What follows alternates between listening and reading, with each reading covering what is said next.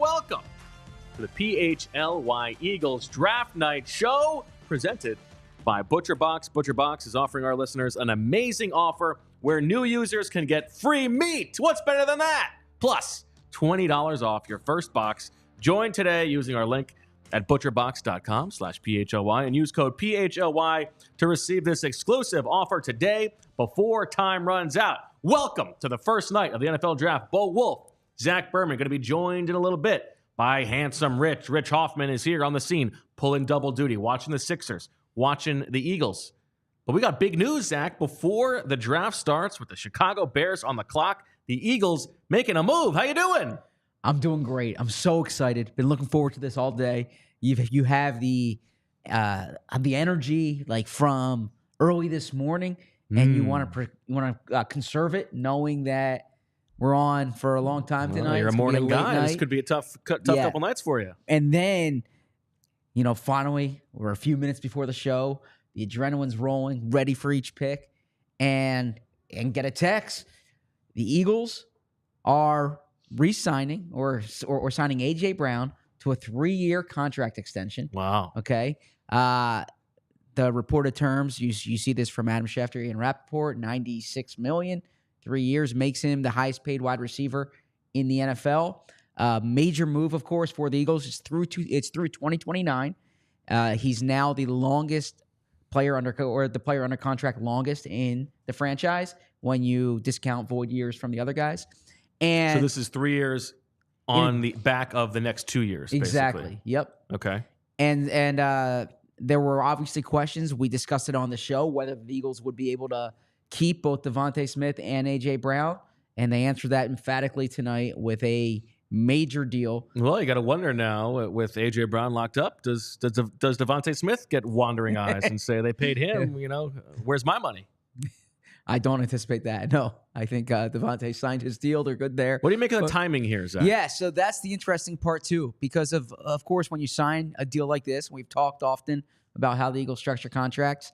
It will give them short-term cap relief, right? So the impetus of it could be them working on something else. We will monitor that. Certainly, this is something that was on the table. The Eagles view A.J. Brown as a core player here. A.J. Brown's on a Hall of Fame trajectory. It's going to happen here in Philadelphia. But the fact that it happened right now, that is interesting, right? Well, when you say it could be in conjunction with something else, what could that mean? Well, I'm not reporting this, right? So it's just us talking in front of our audience here. One thing we talked about is the potential of trading for a veteran, right? Maybe Patrick Surtain becomes available if the Broncos are trying to trade up to get a quarterback and they need draft inventory. And so this is a way for the Eagles to open up potential cap space there. Maybe there's a day 2 trade for a cornerback who's on, you talked the last show about a Marshawn Lattimore, right? But certainly when you do a deal like this at this time, it could just be this is when the deal was done. My understanding is this came together fairly quickly. And so that could also suggest they wanted to get this in at a certain point. Maybe the rumor is swirling about the Bears being interested in trading for A.J. Brown for the number 9 pick. Which was that? Okay. Well, I believe I saw that on allphly.com. It could have been in conjunction. In the mock draft. I got you. Okay. I'm just saying. Yeah. It could have contributed. You went straight from the bid on the show to the bid on allphly.com. Not a bid at all. That's what I think is going to happen. All right, so 0 for 1 right now. Well, we don't know that yet. I don't think they're trading him after this deal. Not 0 for 1. All that matters is getting the guy right. That's what you said. Yeah. Okay, is getting the guy right. Sure. But as far as the timing for it too, the other thing could be that they caught wind that a deal's coming for a Justin Jefferson or a T. Higgins or Jamar Chase, someone like that, right? And they want to get in front. We've talked in the past that about the Eagles not wanting to react to the market, but trying to set the market. You saw that with Devontae Smith, and then Amon-Ra St. Brown gets a bigger deal a few weeks later. It's not apples for apples, of course. Smith had the fifth-year option, but with Howie Roseman, I always imagine there's an impetus to it. It's not just he woke up one day and decided to give a contract extension. Do you think that this changes their draft plans, and then it would this bump a receiver like a round down, but breaking a tie? Like they're not going to draft a Brian Thomas if he's the best player on their board at 22 because they've got these two guys. No, I don't. I think the conditions that I said would lead them to want a running back. A wide receiver on the first 2 days are still in place. The only difference is I had said by the end of that rookie contract, that guy might be one of the top 2 receivers. That won't be the case now. But as you've pointed out to me, the third receiver is still a starter. Yes, and also just because he's signed through 2029 doesn't mean he's going to be here through 2029. Things change quickly in the NFL. Yeah, but if you take a receiver in the second, round, of course, I think that is probably less likely today than it was yesterday. Sure. Okay. Well, Zach, we got a long way to go. Tell me, after we spoke yesterday, you're reading rumors all day long. You're seeing reports of the Eagles wanting to move up. So it can be for a tackle or a corner. Let's set our expectations right now. What do you think we're going to see from the Eagles draft-wise tonight? I think the Eagles are going to make a trade up. And I think they're going to trade up targeting an offensive lineman. My position hasn't changed there. I can't tell you what offensive lineman that's going to be. Of course, I said on the show yesterday, and I wrote on allphly.com, that I think it's going to be Troy Fautanu, just based on how I think the board's going to fall, based on the way I expect them to be interested in him. They, of course, brought him in for a visit. The style of play jumps out. The athletic testing jumps out. Some of the concerns that I have personally, I think might not be as big a deal to them. That said, there's a number. What do you mean by that? I mentioned the age, right? Like I would rather, a guy who's turning 24 in October, but that hasn't stopped them in the past with offensive linemen. And the height is not ideal there, but the 34.5-inch arms makes you confident that he can handle playing on at tackle if it comes to that, but certainly would be a guard early on. You a big Eminem guy, Zach? See Eminem addressing the crowd on NFL Network. Big Eminem guy. No, I like M&M's, the candy. The Eminem. I like Jared Goff. I just saw him addressing the crowd. I like Amon-Ra St. Brown. Eminem, I don't dislike it. I saw the movie 8 Mile. What'd you think? It gave me a great understanding for like Connor Barwin and Brandon Graham and like where they grew up. That is an unbelievable takeaway from the movie 8 Mile. It gave you a great understanding of Connor Barwin. I mean, Connor Barwin. I don't believe. You know what? It's interesting. I'm sure as an artist or as a director, you're the screenwriter. You're wondering, once the art is out of my hands, who knows how people are going to take it. But never in a million years would they have thought, wow, this is going to give people a better understanding of Connor Barwin. Well, if you read some of my old Connor Barwin stories, you would know the connection between him and 8 Mile. Okay, let's hear it. Well, he's from a part of Detroit, and then he played basketball.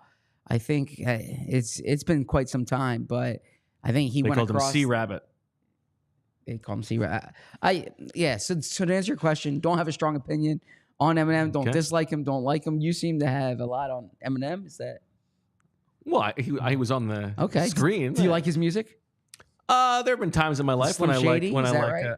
I'm not a he's got a song "Till I Collapse" that in high school was a big pregame song. Like not pregame drinking, like pregame for an event. I put that together. Get you in the mode. I'm glad you clarified that for the audience, though. Well, you want a Miller Lite, you pregame that. But Till I Collapse, and then of course you're nothing if not a company man. The 8 Mile freestyles, fantastic. How are you as a freestyler? How do you think I am? You were very quick on your feet, so I'd imagine good. I mean, I'm no Connor Barwin.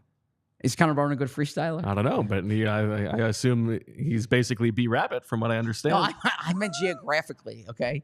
And Brandon Graham as well. Brandon Graham, by the way, is announcing the Eagles' picks tomorrow night. We'll see what picks they are, but he gets to go back to his hometown. I've spoken to Brandon a few times about Detroit. He loves the Coney dogs. Are you a Coney dog fan? I would say that I have no opinion on a Coney dog, but I'd be happy to try one. So you view Coney dogs the way I view Eminem. Just you're ambivalent toward well, no, I mean, you have an opinion. He's taught you much about the players that you cover. By the way, when I look at my phone, typically, like, you're getting texts from people that you know in the NFL. Tonight, I'm getting a bunch of texts from my brothers about the Sixers game. So I don't have the Sixers game on in front of me. It's they can help. Yeah. So I'm happy in the chat. If you guys are in the chat, and thanks to everybody for being here with us tonight. Leah, let us know what's going on, because we've got the monitor on the actual draft on NFL Network. We've got the monitor of our show and the comments, and then all the way across we can see the TVs where Devon and Rich are watching the basketball game. I think Jamie Lynch is doing the post-game show with Devon. So we've got you covered from all angles on all PHLY tonight. But let us know what's going on. You think the Sixers are going to win tonight? Of course you do. And why do you say of course I do? Because I predicted. Well, because you predicted them to win the series, and you're a fan. So I would imagine you think they're going to win tonight. I try to be an astute observer. Okay. I like them in this matchup. They're 5.5-point favorites, right? So they're expected to win tonight. They should have won game 2. I think this is, if they were playing Boston tonight, I wouldn't think they would win, but I think they would beat. I think they're going to beat the Knicks. But if someone can tell me, what is Reed set up tonight? I know he's got Sixers, he's got draft. Yeah. What do you think he's doing? So watching our show, what's up, Reed? Hope that he's allowed to stay up, but we'll see how long he makes it. But then he's very tuned into the Sixers. He was playing NBA 2K when I left. Okay. Sixers versus Knicks, and that was going to be the indication of whether they would win or not. He was winning the game when I left. Okay. And so look forward to the 2-minute report from that game. Sure. There you go. But yeah, apparently Buddy Hield should have hit it. There's a shot he should have hit, according to my brothers. Well, so sounds about right. But so before you asked me about 8 Mile. Yes. Okay. What was your question? You were talking about Troy Fautanu. You were talking about what we think they're going to do. Thank you. I agree with you. My expectation for tonight is that they're going to trade up for an offensive lineman. Now, I know the bit was very funny. What bit? The Jalen Hurts trade, AJ Brown trade, all that. I believe those things are happening. One offensive lineman they would trade up for. Who is it? Amarius Mims? I wouldn't do that. I am on record with my predictions. Okay. All right. You're sticking to that? There's nothing to stick to. That's my prediction. Okay. My understanding is that all that matters is you predict the first-round pick correctly. So that's what I've done. Okay. I think you could make a case for all of them. I think you could. Yeah, I'm asking you to. So. Well, here's one thing that I would say. Daniel Jeremiah and was it Peter Schrager who both had them trading up for Taliese Fuaga. Yep. Close. Well, okay. If this is his big night, let's get it right. Taliese Fuaga. Taliese Fuaga.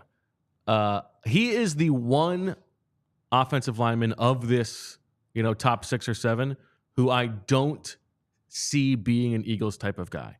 And the reason I say that is because you're not supposed to qualify unique. I sort of think you can. He is the least unique of these guys. Like, critical factors, as Jeff Stoutland says. He's not abnormally large and athletic like Amarius Mims. Yeah. Okay. or Tyler Guyton, right?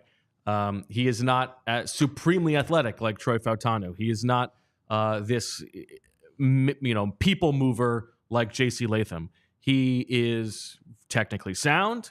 He checks all the boxes, but he is less like 99th percentile in any category. And the thing that you hear about him that is his like superpower, if you will, is like this toughness, this tenacity. And I'm a little bit skeptical if that's the guy's number one thing. And I don't think that would be worth trading up for. And I don't think the Eagles would think that is worth trading up for. Now, I also think that if Jeff Stoutland falls in love with a guy, they're going to trust Jeff Stoutland, but I would be skeptical that he is the answer. So let me ask you this, because you mentioned Daniel Jeremiah and Peter Schrager both have him. Wow, big flex to go first name basis there. They both have him slotted to the Eagles. Jeremiah changed his mock draft actually to have Fuaga there. He initially, I think, thought they were going corner. Do you think that's based on? Do you think there's word around the league that Fuaga is a guy the Eagles like? I mean, I did hear earlier this offseason that Fuaga was. Am I pronouncing it correctly now? Yes. Fuaga was someone Joe Douglas really liked. Now Joe Douglas, of course, is no longer in the Eagles front office, right? Joe Douglas and Daniel Jeremiah have a long background together, so they could see players similarly. But Jeremiah was in the Eagles front office. Now, as you pointed out, Jeremiah hasn't hit on the Eagles picks in recent years. Is that correct? Yes. But he does know Howie. Schrager is very plugged in. Peter knows Howie well, knows people in the building. Like, do you think the Fuaga thing could be a smokescreen? Do you think it could be? Do you think there's behind the scenes smoke there? I'm sure that there is a portion of that's accurate. I think it's probably more likely that people are of the opinion that they're going to trade up for an offensive lineman, and they're slotting the offensive lineman where they think they're going to go. I think that Jeremiah has been throughout the process higher on Fuaga than consensus, and I think that could be part of it too. Yeah. What do you think? Yeah, I mean, I wouldn't dismiss him as a possibility. I think Troy Fautanu is a player that they would be interested in. I would be interested in Amarius Mims. Well, obviously, I've said J.C. Latham throughout this, and seems like he may not be there. Yeah, I said in our mock yesterday, watch out for the Chargers there. You're hearing a lot of Chargers buzz now. Of course, that could be a smokescreen, but I heard Harbaugh really liked him coming out of high school. Something to store away. Amarius Mims, I've been talking about. It's the first mock draft I did on allphly.com. Now I'm violating my rule where I'm like, you can't do 4 mock drafts and say I had him in this one. I bring this up because Mims is someone who I personally think is a real high upside player. A point I've made off camera that I will stand by is that I wouldn't necessarily call him raw as much as I would call him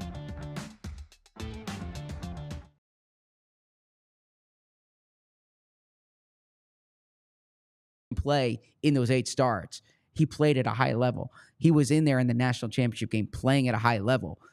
So, yeah, he needs more experience, but I think there is a distinction between being inexperienced and being raw. Well, Zach, it seems as if the action has begun. The pick is in for the Chicago Bears, our brethren, with all CHGO. Very excited throughout the entire process about Caleb Williams, and Caleb Williams it is. Oh, okay. So we're not writing that down. Okay. Well, I feel like this one. Okay. We have these whiteboards here that we were going to just write down our predictions, but we can't wait until the pick is in because then we know who it is. Well, yeah. But check out those graphics. I mean, look at that. That's fantastic.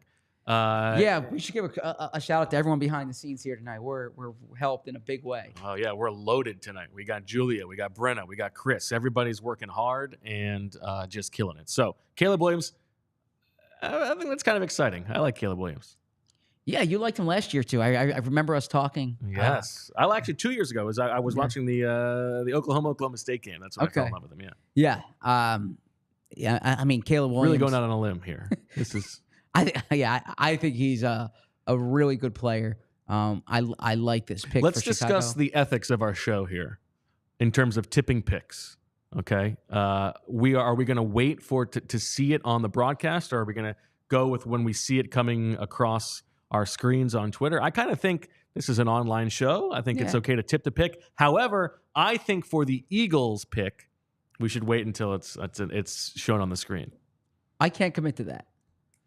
What if I get a text that they're taking so and so, and if you can break it, then go ahead. Okay, yeah. So that's what I'm saying. Okay. All right. Okay. Yeah. I mean, go ahead, flex a little journalistic muscle, but if you, don't pretend that you get a text if you see a tweet. I would not do that. What if I'm the one putting the tweet out that other people are then saying, according to a source, right? So. Well, yeah, we'll see. But yeah, Caleb Williams. So we will go based on, if it's in front of us on Twitter. I suppose we can wait on the Eagles, but yeah, people are watching here. So people have second screens, third screens. I hope people can kind of tune in to the Sixers game as well. But Caleb Williams, I think it's a great pick for Chicago. And interesting. Yeah. Well, I was wondering, because you are such a bastion of masculinity, if you thought that like the Caleb Williams crying on the sideline was a mark against him. No, I mean, not at all. there's a good chance he pees sitting down. First off, what makes you think that? I think He's a man in touch with his emotions. So you think if you're in touch with your emotions, you pee sitting down? I just think he's a man who's not so guarded about being being perceived as unmasculine. That's all. It's not being. Okay, well, let me clear this up. Okay, if you're peeing, there's no perception of you. I wouldn't talk about peeing standing up or sitting down but it's the umbrage that how dare you even suggest that I would pee sitting down? A matter of fact, I think you're doing, frankly, what these anonymous scouts are doing, which is you're generalizing Caleb Williams. You're essentially saying because Caleb Williams was emotional after a game, then he must pee sitting down. No, okay? because I don't think that's a bad thing. I'm not putting that on anybody. I'm just saying he's a man who lives his life. I don't know what one has to do. He just goes about doing what makes sense for him. One has to do with the other. So this is I don't cast aspersions on anybody. Like, you be you. I like that Caleb. I believe in authenticity. I respect authenticity. Jason Kelsey always says that, right? If Caleb Williams, I see him now, he painted his nails, right? I have no issue with that. Be you, Caleb, right? What I care about from the quarterback is A, is he talented? B, does he work his butt off? Like, C, how is he with his teammates? There's so many factors here that I don't care about the cosmetic stuff, right? I don't care about if they wear their hat backwards. If he gets emotional, I frankly think it's a good thing. Like, you want your guys to give a crap. If he gives a crap after a big game, after they lose after a big game, I like that. I have no issue with that. Like, I saw a scouting report about J.J. McCarthy. He meditates before every game, right? And it's like, how are you going to do that in the AFC East? Like, come on. I mean, just do it. Yeah, exactly. Like, if fans are screaming, that's exactly why he's doing it. I imagine to find his his like inner chi. Is that the term? Could be. Yeah. That's a term, right? That's a term. Yeah. Yeah. In Tai Chi, you try to find your inner chi, right? So I don't meditate, but I hear great things about meditation, and I have no objection to J.J. McCarthy doing that, nor Caleb Williams being in touch with his emotional side. What are your expectations? Do you think that Caleb Williams is like taking the league by storm right away? You think he's going to be really good right away? Yeah, well, yeah, because I think they have talent there, right? I'd like the Keenan Allen trade. I like DJ Moore, obviously, Philly guy. Shout out to DJ Moore. From which direction? Okay, so this studio here. Sorry, we have to. It's interesting because this studio is the exact same as the other studio. Okay, You're so facing that's the same way. So 95 is this way. Correct. So the north is this way. Yes. South is this way. East is this way. West is this way. Yes. Okay, so he is from that way. Okay, nice. Yeah. He's from. We're off to a roaring start tonight. Northwest. Okay. So that way. Okay. Yeah, exactly. Not bad. Yeah. Commanders on the board here, Zach, and everybody seems to be saying this is going to be Jayden Daniels. But not you. I'm not saying it's not going to be Jayden Daniels. I just think when you have a first-time GM who is maybe closing ranks, I think there's a possibility for a little bit of chicanery. But we'll see what happens. There's about 2.5 minutes left here. Yeah. You're expecting Jayden Daniels. I'm expecting Jayden Daniels. I'm not saying that it's the right move or wrong move. I like Drake Maye more than some seem to. But Jayden Daniels, the year he had. Should we write it? Should we write this one down? Yes.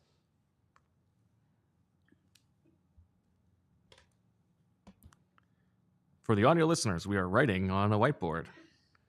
And the pick is in. Whiteboards are hard for lefties, by the way. Why are whiteboards harder than paper? Well, because you're using you're marker. coming across. You're using marker, get it on your. Yeah, exactly. Okay. Yeah. All right. Well, we'll flip it around. Like 1. Oh, well, let's wait for the graphic to. The pick is in. Great job on the graphics. Jayden Daniels, and the pick is in, and it is Jayden Daniels for the Washington Commanders as an NFC East team. Zach, how do you feel like this changes the shaking in their boots factor for the Eagles? Yeah, Jayden Daniels is. I mean, first off, he's an experienced player, right? I mean, I saw a clip the other day. It's another way of saying old. well, an older draft prospect, but not necessarily old. But started his career at Arizona State, like pre-COVID, was playing against Justin Herbert. So that goes to show you the age thing there. The year he had last year, he was so dynamic. Now he played with 2 first-round wide receivers, right? I don't have the sound on, so I don't even know what this is about, but it's just great to get a text from a friend that just says Goodell sucks. Sorry, go ahead. Now, Roger Goodell, by the way, I saw Adam Schefter report he's coming off back surgery, and so yeah, it's got to be off a few teams' draft boards, I would imagine. Well, apparently the hugs are in question. Is he hugging tonight? Because Adam said that he's a draft time decision for the hugs. I think Adam called it the trademark hug. I don't know if it's or a patented hug. I think was in the tweet. I don't know if I would call it patented, but nor would I. What's that? I said nor would I. But we will see here. Did he hug Caleb? Can the chat chime in? So Jayden Daniels, Zach, the book on Jayden Daniels, as explosive and dynamic in the open field as any quarterback in recent memory, like on the Lamar Jackson level, right? Yep. Maybe a little bit more of a straight line speed. What do you think of him as a passer? Oh, I mean the quick release, like he's everything you could want in terms of the dual threat ability. The knock on him is how slight he is, right? It's pretty slight. If that worries you, I mean he's not your 6'3", 225. He's what 6'3", 200, 210 thereabouts. But look, he played exceedingly well last year in the SEC, 40-plus touchdowns, 10-plus rush touchdowns, and to only 4 interceptions. Yeah, wins the Heisman Trophy like convincingly. It's good talent to gamble on. I mean, I think Drake Maye would have been a fine pick here, but if you're making like an informed bet, Jayden Daniels is coming off a better season. It's a big hug right there. There he is. Okay. The dual threat ability is like that's going to help him from day one. I thought Kyler Murray did a good job like running, passing in that Cliff Kingsbury offense, right? So there's something to work with there. Let's see. By the way, Josh Harris, this is what we were wondering. Is Josh Harris there? Is he at the Sixers game? Do we see Josh? Looks like Josh Harris is there in the screen.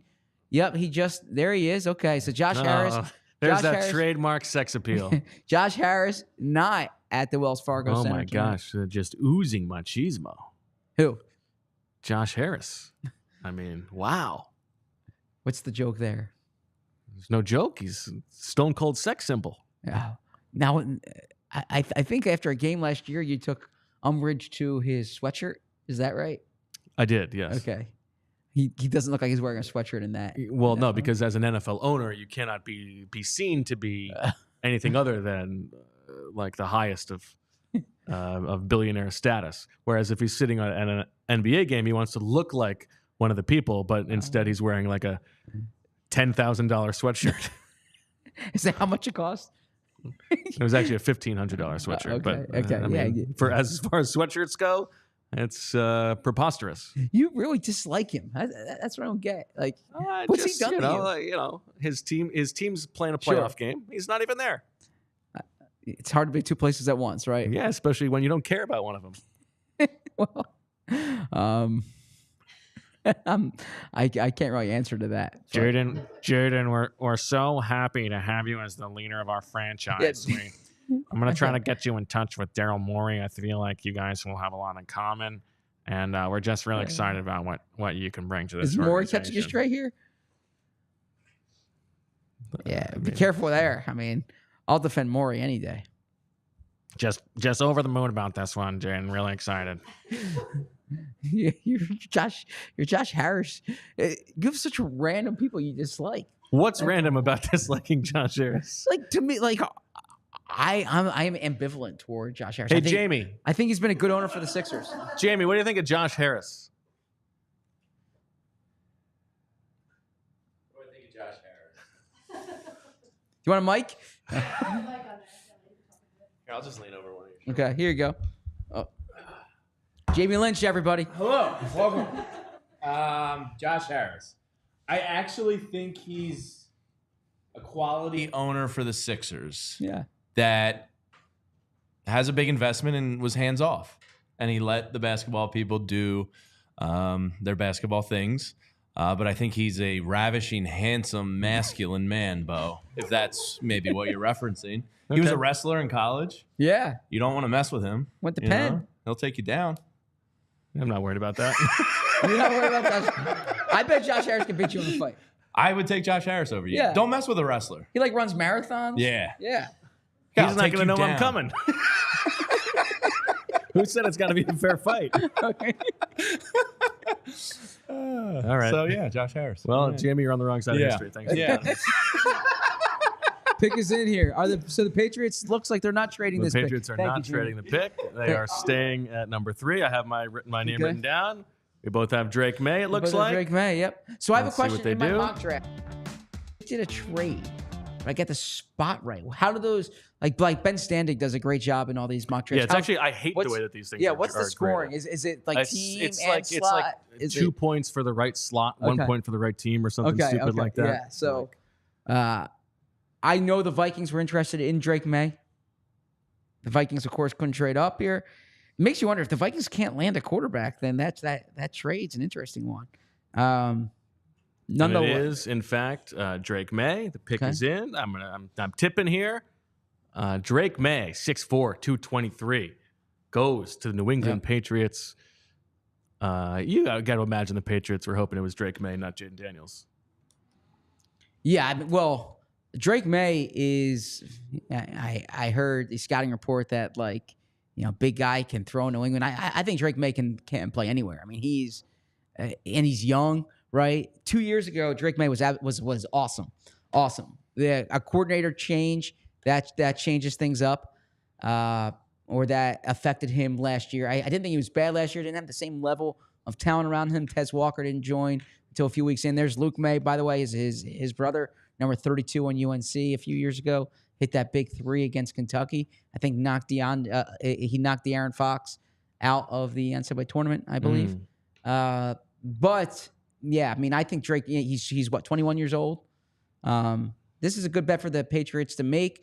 It's going to be interesting to see. They have Jacoby Brissett. They said Jacoby's going to start this year. I'm always a believer in playing your quarterbacks, right? But we'll see how they handle it.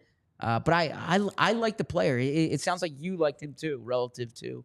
I did, and listen, quarterbacks are really hard to predict. Yep. Drake may suck. Drake may be good, but I just wanted to say that. But I think it's when you got the 3rd pick, you got a guy who was supposed to be the number 2 quarterback in this draft and number 1 overall level of player. Sure, you got to do it if you're. I mean, I'm sure that they were getting offers, but I think this is the right move for them.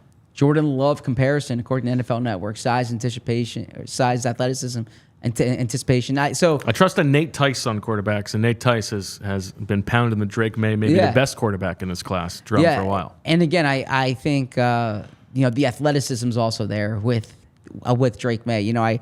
I kept hearing Gerard Mayo wants an athletic quarterback. Here you see on the NFL films, the escape or the NFL Network, escape and create. I think the Patriots fans will see just the type of athlete that he is. Comes from a real athletic family. Tim McManus did a good story on ESPN.com a few years ago when Josh McCown was on the Eagles and would fly down on Fridays to coach high school football. Drake Maye was his quarterback then. This is how good Drake Maye is that he was supposed to be Alabama's quarterback of the future. And he actually decommitted and then switched to UNC. But Nick Saban wanted him badly out of high school. That's just how good he was, is that Nick Saban wanted him? Well, Nick Saban is discerning with his quarterbacks, right? So, yeah, that stood out to me, right? Okay. I mean, are you anti-Nick Saban as well? I'm not anti-Nick Saban. I'm just this is how good he was. He decommitted from Alabama. I mean, I can give you surface level analysis, or I can give you the good. That's a great nugget. But I just don't think it's related to how good he is. It's just an interesting nugget. So from now on, you know what I'll do? I should not be bad. I'll just speak in very generic terms. I'll say, I love that nugget. That's a great piece of information. I mean, come on. That's a great piece of information. Yeah, I'm trying to give the viewers something different. I shouldn't have objected. Okay. I was only objecting to it as a part of how good he is, and not just as part of his story. Sure. Okay. Now, By the way, a nice look there. The Carolina blue tie. I think he had Jordans on. Yeah, looking sharp. Do you like his Charlotte? That's where he's from. I like a Charlotte. I would say that I don't love a Charlotte, but I like a Charlotte. Yeah. Okay. What do you like better, a Charlotte or a Charlottesville? Oh, totally different. You're talking college town versus big city. Yes, but very similar beginning to their names. I mean, at this point in my life, Charlotte, right? When I was 22, living in Charlottesville, it was great. Student Union. Guys, clean it up. No, Charlotte's actually a very livable city. I find. I have some friends who live down there. Shout out to Tom, big fan of the show, or I should say, good friend of mine, good friend of Julia's, back in high school. Yeah, I mean, Charlotte, whenever I'm down Julia's there. shaking her head. She has no idea who you're talking about. He's watching kidding. right now, Julia. Oh, wait. I'm kidding. Yeah, pick us in. All right, pick so us in. if the Cardinals are making this pick, which is interesting, we have talked about this as the point, as it were, of the draft, but if they're making this pick, I think we're probably going to agree here. And I'm going to love this one here. We both got... Oh, we both wrote Bro, MHJ. MHJ. That's Look at so that. We're cute. spending too much time oh together. My God. Yeah. Get a MHJ. room. Alex says, Zach, did you live in Seaville in 2008, 2009? That's exactly when I lived in Seaville, 2008, 2009. What's Seaville? Charlottesville. Oh, so Seaville, I guess. Yeah. Yeah, and there it is. It is Marvin Harrison Jr. Love this. I mean, good for Gannon. Good for Kyler. Shots. Explosives. Marvin Harrison Jr. So I've been saying Brock Bowers has the best chance of being an All-Pro of anyone in this draft. But I say that just because of how loaded the wide receiver position is. Marvin Harrison Jr. is the number one player on my board. Like, regardless of position, Marvin Harrison Jr. to me is the best player in this draft. I thought there was a big, I kept hearing Malik Nabers might be higher than Harrison on some teams' boards. Not on my board. Like, to me, there's a clear separation. Marvin Harrison Jr. is the best player in this draft, the best receiver in this draft. Zach, I'd like to make Reed the official sports gamer correspondent of this show. I love that. How does he feel about the idea that Marvin Harrison Jr. has not signed the NFLPA deal to be in the games yet? That he might have a generic name in Madden this year. Oh, he doesn't know that, but he knows how to change the names. So, actually, Jason Kelsey, if you're watching this, so my son actually changes Jason Kelsey's age in Madden so Kelsey doesn't retire. Really? Yes. You can do that? You can change a guy's age? Change the age, yes. That's ridiculous. Yeah, so what? That's so Chris says he used to just make Tom Brady older so he would retire sooner. Yes.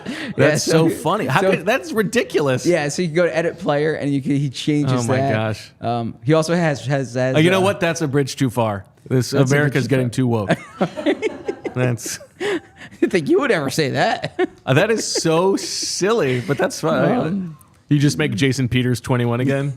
I said that he said, Dad, you know what I did? I changed Jason Kelsey's age. I love that. Good for him. I didn't want him to retire. Listen, don't hate the player, hate the game. Yeah, but he had a field trip today to the Elmwood Park Zoo. Okay. And he gets home. Yeah, have you ever been there? I've never been there. Yeah, I have. Good zoo. How does it compare to the what do they got there that they don't have at the regular Philadelphia It's just Zoo? smaller, but it's a good zoo. What do they have? Animals.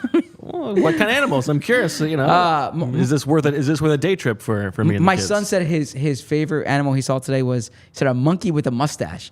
Oh. I didn't really get much of a follow-up question on that because, as I was saying, he rhesus monkey. He had a big game against the Saints. The monkey? No. And the monkey with the mustache. No, Reed. So Reed, threw for 380. I said, tell me about your field TDs. trip. He said, once I'm finished this, I'm in the second quarter against the Saints right now. And I said to him, I said, can you just tell me one thing? What was your favorite animal? He said the monkey with the mustache. Okay. So I like that. Some love in the chat for the zoo. Says the math teacher. Good to see some familiar faces in the chat. Happy about that. We got Claire, we got Khalif, we got Conan, we got RB and Kill a Cow. Claire F says he knows the monkey he's talking about. Really? Yeah. Tell us more. Is it like a? Tell us more. It's not. It's not a type of monkey. It's just one monkey that happens to have grown a mustache. I have no idea. It's like the Tom Selleck of the orangutan. I have no idea. It's just what Reed said to me. I didn't get a follow-up question in. I had to change for the draft. But that was and as I was leaving, he had switched from Madden to 2K because he wanted to predict the outcome for tonight. So love it. All right. Well, with Marvin Harrison Jr. off the board, Zach, that brings us to number 5, and that is the Los Angeles Chargers, who have your boy, Jim Harbaugh.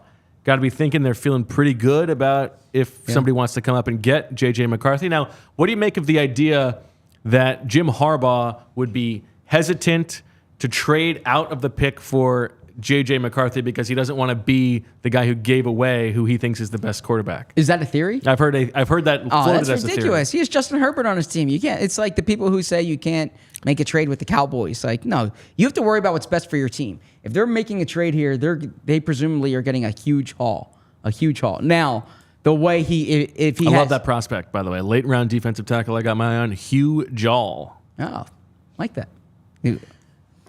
By the way, check out Bo's all name team. Thank you for laughing.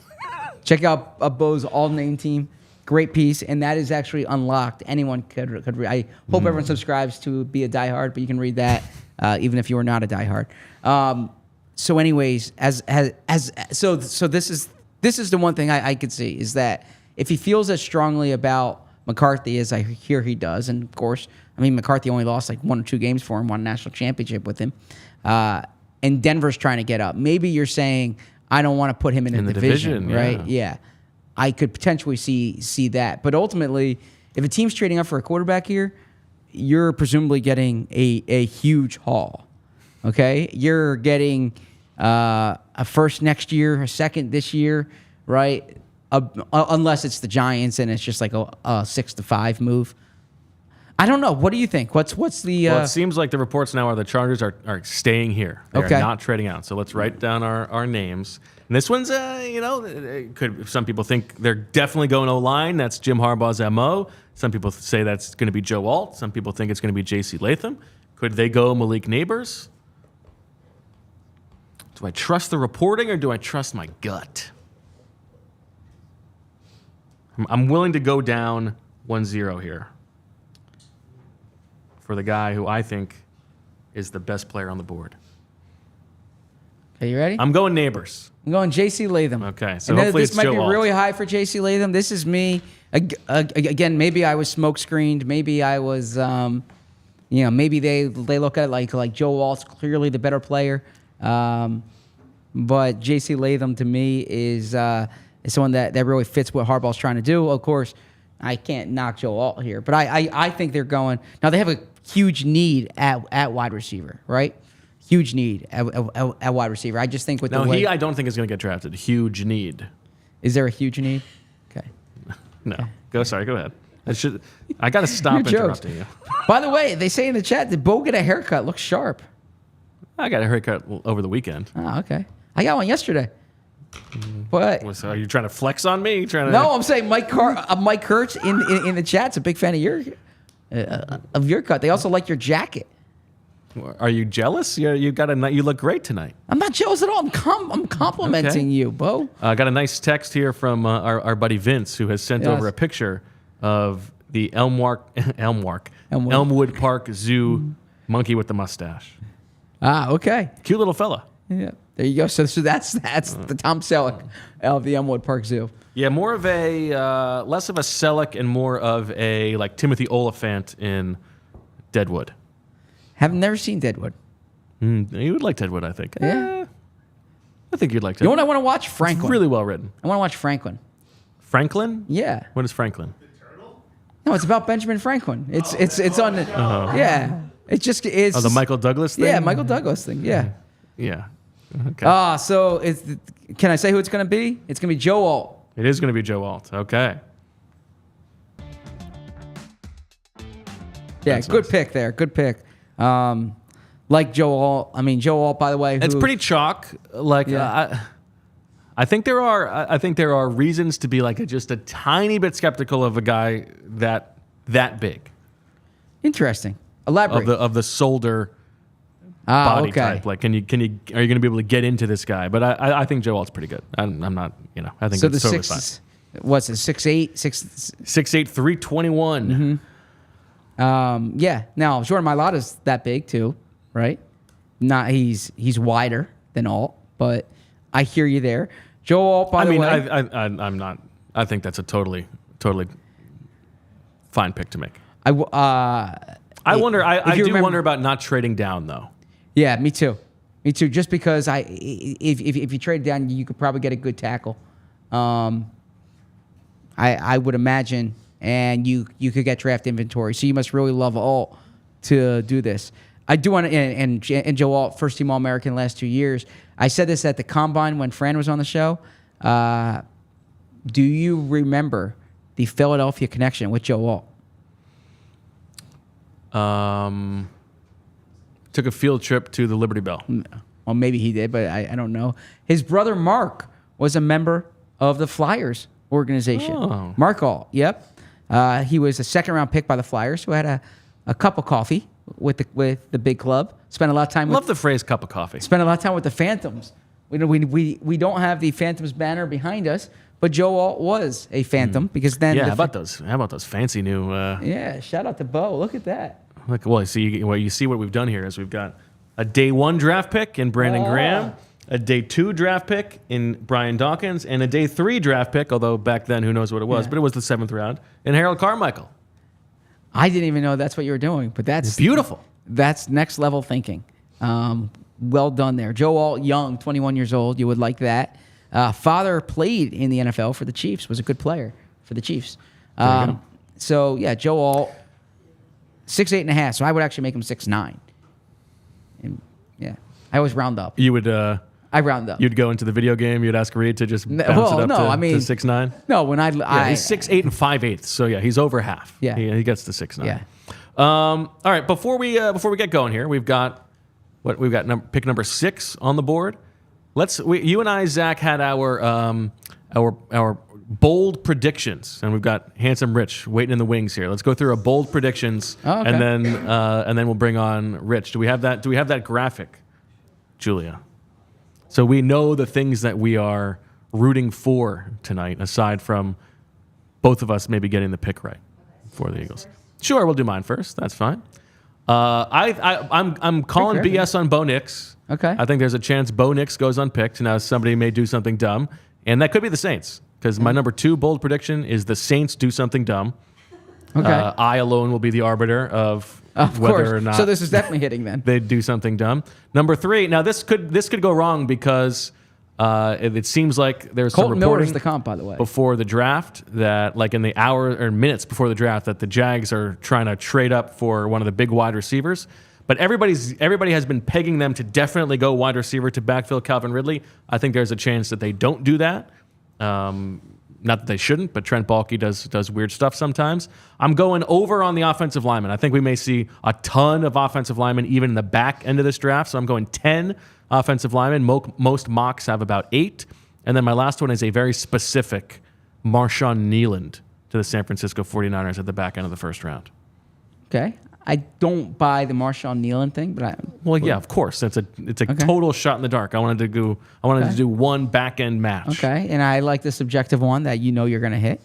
Okay. All right. What do we got from you? Yeah, not looking very good here. Okay. So great job already blurring out the one that I got wrong, which was number 3, which was the Vikings draft Drake Maye. Man, I was really leaning into that Josh McCown connection. That. I probably should have thought more about the Nick Saban connection, right? You can't pass up someone who Nick Saban offered. I have 6 QBs going in the top 20.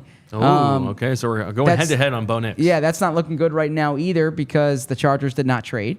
All cornerbacks fall to the back half of the first round. So I thought there's going to be a run on tackles. I'll slide over here to give you a little more space. You're good. It's awesome to see you, Rich. I have at least one team trades back and then trades up. Now, this is not going to happen because or it still might happen, but I thought the Patriots were going to trade back with the Vikings and then trade up to get J.J. McCarthy.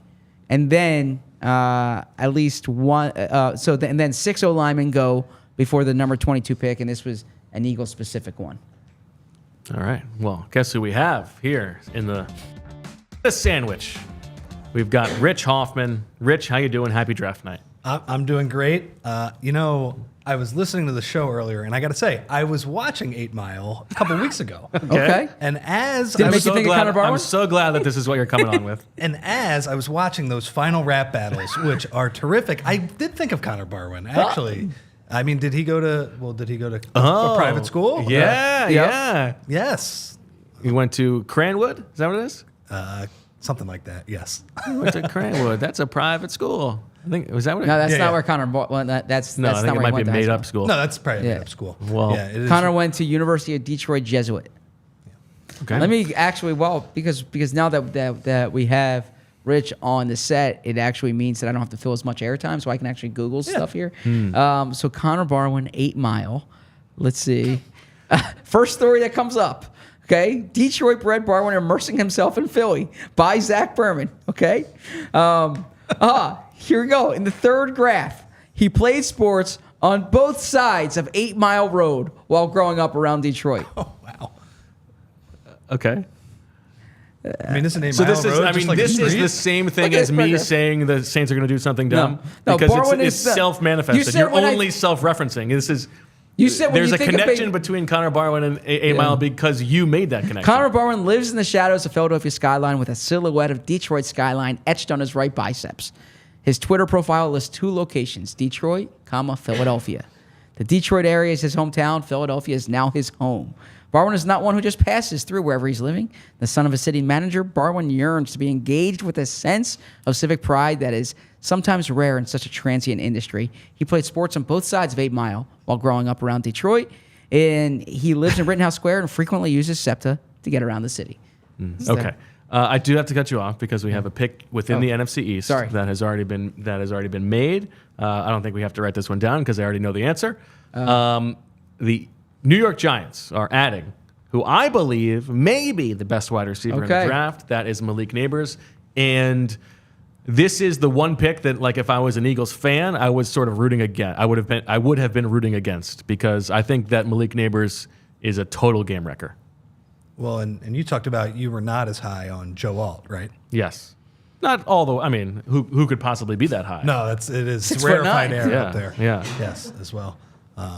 And with the brother play for the Flyers too? Is that, Yeah, good is that job. right? Mark All. Yep. Yeah, I've been listening. Now that makes one of you. Yeah, exactly. So Malik Nabers, what do you like the The most? difference about him? between listening and remembering. Yes. Okay. Fair enough. What do you like the most about him? Just his speed? He is like the most fun to watch, and the profile is fantastic. He's also a full year younger than Marvin Harrison, was just as productive, if not more so, at certainly the last year. And the way that I described it the other day was like Marvin Harrison is the perfect wide receiver. It is like he has done everything in his life to maximize being the very best, most precise wide receiver who has ever lived. And that is awesome. And he deserves to be a top 3, top 5 pick. And I have no argument with thinking that he's the best player, non-quarterback in the draft. When I watch Malik Nabers, I see like he is playing to steal your soul. He's like, he will run past you, he will run through you. And there's just a different violence with which he plays, and the explosiveness. I think he is more explosive than Marvin Harrison. And so that's why it's more like the type of player necessarily than that he's definitely going to be better. So I hope he's good because I need Jayden Daniels to not be that good. I need actually was in Baton Rouge this past weekend. Really? This past weekend. Yeah, I was at a wedding. Nice. By the way, that is not an easy place to get to. What, New Orleans and drive, or did you connect and You can do that, but no, you fly from Baton Rouge, very small airport, but very, very easy to get through. But any delays are pretty rough, and then you go to Charlotte and then back to Philly. But I had a bad travel day on Saturday, so I was not How long happy were you there with Baton for? Rouge. I was there for about 2 days. I got in Enough time to work on your Bayou accent? No, I didn't really. I wasn't able to hone that. As have well. gumbo? I did. Good yes. for you. Yeah. Yep. Big Were gumbo you fan. sitting with the groom or a bride's family? I was sitting with the I wasn't sitting with the family. I was sitting on the other side, and we were outnumbered by How's the weather? Swampy? very hot. Oh, yeah, miserable, you know. I like this. Get to see the mighty Mississippi in the background, too. The mighty Mississippi. Yeah. So, Okay. I got to be honest, there wasn't a lot of NFL draft talk going, considering, you know, there What were... the hell? You're going to get 6 guys in the top 6. They were very excited about LSU gymnastics. The women's gymnastics team won the national title. They don't care about women's basketball? I think No they do. Angel Reese talk? There wasn't a lot. Maybe that was a Mulkey couple weeks ago. discussion, You know, I don't know. Okay. I was trying to talk Kim Mulkey with everybody, honestly. Yeah. Yeah. Nobody was really. I'm taking the bait trying to on do that today. Yeah. Isn't Paul Skeen's girlfriend a gymnast at Yes. LSU? Yeah, the famous one. Yeah. Wow. Yeah.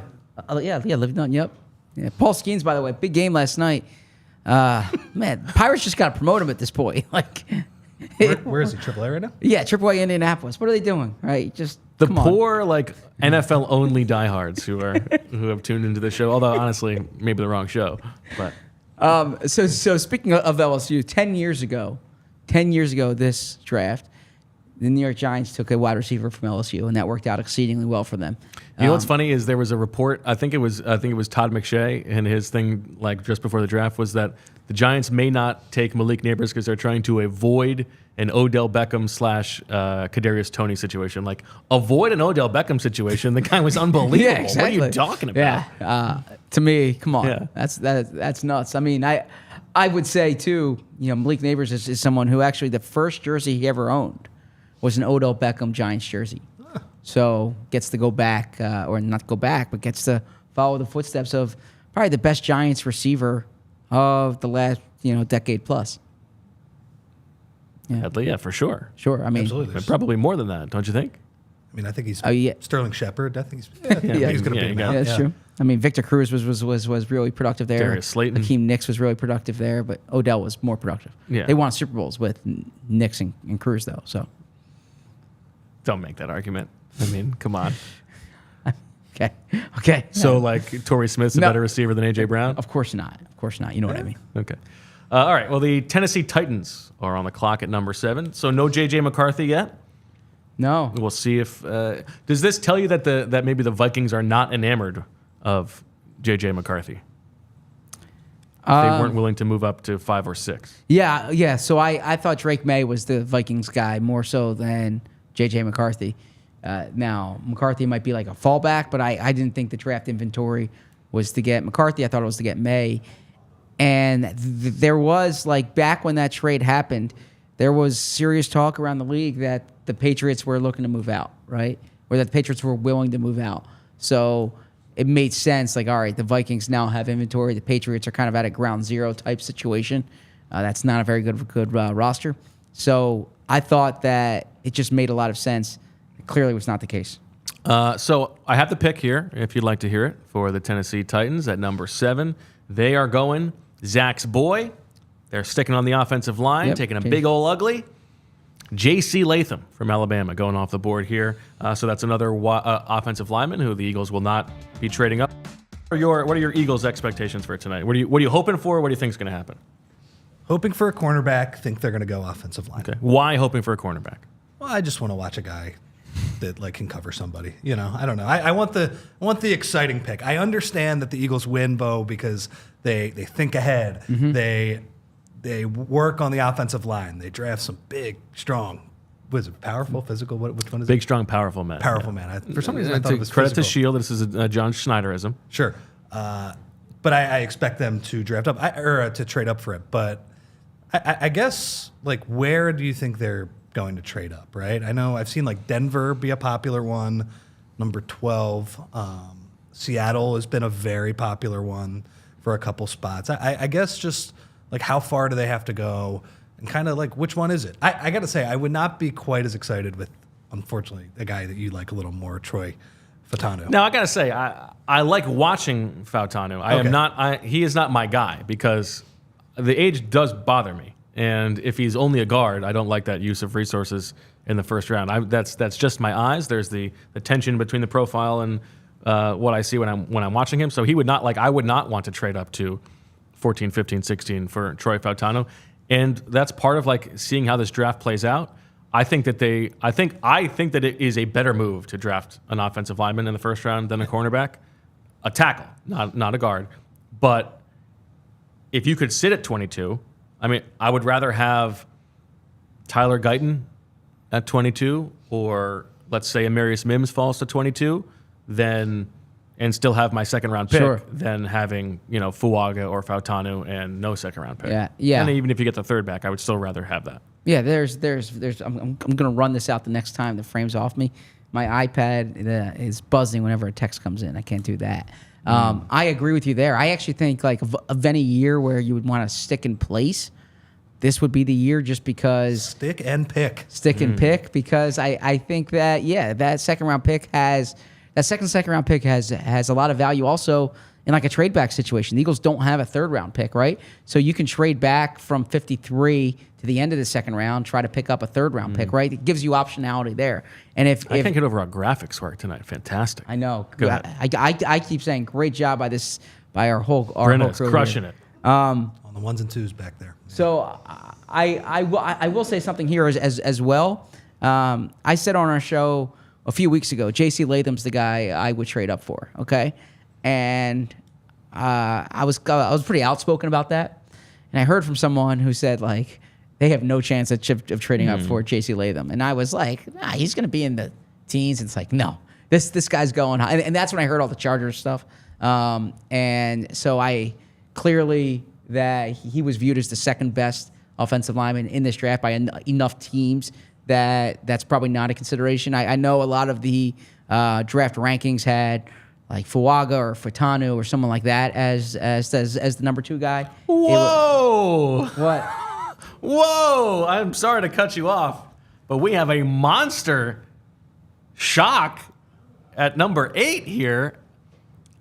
I can't wait to see it. I don't even know who it the is. Atlanta Falcons. Wow. This can't be for themselves, right? They just signed Kirk Cousins. In the NFL, you don't do that. It's not the NBA.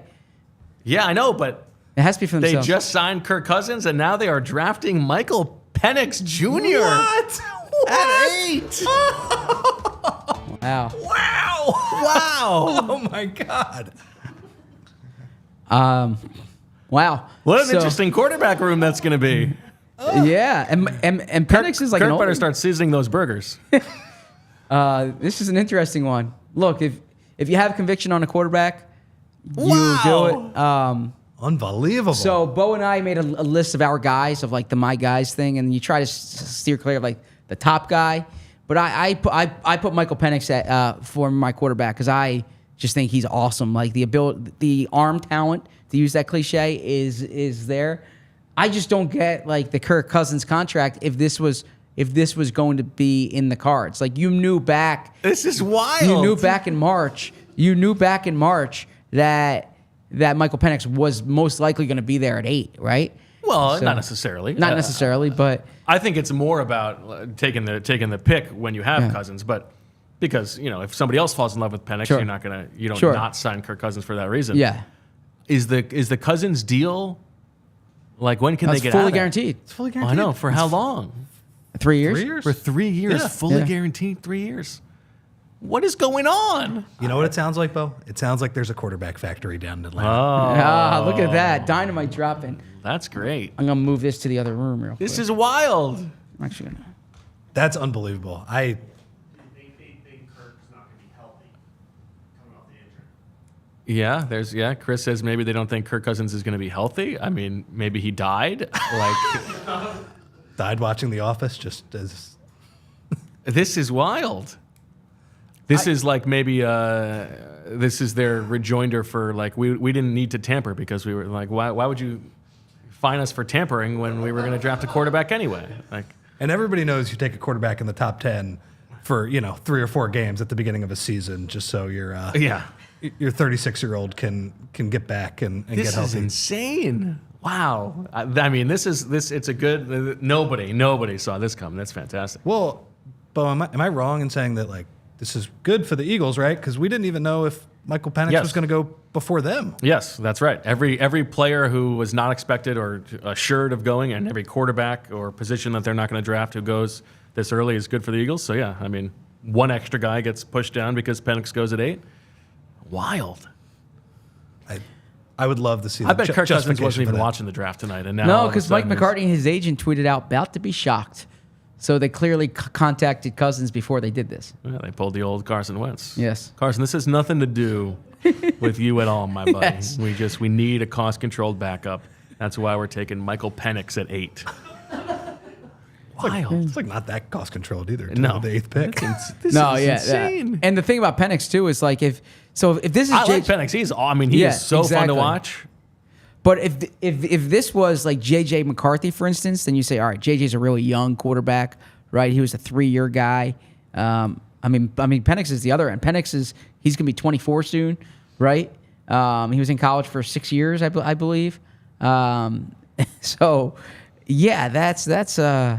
I'm Man, fascinated. this is to hear. like his first day. Kirk's like, hey, listen, Mike, I'm really excited to have you. I'm really excited to help you grow. We're gonna work together really well. And Mike was like, fuck off, dude. Like, get away from me. Wow, working blue. Yeah, I actually didn't want to work blue there, and then it just came out. So I just want to recap here. Look, I'm not doing the nuts. Bill Simmons like a GM bet, the anti-GM Hall of Fame, whatever he called it, like It was the atrocious GM summit. Yeah, atrocious GM summit.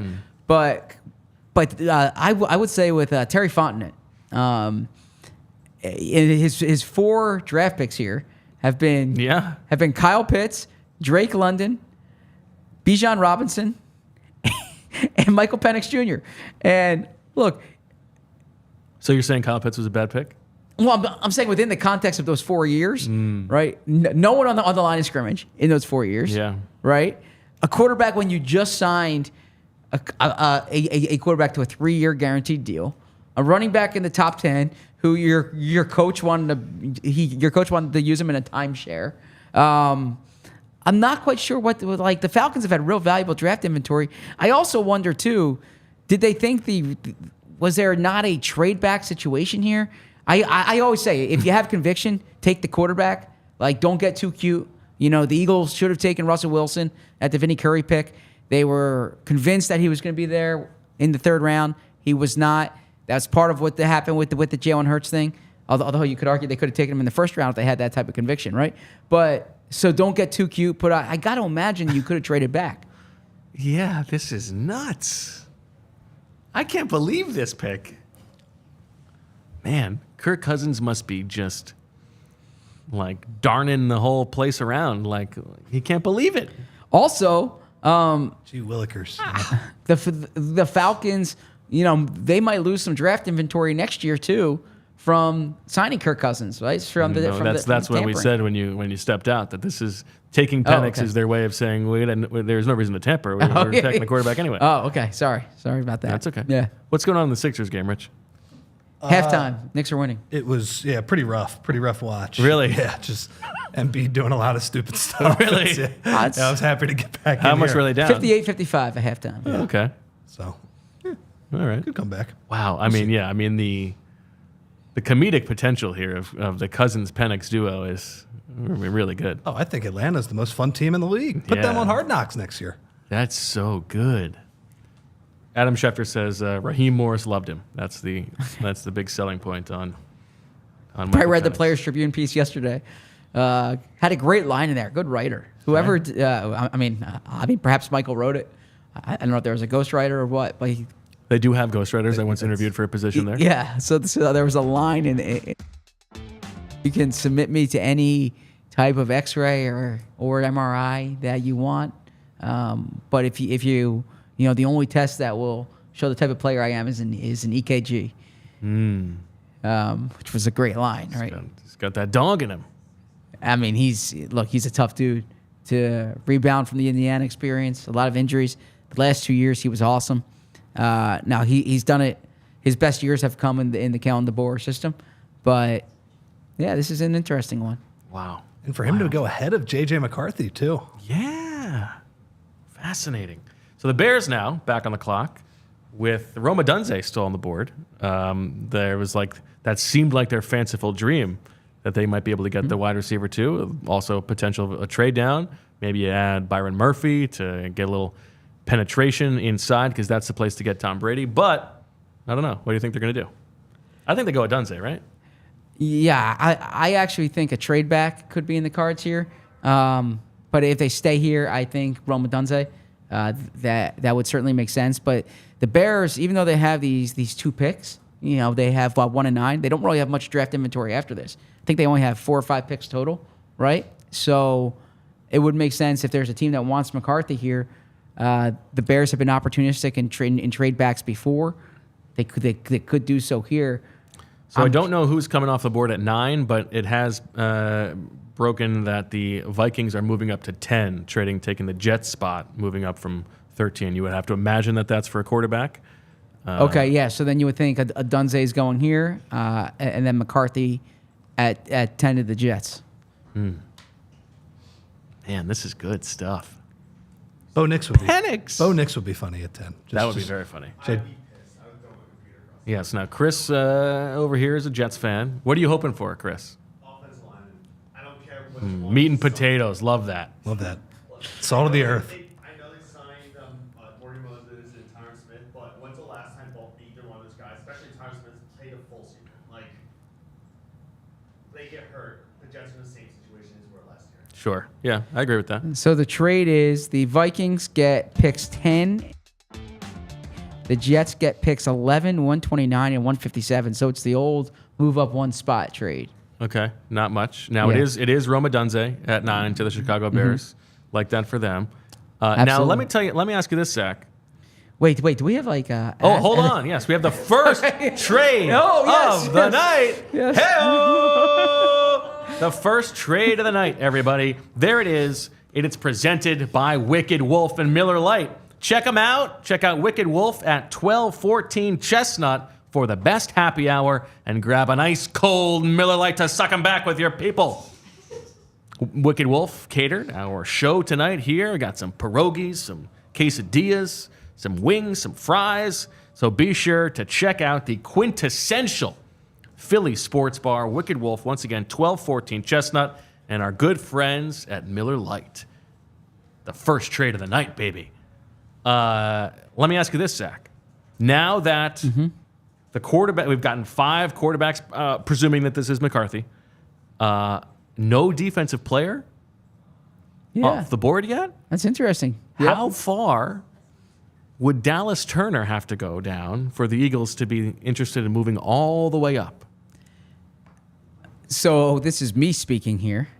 I would try to get up to 12, right? I mean, I like Dallas Turner quite a bit.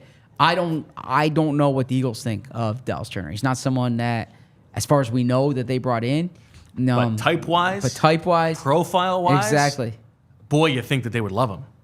Absolutely. And they would get I wrote in my 27 thoughts on PHLY.com that Howie Roseman trades up for tiers. It's not like Vontae Mack no matter what. But then I wrote in there, but I would write Dallas Turner no matter what, because Dallas Turner to me is like the perfect guy to go after.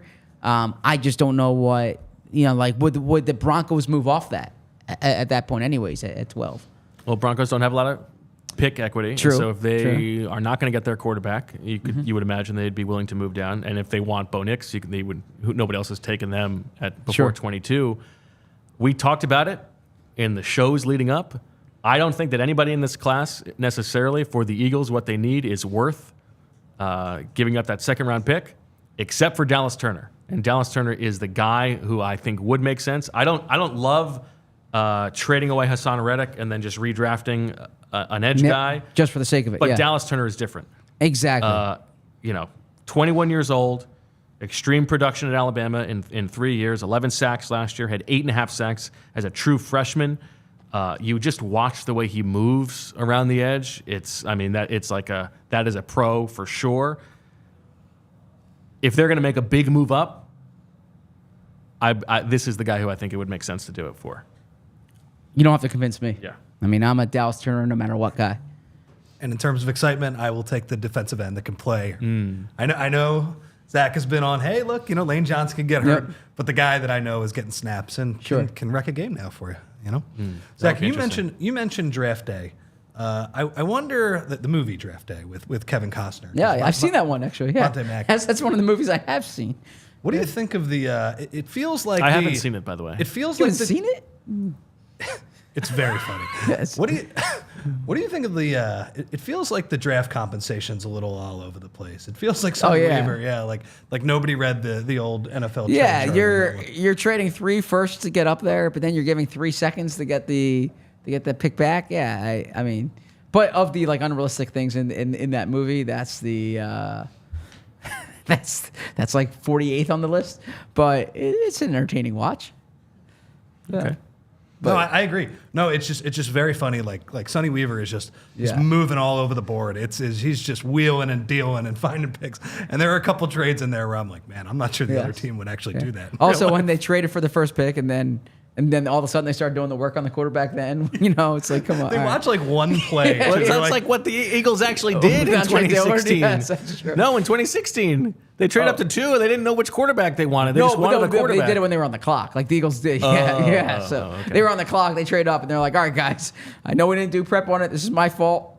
Let's really, They watch like one play on the big board, really, and they see some subtle body language reading that basically changes the fortunes of the Cleveland Browns. Didn't seem like they brought him in for an interview or anything like that. Just but they had the thing with the money in the playbook. Oh, that's true. Remember? That's true. So that's the old Bill Belichick trick. I was actually covering the Super Bowl when they were promoting draft day, and they had the producer up there for a press conference, and he was talking about how Bill Belichick gave them that little nugget of it was like a $20 bill or something in the like the playbook, and then he had to get to that. Yeah. And he didn't know the money was there, right? So because he actually didn't read it, something of that nature. Okay. Yeah. Nice. What's your favorite football movie, Rich? Well, it's kind of like Johnny Manziel too, right? Getting the playbook. Exactly. Right? Now it's a little easier to do it virtually. What is my favorite football movie? Off the top of my head, I don't know. I like the Friday Night Lights, the actual movie. Okay. What else you got? Any Given Sunday, the program. I like Any Given Sunday. I think it would probably be my favorite. I mean, nothing compares to Playmakers. That was the best. Yeah. Unnecessary roughness. Necessary roughness. Yeah. Necessary Little roughness. Giants. Yeah, Little Giants. The Replacements, you said? I didn't say the Replacements, okay. but the Replacements, Shane Falco.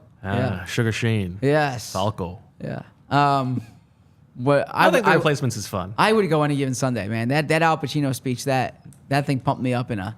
I was more of a Willie Beeman guy. No, but I'm saying Willie that Beeman's speech. rap video in that one. Yeah. Willie. My Willie name Beeman. is, yeah. What does he keep the ladies doing, Zach? They go screaming, right? So I believe that's the lyric from the song. There you go. Yeah, pop culture. Yeah, I know Any Given Sunday for sure. All right, so I don't believe that the Vikings pick has officially been made yet, but we presume that will be J.J. McCarthy. Yeah, that is going to be J.J. McCarthy. And then the Jets, Chris hoping for some big uglies, meat and potatoes up front, but could they be the Brock Bowers team? So I'm going to write down my Jets prediction. And he's writing it down. I'll write mine down too.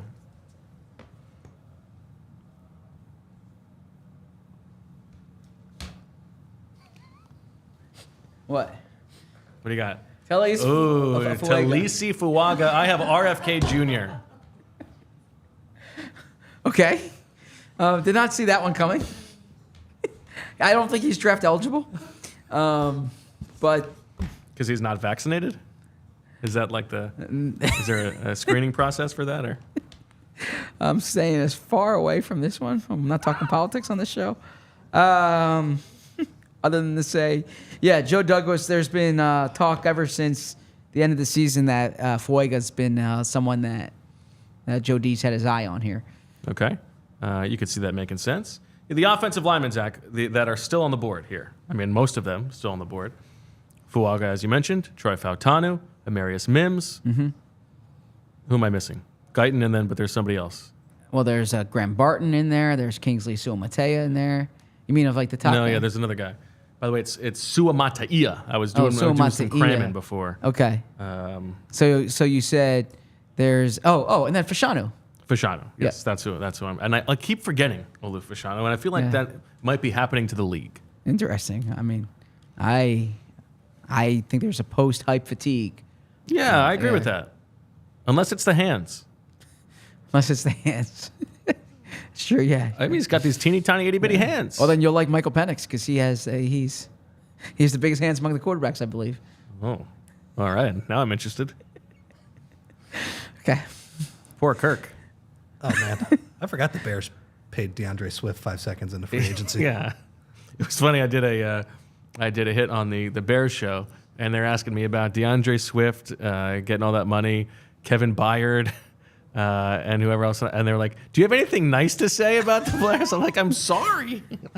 You were ripping Kevin on DeAndre Byard was Swift? bad You're here. really down on St. Joe's prep guys. No, I said I liked DeAndre Swift a lot, but I thought it was weird that they were so aggressive about paying him the same amount of money Sure. that like other guys got paid who I would probably rather have. Yeah, but your neighbors over Harrison Jr.? Yeah. Sure. No, I'm saying he he's. is. I'm not he is. against them. Come on, shout out to the prep. Got a prep guy on set here. He spoke to the prep today. I did. and Oh, it did was- you? Yeah, it was. Ah, I buried was the sweating. lead. How was that? You were Oh, sweating? awful. How lucky were they? That's awesome. Who's got it better than them? Nobody. Nobody. That's what Jack Harbaugh says. Yes. Yes. No, it was an interesting 20-minute talk. I advised him about journalism and life. I'm sure you've done some of these before. I've Have done you ever one or done two. Zach famously told a bunch of high schoolers how sexy he was.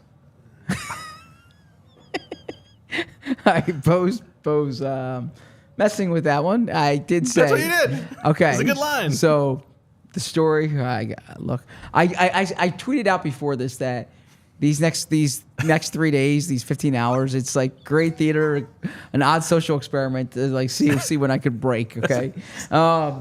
Yeah, I spoke at my high school. Bradley Cooper went to my high school, and it was around the time Bradley Cooper was there. And I said, in the span of X amount of time, you've heard or seen from the. And at that time, he had just been voted People Magazine's sexiest man in the world. And I said, I don't think it's a democratic election, just for the record. What? You said voted. It's, Okay. You heard from the sexiest man in the world and Bradley Cooper. And That's a good one, man. Line. That's such a funny one to do on a bunch of high schoolers. I got a lot more. Yeah, I didn't really get laughs that day. They're probably like, why is this guy telling us this? Maybe it wasn't a big People Thank you, Magazine. everybody. What a treat for you to hear in the span of just a couple weeks from the sexiest man in the world and also Bradley Cooper. Maybe What was the talk about after that? The birds and the bees. I thought it was an icebreaker. It's really funny, Zach. So back when I was at the Inquirer, we actually had a speaker circuit, right? And so the Inquirer, the Eagles beat writer would get called upon to speak at places, and so I had my stump speech, if you will, and I always started with this. I'm walking through the quad at Syracuse University. I was doing a piece in the day in the life of Terrence Roberts, and Terrence Roberts is he was 6'9", from Jersey City, New Jersey, and he had 12 tattoos. And I am not 6'9", and I am from suburban Philadelphia, and I'm scared of needles, right? And I said, so there was a stark difference between he and I walking through the quad. And I said, I had walked through the quad at that point hundreds of times. This was my sophomore year, and never once, or like people turning their heads. And this time I could feel people were turning their heads, right? And so I turn and look up to Terrence, and I ask him like what I thought was the greatest question in journalism history. What does it feel like to have everyone looking at you? And he kind of laughed, and he said, and I'm paraphrasing here because he said they're looking at the little guy who's walking with me, like they want to know who that is. There were some other words put in there. I'm not going to get into that, but it was a great line. Anyways, so I would tell them that in this business, I always remember that I'm just the little guy walking with them. Like I'm not the story. It's always about the person that you're covering, right? And so you keep that in mind. So that I kind of started with that for all these speeches. Well, it's back in my high school. I thought, all right, I'd be topical here. I probably should start with the Terrence Roberts thing because the Bradley Cooper one bombed. But anyways. Well, we have good news for Chris, our Jets fan who wanted a man on the line of scrimmage. Zach, Sorry. Joe Douglas has not forgotten about Olu Fashanu. Jets are taking Olu Fashanu, not Taliese Fuaga or Brock Bowers. Olu Fashanu, the left tackle only at Penn State, but has the physical athleticism to be able to swing around. And obviously they've got Tyron Smith there, but you don't know how long he's going to last. For the reasons that Chris said, you can't have the season crumbling on the offensive line again. Hopefully this, for them and for Chris, goes the way not of the last first-round offensive lineman. I guess not the last first, because Vera Tucker was after Mekhi Becton, but hopefully it's not Mekhi Becton. Yeah, I give the Jets a lot of credit for this pick, right? Going into the year, Olu Fashanu was viewed as a legit top 10 pick. Yes. I don't think he did anything this year for that not to be the case. I mean, Joe Alt had a great year, right? You get that. J.C. Latham, you can understand. He's a different type of player. But to land Fashanu at, what is this, pick 12 or pick 11? They traded back. 11, they get some draft inventory there. This gives them a succession plan for these veteran tackles. We talked about Tyron Smith, and we talked about Morgan Moses. I really like this pick for the Jets. Joe Douglas doing smart things here, and your quarterback was out for the year on the second drive last year. So this gives you protection. Not a bad thing for the Eagles too. I mean, obviously Fashanu could be a very good player. Like, just for the Jets, I'm not saying it's a bad move outside of the hands. We gotta be careful about that. But just in terms of like somebody the Eagles might want to plug in on the right side, I don't think I would have had him at the top of my list. Yeah, I think that's probably right. Fashanu probably asking his agent, like, what do I need to do to get ready to go to the Jets? Like, what do I need to do to be prepared? And his agent's like, listen, I know this is going to sound weird, but that's it. Dolphin having sex. The callback there, Zach, to shows from the fall. You don't remember that? I do. Yes. Trying to eliminate that from my mind. It's like I remember thinking at that time, like, wow, this is an interesting career decision. So Zach, in our bold predictions, you have nailed one, and I have missed one, because the Denver Broncos are doing the dumb. They are drafting Bo Nix at 12. Sean Payton has his quarterback, and with Bo Nix, he'll be able to take that team to, 5-12. So Bo Nix, great name. Yeah, Bo. No doubt. Spelled oddly, but yeah. Sorry. Thought that was What's to be sorry for? It's just, you didn't sell that one. This has been a. What do you want to do? Throw a beer at you? It's been a poorly kept secret that Sean Payton loves Bo Nix. The similar line of thinking when I said this about Michael Penix is that if you have conviction on a quarterback, don't wait, take him. Right? You can get cute, you can trade down and think he's still going to be there, but if you believe in the quarterback, take him. And wow, 12 picks, not a single one on defense. Yeah, so I thought there's going to be a run on quarterbacks. 6 QBs go here in the top 12. I had this in the mock draft on allphly.com today, like Knicks to the Broncos at 12. Flex. Older player, right? It's going to be 24, or he is 24. He had a really good year this past year. He is already 24. Yeah. Actually, when I was watching their games, and then in the pre-draft, and I was watching some of their stuff back, specifically for Troy Franklin and Bucky Irving. What jumped out to me is Will Stein, their offensive coordinator, real creative guy. I was impressed with Will Stein. Just putting that out there. But okay, yeah. But Bo Nix was accurate. He made a lot. He got his receivers open, got rid of the ball quickly. I think he had a streak. I don't have the number in front of me here. Actually, my charger's this outlet's not working, so I'm trying to conserve the space. Has that happened before? Oh, okay. I'm sorry, Julia. You don't have to do that. You don't have to do that. That's fine. So in any event, I'm sorry, you don't have to do that. But Bo Nix, So I was trying to conserve but anyways, he had a streak of like not throwing interceptions. That was a great mark around college football. So yeah, really. Some TV magic going on right now. Fantastic. I think that. So this is my one thing I will add here. I'm curious what you guys think. I said, if you have conviction on a quarterback, don't wait, take him. That said, I don't believe in forcing Thank you. It works now. Yep. Thank you, Julia. I don't believe in forcing a quarterback just because you have a need at that position. I think that's when you make a mistake. When you're like, all right, this is the year we're going to take a quarterback, and we're going to talk ourselves into him. The same way we're going to talk ourselves into J.P. Lossman. The same thing. We're going to talk ourselves into Kyle Boller, right? Like Kenny Pickett. Sure, yeah. Blake Bortles, right? Because Bortles was an early pick. Yeah, right? yeah, earlier than expected, right? But I think they were hell-bent on getting a quarterback that year. It's like you've ordered the quarterback box, but you don't necessarily care what's in the box, right? Exactly. And to be fair, if the you Eagles, do care what's in the box, Zach, I would go to Butcher Box. Thank you. I was curious if we were going to talk about that. Because Butcher Box will give you peace of mind. And you'll get what you want, but you can also trust that it's not going to be Bo Nix quality. It's not going to be Bobo. It's going to be high quality. It's going to be 100% grass-fed beef or free-range organic chicken or pork-raised crate-free or wild-caught seafood. And it's going to be humanely raised with no antibiotics or added hormones.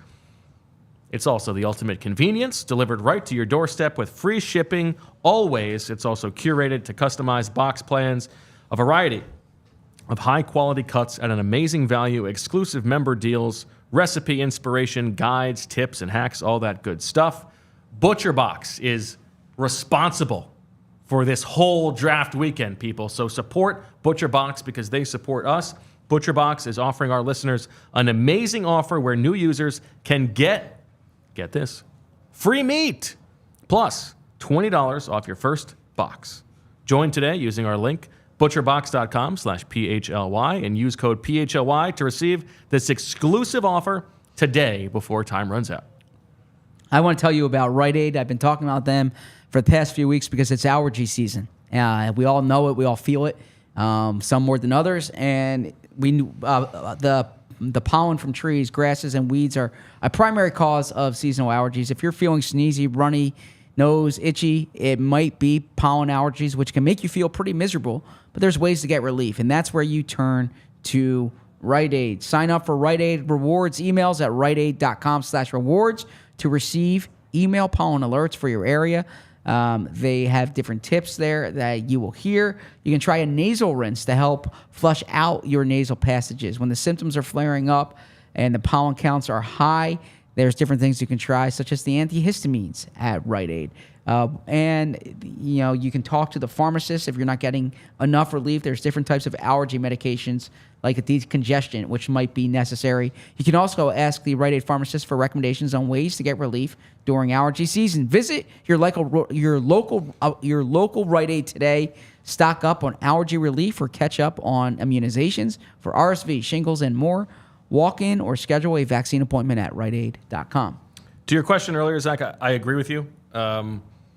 If I was a Broncos fan, like knowing that Sean Payton probably doesn't have the patience to stick around for a long time rebuild and is just going to get a quarterback when one is available would worry me a lot. You're getting the sixth best quarterback in the draft at 12. No thanks.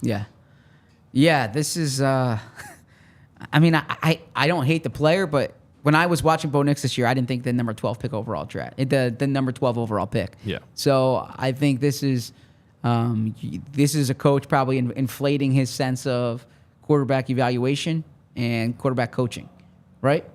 Yes. That's my read on it. Yeah, and he probably thinks I alone can get the best out of this guy because he's so accurate within the first 12 yards of the line of scrimmage. He's not Russell Wilson for that. So yeah. So, all right. Well, this is fascinating because now we are in range of where the Eagles could move up if they really, really, really wanted to.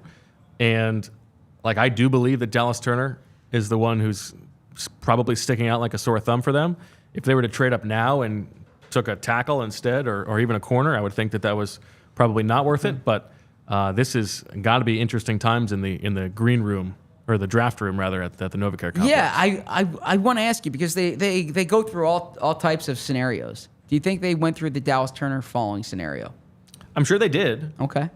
I mean, they try to be prepared for all scenarios. I'm sure that they did because it was always going to be offense heavy. Yep. And if somebody took one of the other edge rushers over Sure. Turner or took Byron Murphy over Turner, okay, fair enough. That would push him into range. So I think that is definitely something that they considered. Now, Zach, we have, I believe, another pick off the board at 13 for the Las Vegas Raiders. And they're taking your boy. They're taking Fautanu? No. Oh, Brock Bowers? Yes. Okay. Yeah, Brock Bowers here. Look, I'm well documented here. Now, I got to say, my Brock Bowers stock probably took a hit with this pick because he has Aiden O'Connell throwing him the football. Yeah. Gardner Minshew. Oh, Gardner Minshew. Okay, fair enough. Yeah, Gardner Minshew. Devontae Adams, Brock Bowers. 13 for 13 on offense. Yeah, look, Brock Bowers to me, as I said, I would not overthink this. He was the best tight end in college football history, perhaps. He was a 2-time Mackey Award winner. He was the best receiver on the national champions. I understand twice. I understand the positional value part of it, but if you say all right, Antonio Pierce, Tom Telesco, how do we come out of the draft with the best player we can get, right? You can make an argument that Brock Bowers is the best player they can get. I think he has the best path to being an all-pro at his position in this draft. I can't knock it. Now, I think it's wild to take him over Dallas Turner. Oh, I can knock that for sure. And that's probably looking at your depth chart, right? Now, who's their other edge? I mean, they have Crosby. And then they just paid Christian Wilkins. Yeah, just paid Christian. But yeah, I mean, to me, I would say one thing you and I are most in agreement on in this draft process is how good Dallas Turner is. Yeah, and I feel like we are a little bit away from consensus on that. Like there are people who don't love Dallas Turner. I love Dallas Turner. Yeah, me too, because I think he has tools you can't teach, and the productivity to match. Exactly. Yeah. And he did it in big moments. This really surprises me. And if I were the Eagles, and I would be trying to move up for Dallas Turner. Matter of fact, I might put that tweet out. Wow. I mean, stop the presses, Elon. Zach's about to tweet that he thinks the Eagles might be interested in trading up for Dallas Turner. Let me ask you this, Zach, as you craft that wonderful tweet. Now that we are where we are, if we were doing turkeys, yep, who do you think is the most likely Eagle right now? Would you still say Fautanu? I would still say Fautanu, but yeah, I would still say Fautanu. How would you rank it? Fautanu. I'll let you do your tweet. I'll tell you what I would say. I think at this point I would still go individually. Terrion Arnold 1, even though I think tackle in general is more likely. I would say Arnold 1, maybe Mims 2, Fautanu 3, Dallas Turner 4, Quinyon Mitchell 5, okay. Tyler Guyton 6. Yeah, I think that I would go Fautanu 1, Mims 2,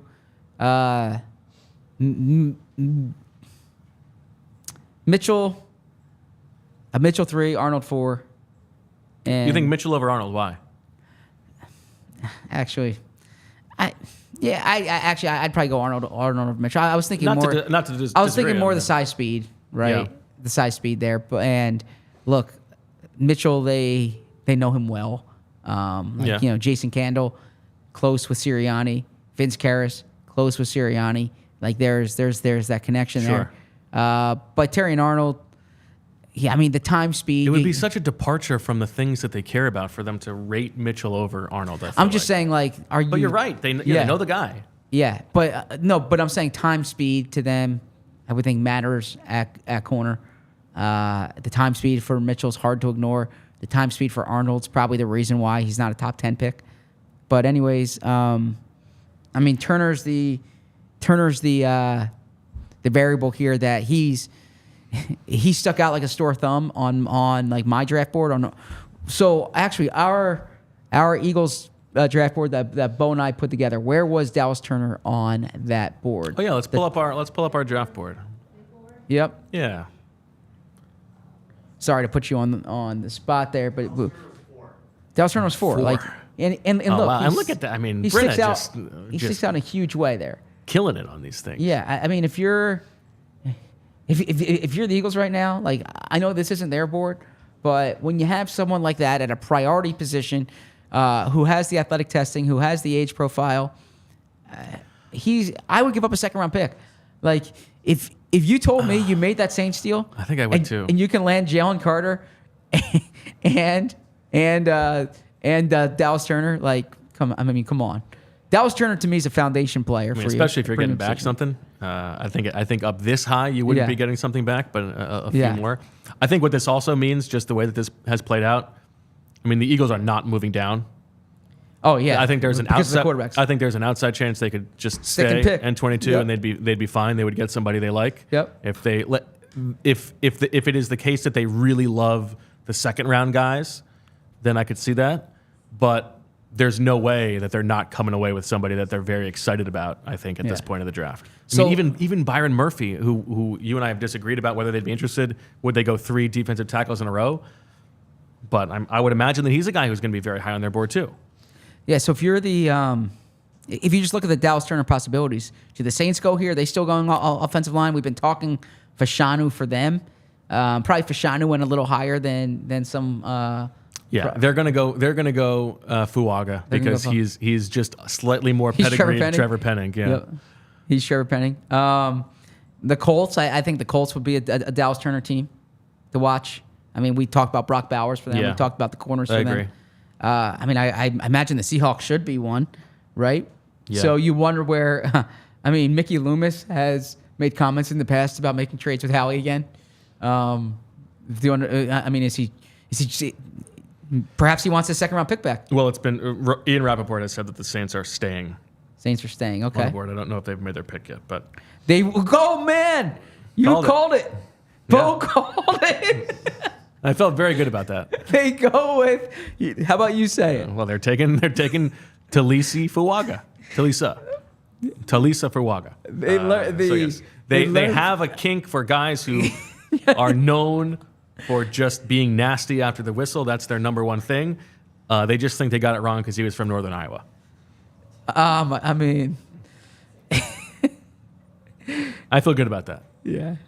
So wow, I don't think he's not a bad prospect. Yeah, he's a very good prospect. And he hits all the benchmarks. He's got playing experience, theoretical versatility. He's not that old. I think he's a good player, but he's not someone, given this class, that I would have ignored move down offers for.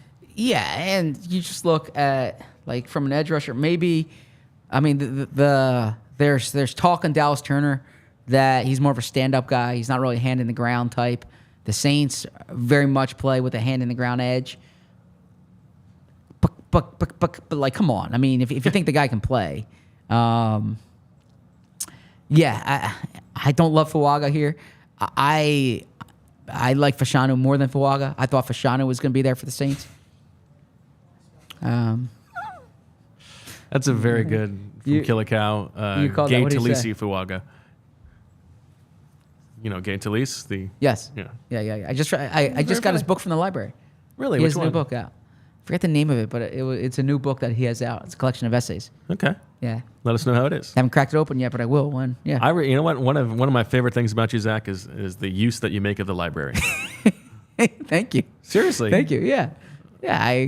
I love a library. I take my son and my daughter to the library. I believe that the only what's the express the Mark Twain quote. Golf is a good walk spoiled. Yeah, well, but he who does not read has no advantage over he who cannot read. And the library has as many books as you want. And you can save. The library I go to, they put a little note at the end of your. I think I've talked about this on the pod actually. Yeah, how much money you've saved. So I'll tell you the most recent library stint. I'm gonna say that this does qualify as the Saints doing something dumb, but it is not as outrageous as I was hoping for. Just for the record. Let me see here. Pulling this up. Checked out from your library. Yes. You have saved $104.06 for the past year and $1,820.98 since you began using the library. And that was when I moved out 2 years ago. Scoot you get a little closer? Yeah. Yeah. Let's hold hands. Oh, we're good. All right. I'm getting a bunch of Sixers texts. What's going on? 14 for 14. I think the Sixers have pulled away a little bit. Up 102-92. But how much time is left? 8:12 left. Wow, that game is going very fast, I feel like. Yeah. Embiid, 35-7. Wow. Only up 10, though. What's that? Uh-oh, only up 10 with Only up 8 to 10. go? Yeah. Uh-oh. You got to worry if they're getting a little tight around the collar. And you know what's important here 14 is that for 14 offense. Jalen Brunson's having a good game. 13 for 24, 32 points. My concern with the Sixers was that like Brunson was due. Yeah. You lost 2 bad Brunson games. So if they can pull this one out, then that would be huge. The Knicks 54% from the free throw line. By the way, the free throw disparity is not that significant here. In terms of Sixers have 16 free throws, Knicks have 11. So if you thought this was going to be like a one-sided game, hasn't been the or like one-sided calling has not been the case. I cannot believe no defense off the board yet. Yeah. Although you're the anti-defense guy. Well, Your big takeaway from the Super Bowl is that defense doesn't matter. Well, I mean, that's a generalization, but that's not far off from what my takeaway was. But yeah, I mean, that doesn't mean that you take, Bo Nix over Dallas Turner. I agree. At 15 now, where we know the Eagles have a chance to move up, and the obvious one was 16, where they could move up with the Seahawks who need to recoup some capital.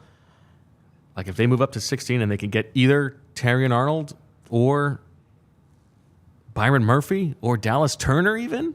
I'm not as sold on the Murphy part of it, but yeah, I mean, if you're the Colts right here, how would you feel if they moved up to 15, if they moved up to 16 and took Amarius Mims?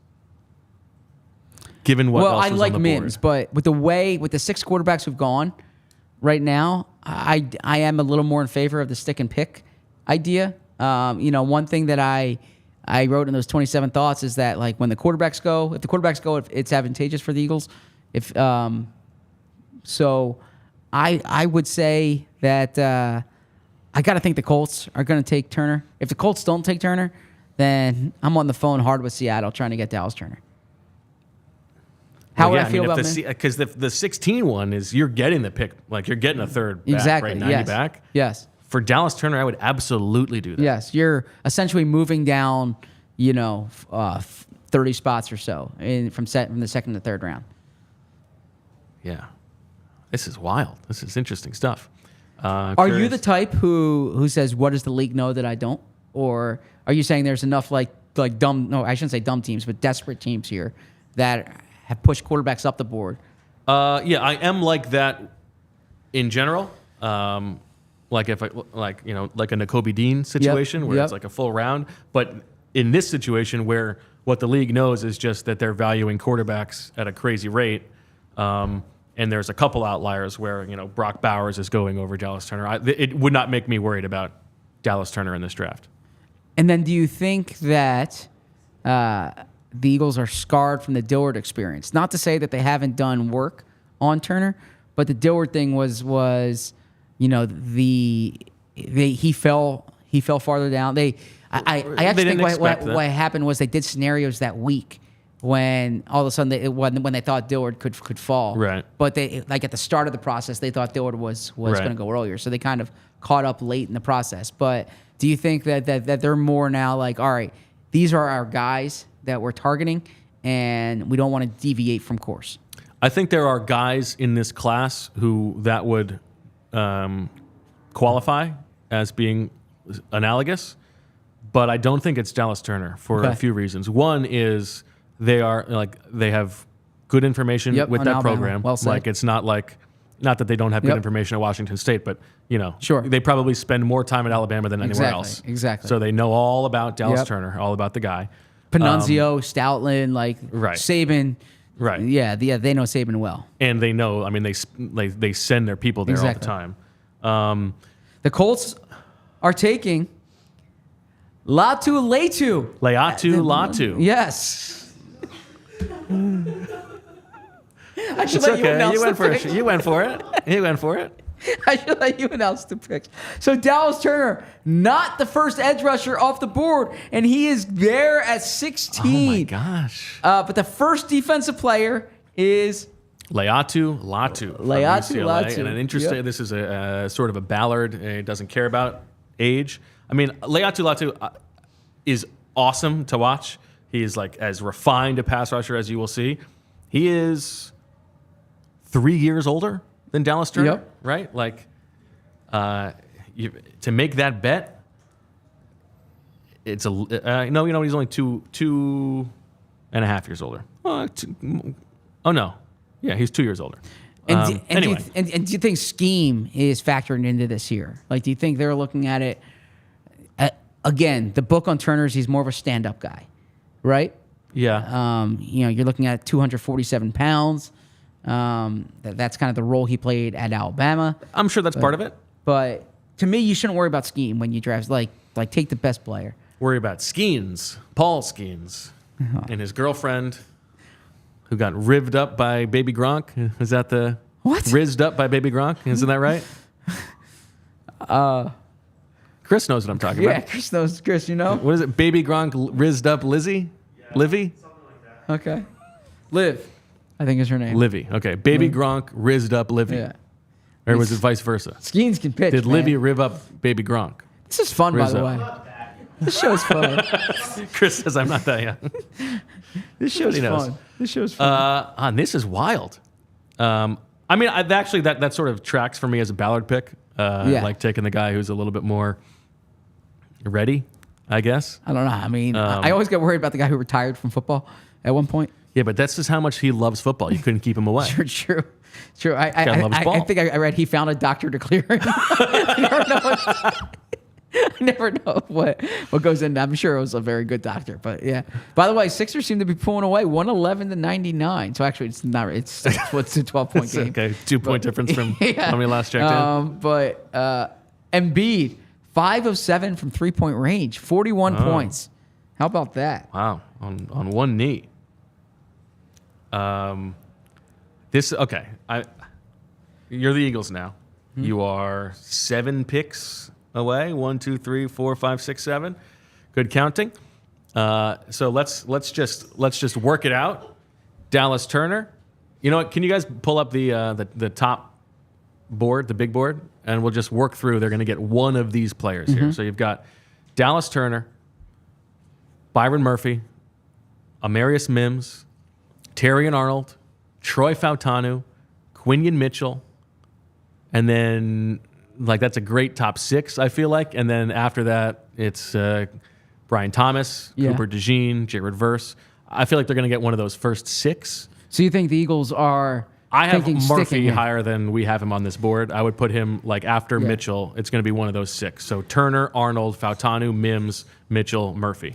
But so if you're the Eagles at this point, you say, all right, if Turner goes, and again, we don't know their evaluation of Turner, but let's not give up that second round pick. That even if you don't get the O lineman, you're gonna get one of the top 2 corners at 22. You're gonna get, you could be in a situation. So, yeah.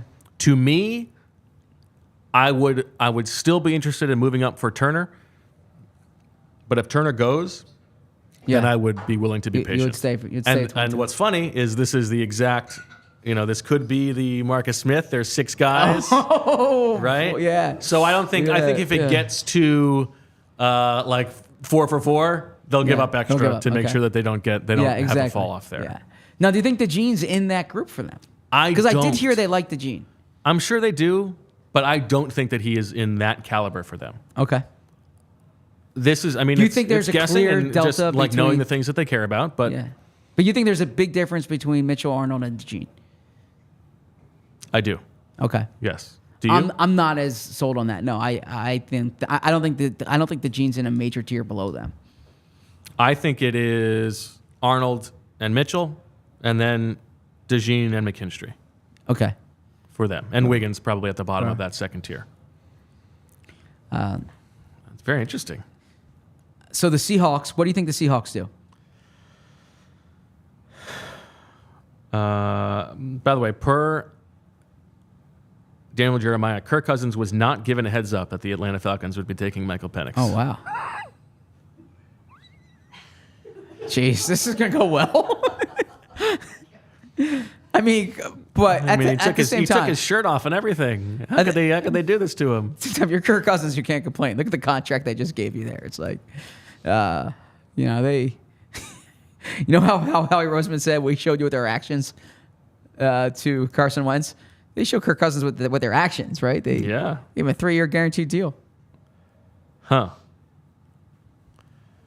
I think if they don't go up for Turner, then they're waiting, and then they move up to like 19 or 20 to make sure they get a guy. That's my guess. Okay. Maybe get up that 4th. I mean, I would do that in a heartbeat. Well, to go up like 2 spots. Yeah. That's what the 4th for. All right, so you're sticking with Fautanu right now.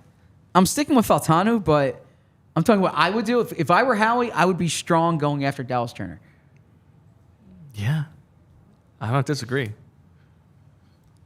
I mean, what did Dallas Turner do? Did he hang out with Kirk Cousins? But I do think that those 2 second-round picks are valuable. You also say you can stay there and you can get a quality player. As long as you're not, I do think that they wanted an offensive lineman, right? And there is a drop-off. Yeah. So if you're okay not getting an O-lineman, the outcome of sticking and picking, shout out Shield, would be a sensible one. Let's see. I see. I'm waiting for this Seahawks pick to come in. Feels like it's coming down. They've got to go Dallas Turner. That Russian's like a huge hole on their roster. Yeah. Like, I think it would only make that trade if they didn't think Eagles were going to take him. Chris is saying they got to go Dallas Turner. He's saying the Seahawks have to go Dallas Turner. Before we, I mean, should we tell everyone about some of our other friends here, like Game Time and sure, yeah. You want to go or? Oh, yeah. I mean, typically you go first, but I'm happy to go first. Go ahead. I'm happy to go here because look, the Sixers looks like they're going to pull this out. Hopefully they do pull this out, and if they do, then Sunday's game is going to be awesome. A chance to tie up the series. And you might say you want to wait for the last minute to get a ticket. The place to turn is Game Time. Buying tickets to your favorite events should not be stressful. Game Time is the fast and easy way to buy tickets for all sports, music, comedy, and theater near you. They have killer deals on last-minute tickets and the best price guarantee, so you can stop stressing over the tickets and start getting hyped for the fun you'll have. You can get those flash deals and those last-minute tickets with easy-to-find and buy tickets and image seat views and the lowest price guarantee. Tickets are sent directly to your phone, so you never have to dig through your email. Snag the tickets without the stress with Game Time. Download the Game Time app, create an account, and use code PHLY for $20 off your first purchase. Terms apply. Again, create an account and redeem code PHLY for $20 off. Download Game Time today. Last-minute tickets, lowest price guaranteed. Seahawks are taking Byron Murphy. Okay. So they're getting pass rush help, but not from the outside, from the interior. So Dallas Turner remains on the board for the Eagles. But before we talk about that, let's talk about our friends at True Fan Travel, because True Fan Travel is your passport to the world of sports. They've got over 8,000 fans traveling to over 145 different trips. Don't just watch the game, live it.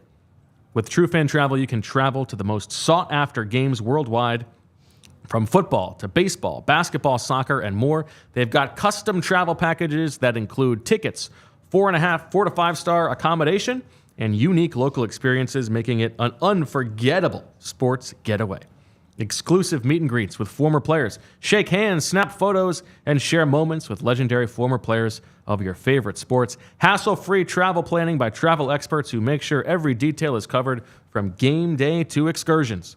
Explore their wide selection of destinations featuring iconic sports cities and hidden gems where the spirit of the game comes alive.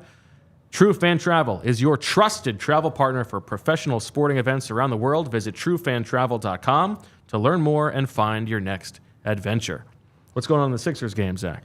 The Sixers game here is 115 to 107, so it's closing in. 2:57 to go. Oh, well, 8 points with that much time, nothing can go wrong. Don't we have a watch party on Sunday for the Sixers game? At Wicked Wolf, our friends at the Wolf. The Wolf. Ooh, sorry. Wicked Wolf. Watch party on Sunday. So with- if the Sixers hold on, join us at the watch party. You know what's at great Wicked for Wolf. Bo here is these hats. It doesn't have the O. Yeah, that's a great point. Yeah, actually. so you could make a convincing argument that that's WULF. Yeah, that's interesting. Now a ballsy thing to just wear your own last name. I mean, as a hat, but I have a nephew named Xavier, and one of my early presents for him was a Xavier I like hat. that. Yeah, Yeah. no, that's good. But would you wear a hat that says Berman on it? Would I wear a hat that said Berman? Not if it wasn't like specific to.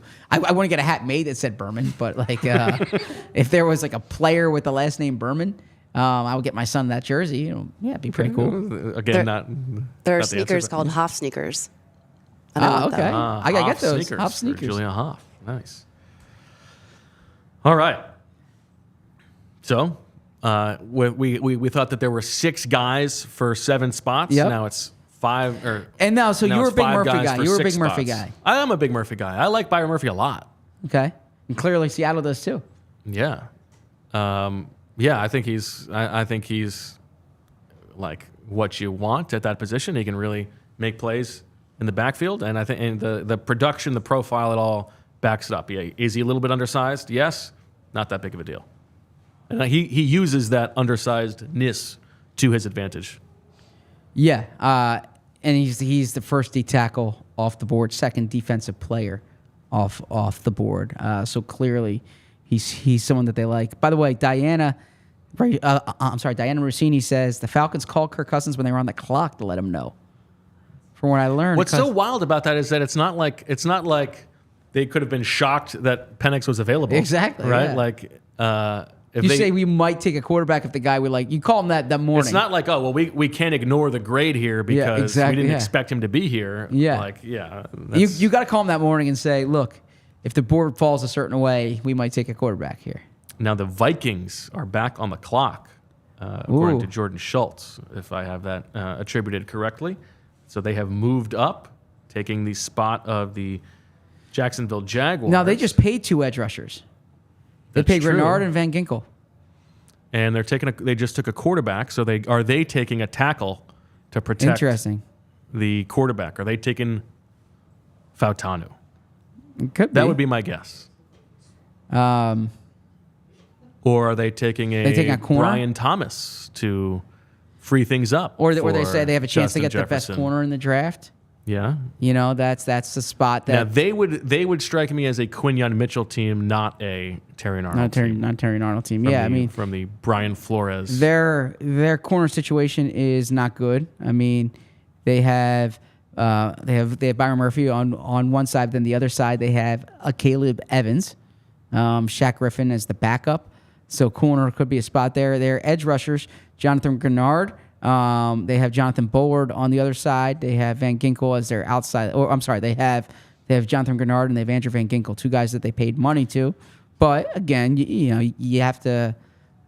I look at Quessy. I think he's a really good GM, and he knows value when he sees it. He might say the value is too much to pass up here. Now this is interesting just from an Eagles perspective because they're moving up from 23, so it's one spot different than the Eagles. And all they're doing to move up those 6 spots is giving up 167, according to Jordan Schultz. That is a late 5th rounder, which strikes me as not enough relative to what I would have expected. So if the Eagles want to move up, they can do it. It's not going to be that expensive. It's not going to be that expensive. And it is Dallas Turner to the Vikings. Dallas Turner to the Vikings. Okay. So with Dallas Turner off the board here. Okay, so now it becomes 3 guys for 4 spots, in my opinion. No, that's not right. Both corners, 4 guys for 5 spots. Both corners, Terrion Arnold and Quinyon Mitchell. What I would do is I would stay where I am. And Amarius Mims and Troy Fautanu. Yep. I would stay where I am, and I would see who falls you, and I wouldn't. This could be the Marcus Smith. Yeah. Well, I look at DeJean differently than you do, but at this point here, you got Fautanu, you got Mims, you got both corners. Okay, that report of the trade, if the chat is correct, was wrong. It is 23-167 and a future third and fourth. Oh, for okay. 17. Man, the Vikings. Okay, yes. Field Yates has it. 17 for 23-167 and a 2025 third and a 2025 fourth. So that's a lot. Yes. And I would not give that up. You would not even for Turner. I think I probably would have actually, but at this point now, I would roll the dice. I would let 2 more picks go and then pay if so I you to.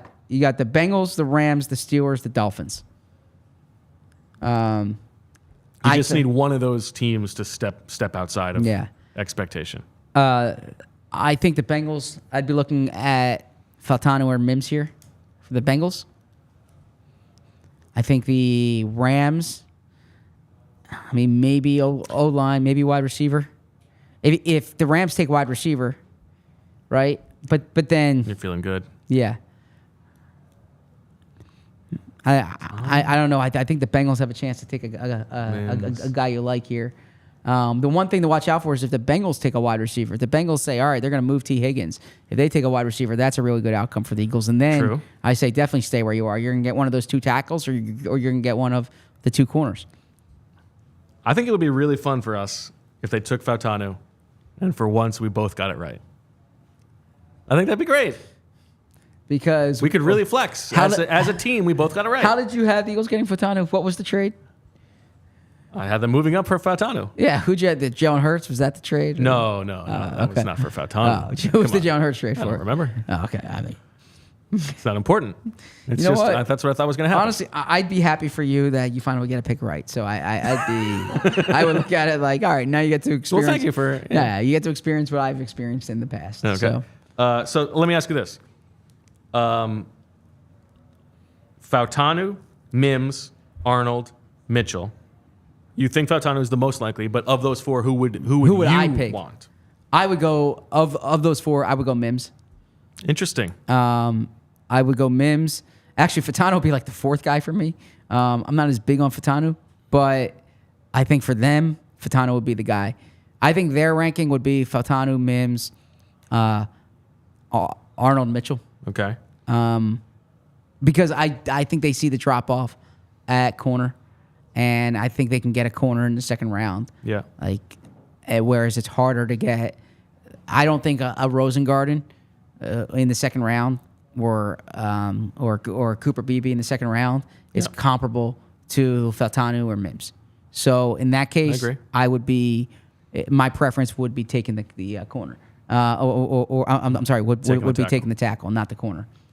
How do you rank those for your view and for the Eagles' view? I think the Eagles probably have it Fautanu, Arnold, Mims, Mitchell.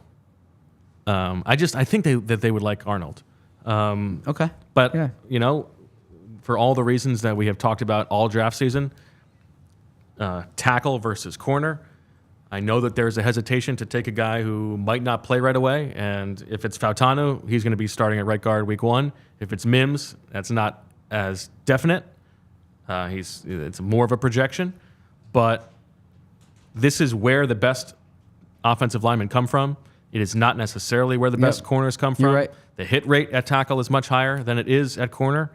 I totally understand it, but also if I'm throwing that stuff to the side, what do I think is more fun? Like Terrion Arnold is a lot of fun to me, and I would be very interested in him. By the way, in terms of the bold predictions, I said that corners were going to go. There were going to be no corners in the top half of the draft. Nicely done. The corners did fall here, and I think that speaks to. I'm not saying that as like a flex. I'm saying it for this reason. I don't think the corner class this year was as top heavy as when we talk about Mitchell and Arnold. being the top guys. I think they were the top guys in a class that wasn't top heavy, right? I think the strength of this class was kind of the cluster in the late round 1, round 2 area, not the top. The league certainly feels that way. Like I like Terrion Arnold. I like Quinyon Mitchell. I think in a different year, those guys are not your top 2 corners, right? I think those guys are probably more closer to the bottom of the first. It surprises me to see a corner who ran a 4.55, picked to be the top corner in the draft like that. That's pretty rare because you look for the high end speed. Well, we have another one of those 4 off the board, Zach. At 18, the Cincinnati Bengals are taking Amarius Mims. Okay. So now it is 3 guys with 4 picks to go. If the Eagles really want to come out of this with an offensive lineman, you would think that now is when they would trade up for Fautanu. Yes, I agree. And make you look like a genius, which you are. I mean, that would be a big flex. I feel like if you nail that, you got to do something to celebrate. No, you know what I would do? I would have a good show today. You would get the next one next year. Exactly. I would say, all right, you hand the ball to the ref, right? That's what you do. You act like you've been there before, and I would act like I've been there before. I think you could at least, be like Reed Berman celebrating that touchdown and spike that bad boy. yeah. Reed. My players were actually practicing their spikes or their touchdown celebrations. Yeah. No, I like Barry Sanders. I like to hand the ball to the ref. So let's say that the Eagles get left out here. It's 3 for 3. Who do you think is next on the list? Who is after Fautanu, Arnold, Mitchell? Who's the next most likely player to be selected? Next most likely to be selected by the Eagles if they stay at 22. Oh, DeJean. You think DeJean? Yeah. I would go Guyton, I think. Interesting. Okay. That's who I think Tim McManus had. The Eagles going Guyton. Smart guy. In his mock draft. Yep. Shields' favorite beat writer. No argument. I mean, I would argue. I love Tim, but I'll bet on myself, right? So okay, good for you. Yeah. Always bet on yourself. That's for all the kids watching. Always bet on yourself. Not in the Jonte Porter, not in the Jonte Porter kind of way. I meant more in terms of like your career. Yes. You step into the octagon with Josh Harris, you might not want to bet on yourself. Yeah. True. Here you go. Here, wow. All right, now Khalif says, I don't know if we can crown Khalif as an NFL newsbreaker, but he has the Pittsburgh Steelers taking Cooper DeJean. Although they're not on the clock right now, so. That's just a guess, I think. The Rams are on the clock. Yes. Yeah. So Rams. You think the Rams go? Now listen, I think the Eagles would have a high grade on Brian Thomas. Yeah. They just extended AJ Brown tonight after having extended Devontae Smith. Would they dare take Brian Thomas at 22, who would be the perfect fit as the third receiver? You take the best player. Yeah, you take the best player. I'm just going to put this out here with Amarius Mims gone, or I would say, what is it, 4 picks to go here? Yeah. I'd say the Eagles could stick and pick. Wow, this is really how the tofu gets made. The Eagles could stick and pick and get a quality player. If they're eyeing Troy Fautanu. This is just a LaCroix. The time to strike is now. After Amarius Mims went. Are the Sixers going to win? Is it over? I'm getting a lot of text here. I'm on a chain with my brothers. It's blowing up. Sixers 123 to 114 with 37.4 to go. Ain't over yet, McGavin. What? Yeah, they're not going to lose this one. Wow. So big one for the Sixers here. And by the way, please keep tuning in, okay? But if you want to, for your Sixers coverage, right across the hall here, we have a great, we have Devon Givens here. Okay, we have Jamie Lynch here. Right down there at the arena, we have Kyle Newbeck. We have Derek Bodner. So you can tune into the post-game show here. We won't be offended if you go back and forth. It's a laptop. You can have 2 screens up. Have two tabs. Bo has like 87 tabs up right now. Yeah, I don't have 2 audios playing at once though. Okay, you can mute one of the audios, but I mean, pull up their show. Yeah, juice our numbers. Pause it, finish the show, and then watch theirs at the end. Juice our numbers. Okay, here we go. Rams on the clock. What's your prediction? Do you think Fautanu? I think Brian Thomas would be fun for them. Do you think Brian Thomas? But yeah, I don't know. All I'm hearing is Schrager saying they're definitely going offense. Maybe they're trading out. That's true. Yeah, I mean, actually, Schrager had them trading out today. Yes. Is it going to be Fautanu? Is it going to be Arnold? Is it going to be Mitchell? Who's it going to be? So, do you think even with the corners on the board, they would go Guyton? Do you think the offensive line value to them is that? Good question. If they were all there, Yeah. no. Okay. Over DeJean, I think yes. Yeah. Over Mitchell, and especially Arnold, I think no. But now you got to wonder, like, what's going on with Terrion Arnold? Like, now it's starting to become, Yeah. what do we not know? Yeah. Jeff McClain says, Eagles like Washington tackle Troy Fautanu, that I know. Of course, you see that on allphly.com as Okay. well. But I heard a comparison to Isaac Seumalo from inside the building. Do they want to draft a guy that projects more as an interior offensive lineman than a tackle in the first round? Well, and listen, there is this, the consideration that if you draft Fautanu and you move him to right guard, and he's a really good guard, are you really going to move him to tackle after that when Lane Johnson retires? Yeah, so And if you're not, then is it worthwhile taking a guard at 22? So a few things there. And Jimmy Kemsky tweeted that out today. Jason Kelsey actually responded and said, Really? Yeah, Kelsey said, you see team, he said you are, because what Jimmy said is if he's good, he Right. stays there. If he's bad, you're not going to move him to tackle. He's Right. not good. He says, either way, you drafted a guard. And Kelsey said... Good for Kelsey getting active on Twitter. I didn't see this. Yeah. Kelsey said you're like right about that, except you do see some teams move it. Tyler Smith might do it with the Cowboys Right. this year. My view on it is this: it's a valid point. If the worst case, or if the downside is that he's such a good guard that you don't want to move him, I put this out there today, and I stand by it. Guards now. There are 5 guards that make at least $20 million. Okay, there are 8 guards that make here. Let me pull the exact numbers up here. Essentially, what I'm trying to say is guards are increasingly. Here you go. There are now 4 guards who make $20 million plus, and 10 guards who make $15 million plus.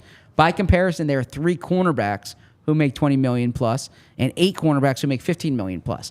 The idea that guard is not like a valued position, I think, is this past free agency showed you that's not the case. If the downside of your 22 pick is that he's Landon Dickerson and he's a guard that you don't want to move because he's so good at that spot, that's a good outcome. That's like a $20 million a year player. But that's not the downside. That's probably an unfair framing. I mean, there's all kinds of guards who get drafted in the first round who are not Landon Dickerson. Like, Landon Dickerson's getting paid because he's really good. Yeah. Guard does not have as high a hit rate in the first round.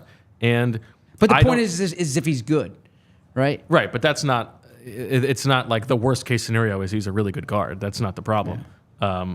I think it's all about like the confidence level, and I don't think that a guard in the first round, a guard only, is a good use of the resource. I think you got to believe that Fautanu can move to right tackle. I think he probably can. Terrion Arnold, let's go. Jamie wants Terrion Jamie's Arnold. been all over the cornerback train. He wants Terrion Arnold. It's definitely possible. By the way, Jordan Rodriguez, who does an outstanding job covering the Rams, she's very plugged in. She says Rams are on the clock. Great outside pass rushers and interior disruptors still on the board. They're taking Jared Verse. They're taking Jared Verse. So Wow. Okay. the Eagles have now 3 for 3. They do not need to move up Yep. if they want Fautanu, Arnold, or Mims. Do you think that they do move up, or do you think that they stay at 22 now? So I think you got to be worried about the Dolphins taking Fautanu. If you want Fautanu, And if the Steelers are thinking corner here, then you're calling Andy or you're calling Omar, and you're saying that's Andy Weidel and Omar Khan, okay? And you're saying I like this new bit. I like the new first name bit that you got going on tonight. And you're saying you'll still get your guy at 22. Let us jump Miami. That's because I do think Miami's the team to watch for an offensive lineman. They have multiple spots there, including center. There's some people think Fautanu could be a center. That's what I'm saying. Yeah. So when I say multiple spots, Fautanu's versatility would make sense for a team like Miami. If you want Fautanu, I would do the slight trade up with Pittsburgh, because it's not going to cost you much. It will cost you at that point maybe a fifth, right? To move up from 22 to 20. Yeah. Maybe a fourth. Yeah. Okay. And maybe you get a 6 back or something. This is Idiot spicy. Sandwich says, Zach, did you listen to Jordan Rodriguez podcast series on the Shanahan? Of course I did. Come on. It's football content. You think he missed football content? And it's Jordan's content. And I consume all of Jordan's content. She does an amazing job. Someone says, can we get Xavier Worthy? That would surprise me. That would surprise me. But now here, let me ask you this. I think it's got to be Fautanu, Arnold, or Mitchell at this point, don't you? For the Eagles? Yes. But now, you know what? But you do like Guyton.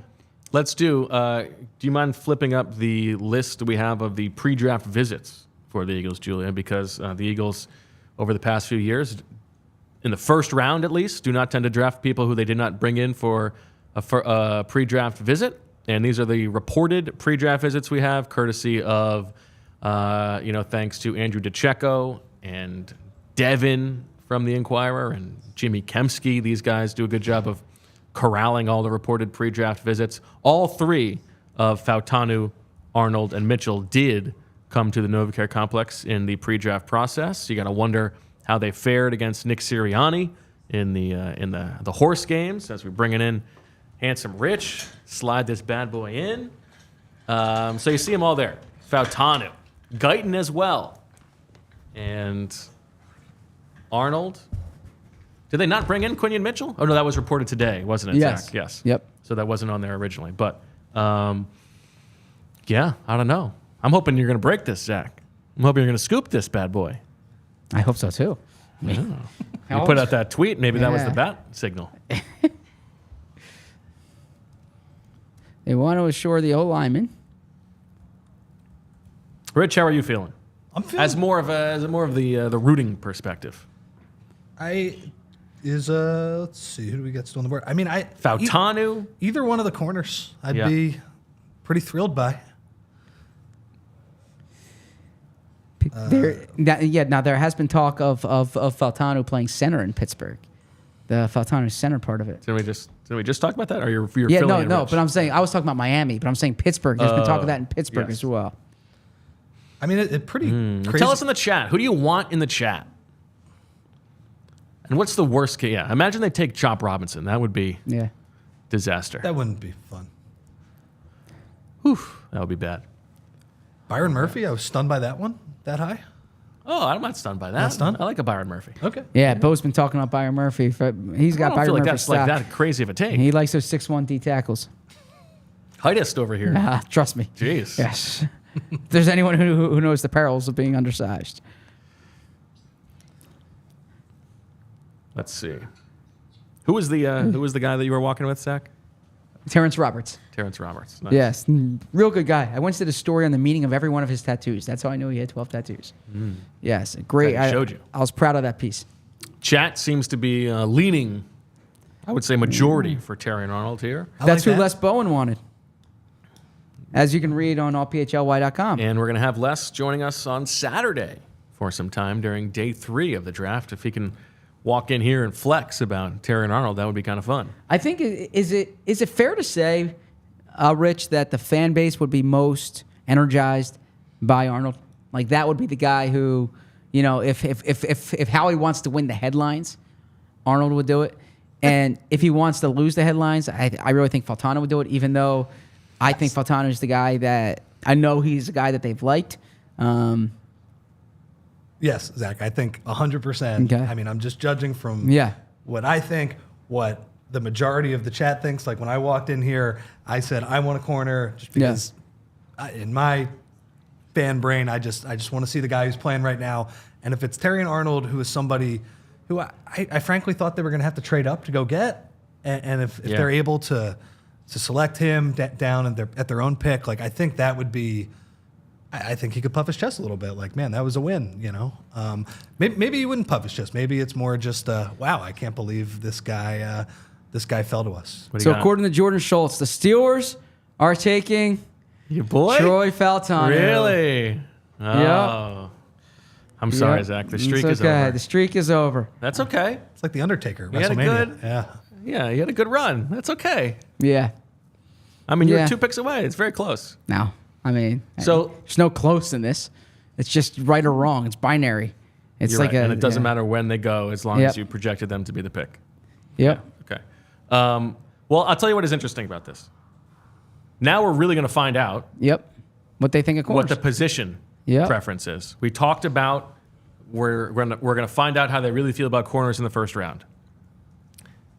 If they don't take a corner now, with 2 guys left and 2 spots to go, then we can they do not value it at that level. You know, we can still talk about maybe a top 5, top 10 pick as a possibility. But if they're going to take Tyler Guyton over one of these corners, then that tells us the truth about how they feel. And it also means that if they were willing to sit back and let this come to us and not move up for an offensive lineman, because if they really wanted to secure, like you said, to get one of these top tackles, they would have done it. They would have moved up for Fautanu or Mims if they didn't want to take a corner. So this is gonna tell us a lot of truth about their position preferences, I think. Well said. Well said. Like I think that I would definitely think that if this is Tyler Guyton, the fan base is outraged, right? Now there is a scenario here where the Eagles say, man, because I don't think Dolphins are taking a corner, so they could have both corners here. The Eagles could trade back a few spots, right? Pick up later draft capital here. You might say that's getting cute, but I think it is getting cute. Okay. Don't you? Because a team also may, if they want a corner, they may go up and get one. Sure. I mean, if you want to move down a spot or something like that, but I think that would be telling us that they don't necessarily need the corner. Exactly. Right? If they're willing to risk that. Yeah. Let's read a couple super chats while we have him here from Jaylen All Day. Says Bo's first 7 trade-up selections are over. Well, that's okay. We're feeling good. I feel good about getting one right this year. Getting it right really is all that matters. Daniel says, do the Eagles trade back into round 1 after we make our pick, since so many of the names we are tied to are still here? And I do think that this is a possibility, because 50 and 53 does get you to the back end of the first round, and it's even a little bit more if you wanted to. And so if they can come out of this with Terrion Arnold and Tyler Guyton at 30, I think they would feel very good about that. And I think that is definitely on the table. I agree. I thought offensive lineman throughout this process. So if it's a slight trade back and getting the O-lineman, I can see that. Why is Guyton dropped from, I remember when this started around the Senior Bowl, he was kind of in that sort of list we talked about, whether it was Mims or, even Fautanu and Fuaga, all these guys. Why does he seem to kind of slip a little bit and be thought about, if not in that tier, at the end of that tier? I think on the profile, there are some questions about why it took so long for him to get on the field. Even he started at TCU as a tight end, but even when he got to Oklahoma, he was not a full-time starter until this past year as a fourth-year junior. There are some thoughts about the body type, like he's a little heavy-legged, and it's not exactly the ideal thing. And then I don't like to speculate on this stuff, but you hear whispers about some off-the-field competitiveness questions, stuff like that, and maybe that's related into why he didn't get on the field. But I certainly think he's a talented guy. Yeah. Devon, who are we rooting for? What do we got? Who do you want? Let's go corner.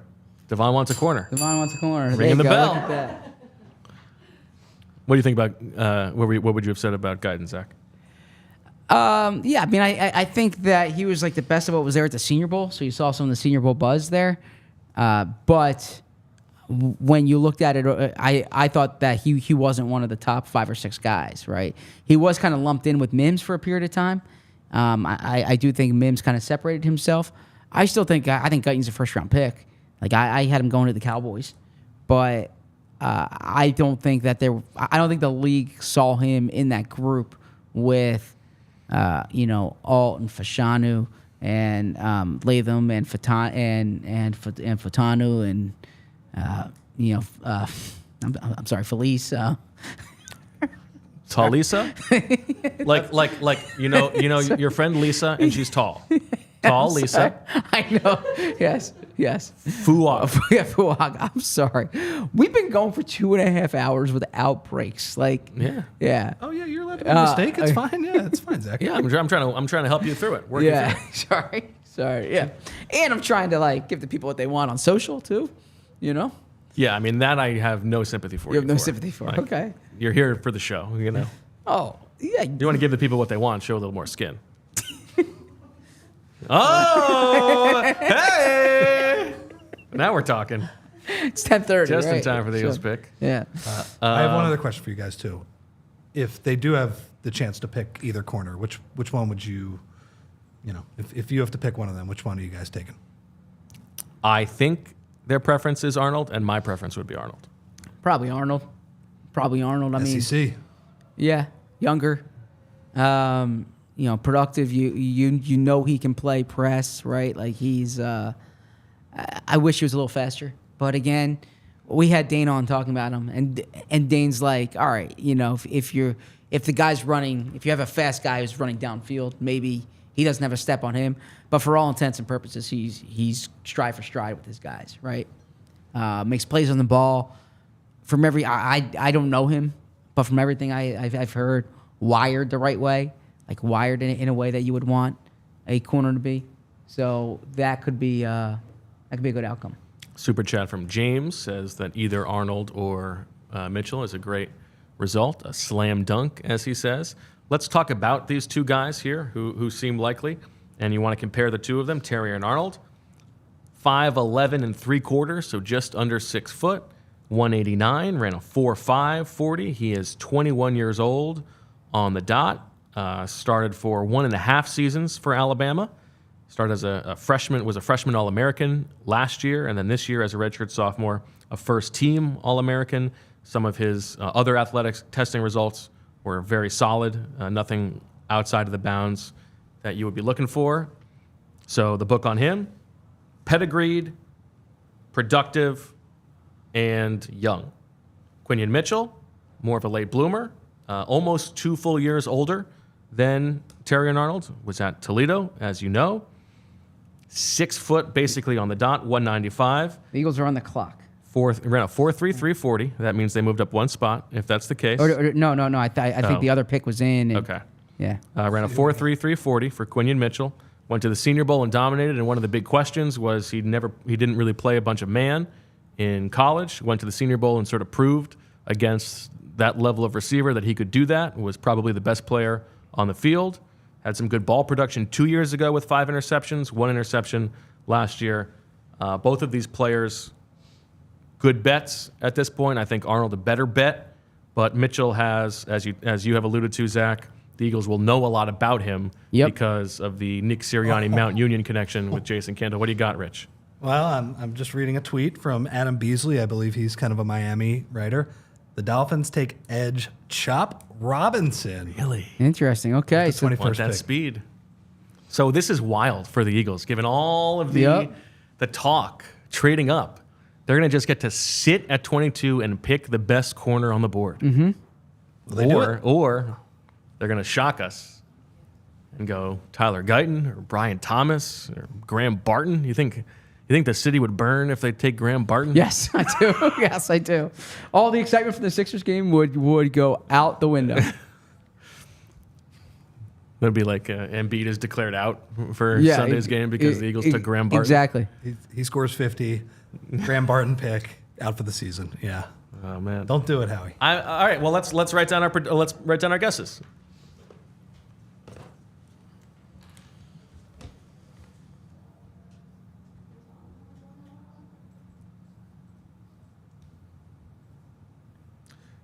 Very quickly, is it Terrion Arnold or is it Arnold Terrion? It is Terrion Arnold. Are you sure about that? Yep. Okay. I've got Terrion Arnold. I have Terrion Arnold as well. You just have Arnold.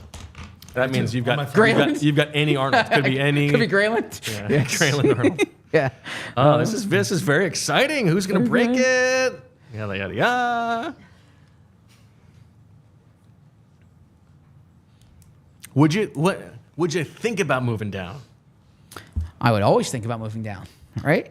I mean, especially because I like DeJean quite a bit, but if you think Arnold's the clear-cut top guy, then yeah, that'd be a really good outcome for the Eagles. Who would you pick if you were on the board? Terrion Arnold. Terrion Arnold. You would pick Terrion. I would That would be pick your Terrion. pick if you were the GM. Yeah, although I would consider trading down. Depends on the. I would see what the on offers offer. are. Yeah. Yeah, this is when I would take it to the clock. I know, but the problem is this: Houston apparently wants to trade up, and they're not in the first round, so I wouldn't trade out of the first round, of course. Yeah, that would take a lot. Would you take their first round pick next year to move down to what are they at, like 35 or something like that? No, they're all the way down to 42. Yeah. So I would not Yeah. do that. Oh my gosh, this is so exciting. Who's it going to be? Should we write down who we think is going to break it? No. Well, you take offense to that. Yeah. Mm.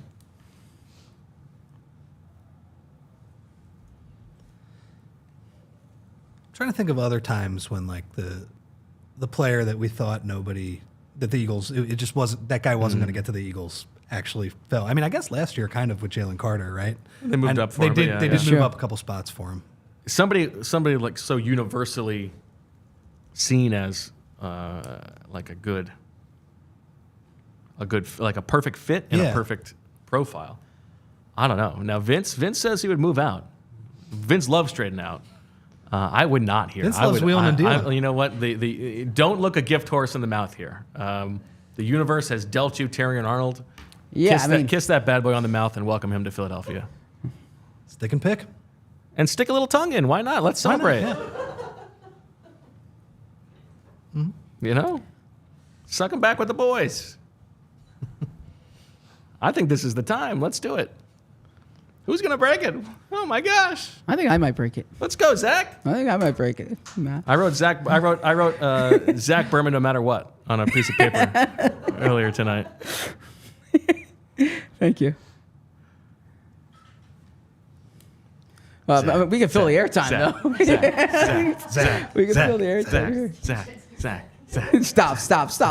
Let's talk about football. I wanted to give you quiet to work. Yeah, let's talk about Yeah. football. Hold up, let him cook. Ooh, I should turn off my phone here. Well, yeah, let's get those notifications. I don't want anyone going. to zoom in on the screen. You think that people... Oh, I see what you're Yeah. saying. Oh, okay. Yeah. All right. Well. Oh, man. You know what? I thought about just doing the Philadelphia Eagles have selected Graham Barton. But that would be a that's funny too bit. Mean. That's too mean. Yeah, I think they're going to stay. I think they're going to stay. I do too. And they're going to stick and pick.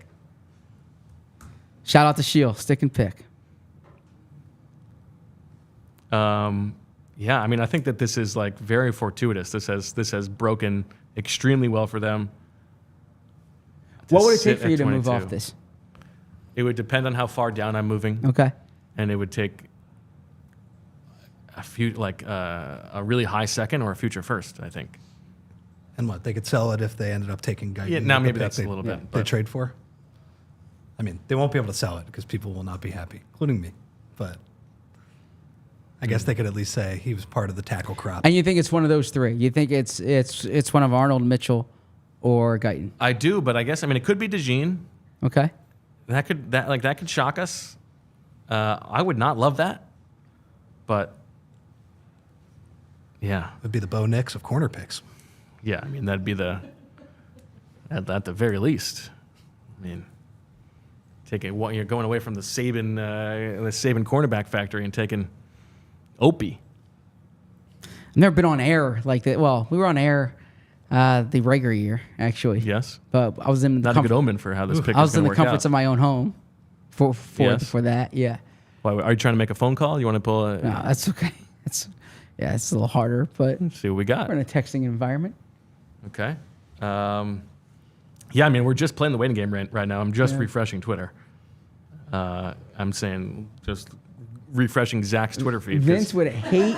Vince Zach, would hate. if you break it on Twitter before you break it on the show. No, I would break it on the show, but I would do it simultaneately. Actually, I would okay, actually. you got to do one first. No. I would be reading my tweet out loud. That's No, you got to say it first while you're working on tweet. You cannot slow play that. No, I would be writing the tweet out loud, so you hear me doing. I know, but you speak you know faster what? than you type. I mean, who am I to think that I'm gonna break this? But yeah. We need to have a timer too. Like that down to the second. but- him versus I don't know who else is going to step up to the plate. I don't know. I mean, everybody's so on edge. Here we I'm go. so on This is edge, it. too. Oh man, it's like New Year. How does this compare to New Year's Eve for you, Zach? I mean, this is better than New Year's Eve. This is football. Wow. Yeah, this Somebody is wake my up Emily. this is my Say, job. Hey. This is my job. It's draft night. Yeah. The Eagles are drafting Terrion Arnold. But are they? Oh my God, it's Brian Thomas. Is it? No. Oh. Both. I'm sorry. I stay in character, right? Oh my gosh, it's Spencer Rattler. That would be something else, huh? Zach. No, Zach, stop this. Zach, Stop. Zach, Please Zach. stop. Please stop. Come on. Let's be professional here. That's professional. Is the pick in? Who knows? The TV is way behind, huh? Three Yeah. picks behind, two Yeah, or three remember. picks behind. Goodell. Yeah, they're taking Quinyon Mitchell. Wow. Did you break that? Is that you breaking it? Yeah, I guess. I mean, I haven't seen it on Twitter yet. Is it? Wow, ladies and gentlemen, breaking news on the PHLY Eagles Draft Day show. Zach Berman breaks it. The Eagles are taking Toledo's Quinyon Mitchell at 22. They stay there. The Jason Candle Mount Union connection. Quinyon Mitchell went down to the Senior Bowl and blew everybody away, answered questions about his ability to play man coverage. Vic Fangio, presumably putting his thumb on the scale, wanting Quinyon Mitchell over Terrion Arnold. This is an interesting one to follow over the years. They have made this choice of the top two corners. They're taking Mitchell over Arnold, who comes with a better profile, but Mitchell, more height, weight, speed.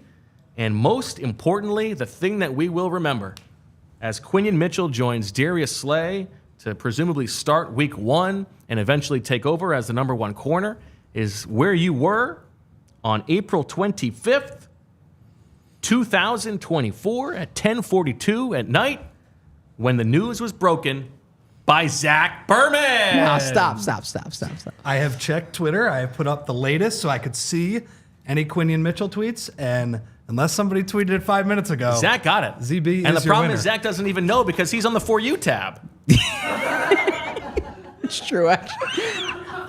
I wasn't looking at Twitter. I was, but Let's get it in the chat. The chat is going. Here we go. Zach. Stop. Zach, No, Zach, let's give Zach, analysis. Zach, Let's give Zach, analysis Zach. about what it is. We got all night for So stop, analysis. yes. Now is the time to celebrate I should you. have over there. No. You broke it. 6 foot 195. Now, I correctly predicted it, but you broke he it. ran a 4.33, like you said.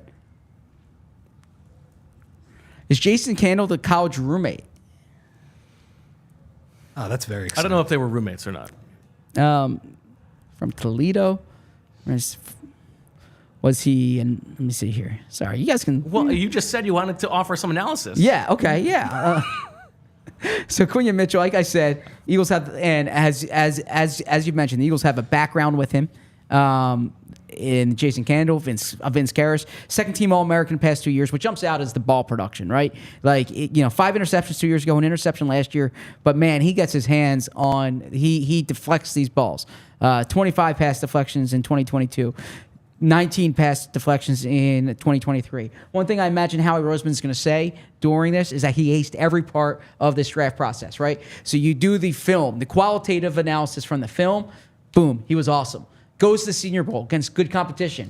Boom, he was awesome. Bo was there. He can attest for that. Goes to the Combine, 4.33, okay? 10-2 broad jump, right? Awesome, right? So he's giving you exactly what you want at every step of the way. So that's what stands out to me. I spoke about my concern with Arnold being the speed, and that can sometimes being overstated. You don't have to worry about the speed here. Like I said, the 4.3 340, that jumps out in a big way. You wish the arms were, 32, 33 inches, not 31, but like you will certainly take 31 here on a 6 foot, 195-pound frame. NFL ready, like Bo said, he'll step in right away. But you can't argue with this pick in that regard. I love it. I'm so happy you did it, Zach. 4.3 340. You always bet on yourself. You bet on yourself. Second team All-American 2 years in a row. Super chat. ZB broke it. You're breaking the internet. No, come on. I'm just working hard at my job. Second team All-American 2 years in a row, like I said, and then played for Nick Sirianni's. This is going to be fascinating to follow.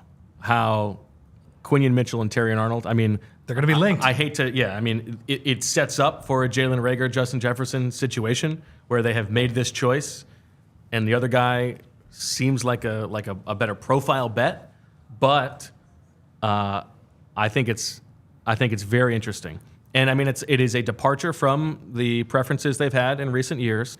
I will be really interested to hear or try to report out the level of influence of Vic Fangio on this selection.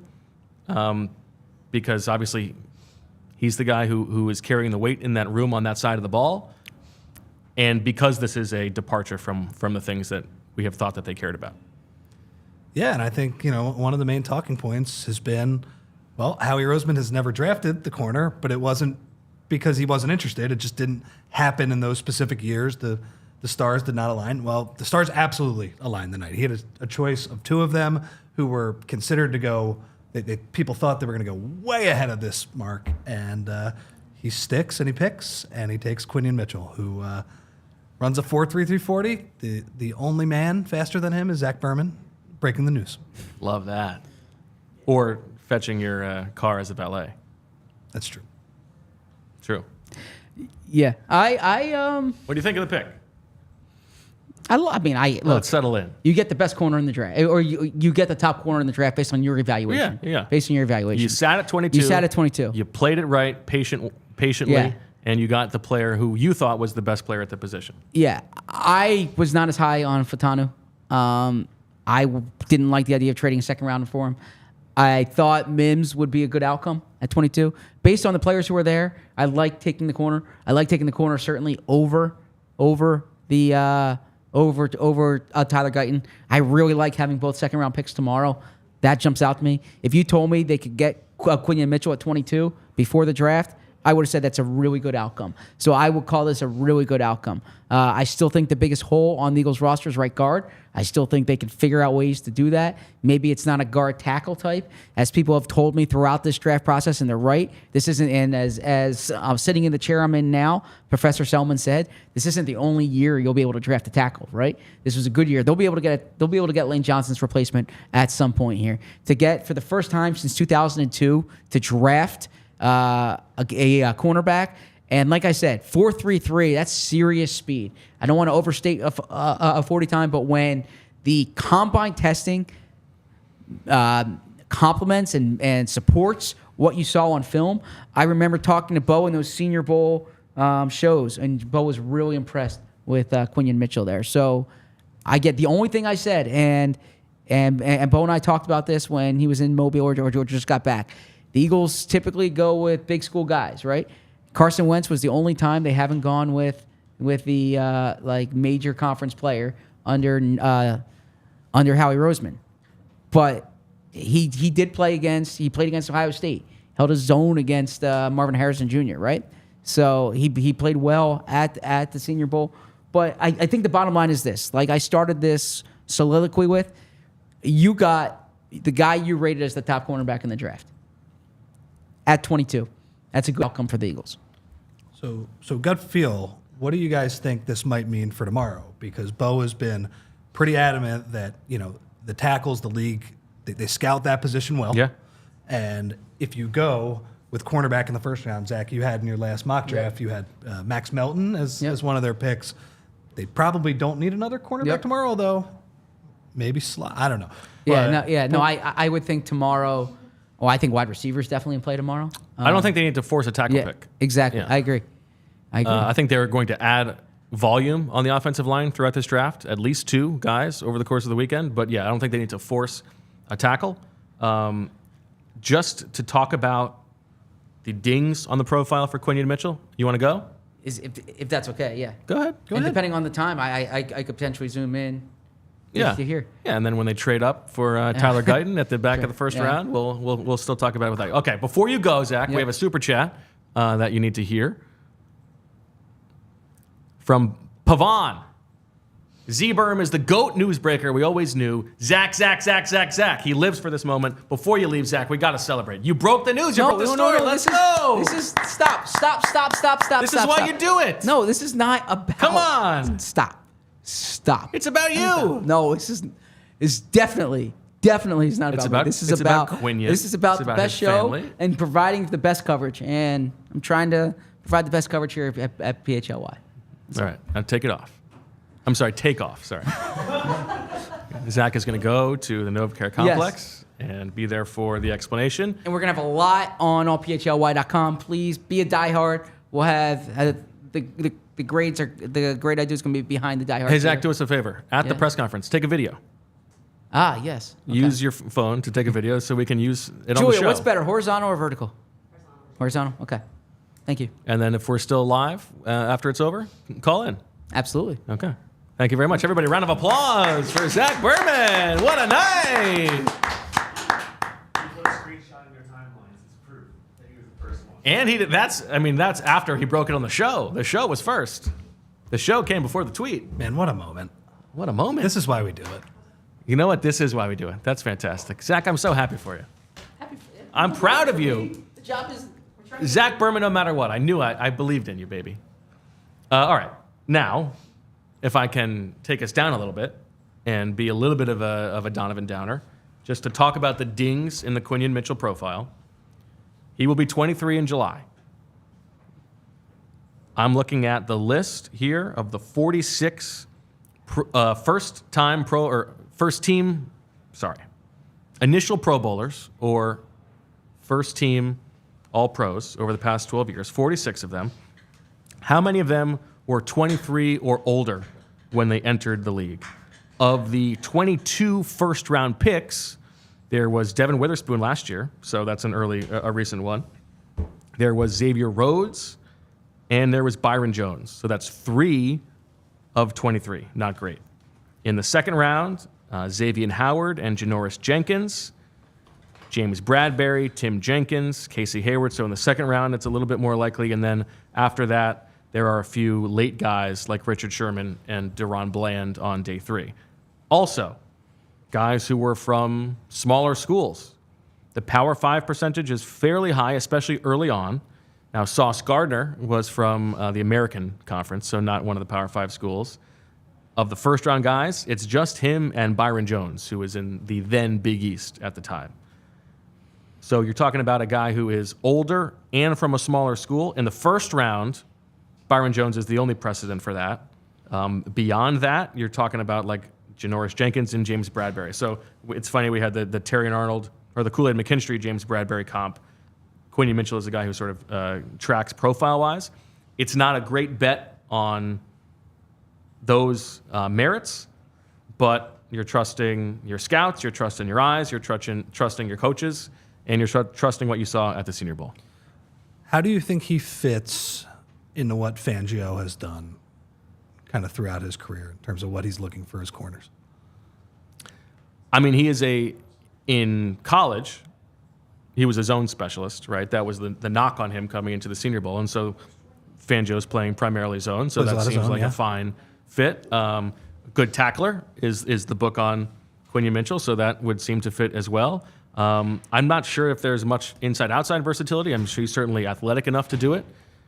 But I think that like the reason for getting a really good cornerback prospect was not only the short term, but like the Darius Slay cliff is coming soon. Yeah. Like it's not just who's going to start opposite him. It's who's going to replace him eventually, and that's why you need a player of this caliber. And I think that's part of the reason why why they would take that position.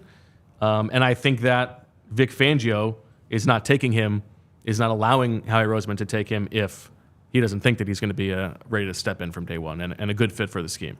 Yeah, and I think the way you just put it, right? Because really the Eagles don't know they did not know what they were going to get from their other cornerback outside of Slay. Like, I hope Keely Ringo is good, and he showed some good stuff at the end of the year, but that wasn't a guarantee. So I think you could probably put it in the perspective of, like, they're probably getting ahead of an issue here. Because, like you said, Darius Slay, I would love maybe one more good year from him, but honestly, seeing James Bradbury over the past year goes to show, like, when a corner drops off, it's usually really fast. It's usually pretty ugly when that happens. I hope Slay has a little more time. So, yeah, getting somebody with this resume, I like that. I have a more important question, though, Bo. Okay. What route do you think ZB is going to take to the NovaCare complex? Well, he was worried, because the Wells Fargo Center traffic, it's working against him. Oh, yeah. Right? But he was worried that, like, he might get caught up in something there. It seems like there's enough time that's lapsed now that he's not going to be too quiet. I know that he's taking 95. He's going to 95. I think he's going to be in okay shape. I think he'll be okay, too. I also think that they're not going to go right to the podium because there's a chance that they could move up. If there's a guy who's standing out, they might be making a move because 50-53 does get you up there. I love the idea of ZB Tokyo drifting onto Broad Street and just flooring it down. Just running red lights. Got to get to the Howie press conference after it's happening. Yeah, man, I'm really happy. Like I know I probably would have preferred Terrion Arnold of the two, but just to get somebody, Quinyon Mitchell, I really didn't think it was a possibility, man. I just had seen enough mock drafts where I was like, oh yeah, he's going 12, he's going 14, he's going 10. I'm very happy with this and kind of how the draft board went. And I would just say I'd like to thank the Atlanta Falcons for drafting Michael Penix. And who did Knicks go to? Yeah, the Denver Broncos. Did you see the video, by the way, of Terry Fontenot explaining to Arthur Blank? I did. Did you see this? Do you think Arthur Blank knew that was coming? He seemed surprised. You would hope he wouldn't be surprised. You would hope. That. I don't know. It's just a hilarious night with the Atlanta Falcons. And then the Broncos take Bo Nix because he likes throwing short, and they think that makes him Drew Brees. Fantastic. Yeah, it's great stuff. All right, I'm just gonna ape Dane Brugler here. I'm just gonna read you the full Quinyon Mitchell scouting report from the Beast, which you can get if you subscribe to The Athletic. Shout out to Dane Brugler, leaning heavily on him for information. Give you the full detail here. Get to know Quinyon Mitchell. Quinyon Mitchell, the third oldest of 6 children, 2 boys, 4 girls, was born and raised in Williston, a small town, population of less than 3,000, about 20 miles south of Gainesville. He grew up very close with his mother, Mashana Solomon, but primarily lived with his grandmother, Marilyn Johnson, until he was age 9. Mitchell started playing sports at age 6 and quickly developed a passion for football throughout Pee Wee and youth leagues. He attended Williston High School, where he was a 4-year letterman and played both ways, cornerback and slotback. As a sophomore, he hit a 6-inch growth spurt and became a starter, posting 40 tackles, 2 interceptions, and 1 forced fumble. As a junior, he earned second team All-State with 29 tackles, 15 passes defensed, 3 interceptions, 1 return for a touchdown, and 1 forced fumble, as Williston advanced to the 1A state playoffs for the first time in almost a decade. For his senior season in 2018, Mitchell battled through an ankle injury and finished with 16 tackles and 3 interceptions, earning an invite to the 2018 Central Florida All-Star Classic. He recorded a combined 1,159 rushing yards and 297 receiving yards for his career, adding 11 rushing touchdowns as a senior and a kick return touchdown as a junior. Mitchell also lettered in basketball and track at Williston, setting the school record in the 100 meters at 10.99 seconds. Sprinter speed. A 3-star recruit, Mitchell was the number 159 cornerback in the 2019 recruiting class and the number 253 recruit in Florida. Prior to his junior season, the Toledo coaching staff discovered him at a recruiting camp and offered a scholarship. Mitchell also received offers from Florida Atlantic, Georgia Southern, Georgia State, South Alabama, and South Florida. He committed to Toledo. Programs entered the picture, including an offer from Illinois that made Mitchell think twice about his options. In the end, he stayed loyal to head coach Jason Candle and signed with the Rockets. Because of his grades, Mitchell was forced to gray shirt during the 2019 season and sit out a semester before he was able to enroll in January 2020. Oh, what good times those were, January 2020. Technically, he was a member of Toledo's 2020 recruiting class. He graduated with his degree in communications and media studies. Zach's going to love that. In December 2023, Mitchell accepted his invitation to the 2024 Senior Bowl. Now, played 4 years, was a gray shirt that first year, started for 3 years, 40 total starts, 5 interceptions his junior year, 1 his senior year. Let's get to the strengths, the weaknesses, and the summary. Strengths: composed, fluid athlete with solid size and above average speed with a 23.58 mile per hour speed in practice. Balanced in his turn and run to stay on the same plane vertically. Flashes a secondary burst when the ball is in the air. Outstanding route recognition and anticipation to locate and play the football. An NFL scout says, "From now on, I'm calling him right on cue." Get it? It's pretty good. Right on cue. Right on cue. Right on cue. Right on cue.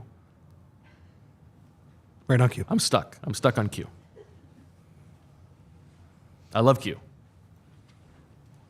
Will Q marry me? Elite ball production, with half of his pass breakups coming downfield and the other half from his read and drive conviction downhill. Had a 4-interception game, 2 return for touchdowns against Northern Illinois in 2022, becoming the only FBS player with 4 interceptions and 2 pick sixes in the same game since at least 2000. Didn't commit a penalty in 2023 and drew only 1 pass interference flag in 2022. Didn't play a ton of press, but showed credible patience when he did, alert as a run defender, and missed tackles were rare on his senior film. Stronger than he looks and had a 555-pound squat at Toledo. Productive special teams resume with 444 career snaps and played on both punt return and punt coverage units. Reserved by nature and described as humble and reliable by his teammates, but he asked the staff to coach him hard. Admirable toughness and will play through minor injuries. Didn't miss a game the last 3 seasons. Weaknesses: modest build and average play strength. Played mostly off man and zone and would often give up too much of a cushion at the sticks. Will turn his hips prematurely at times, protecting against vertical shots, but conceding targets on stop and comebacks. Needs to be more violent and forceful with his punch to shed perimeter blocks. Faced several talented opponents. Allowed an 8-yard touchdown to Marvin Harrison Jr. on the 2022 Ohio State tape, but didn't go up against a gauntlet of high-level receivers in the MAC. Outside corner in college with minimal experience lining up inside, only 4.7% of his defensive snaps in the slot.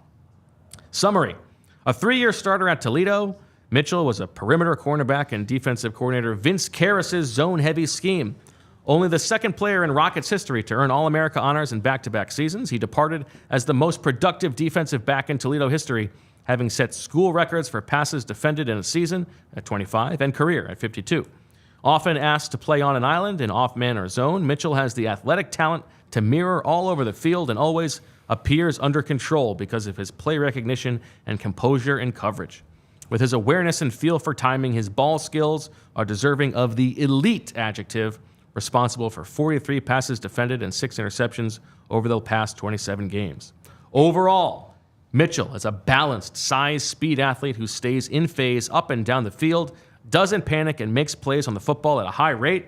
His tape and traits show an NFL-ready starter with a bright future. Grade, first round, number 11 overall. Steal.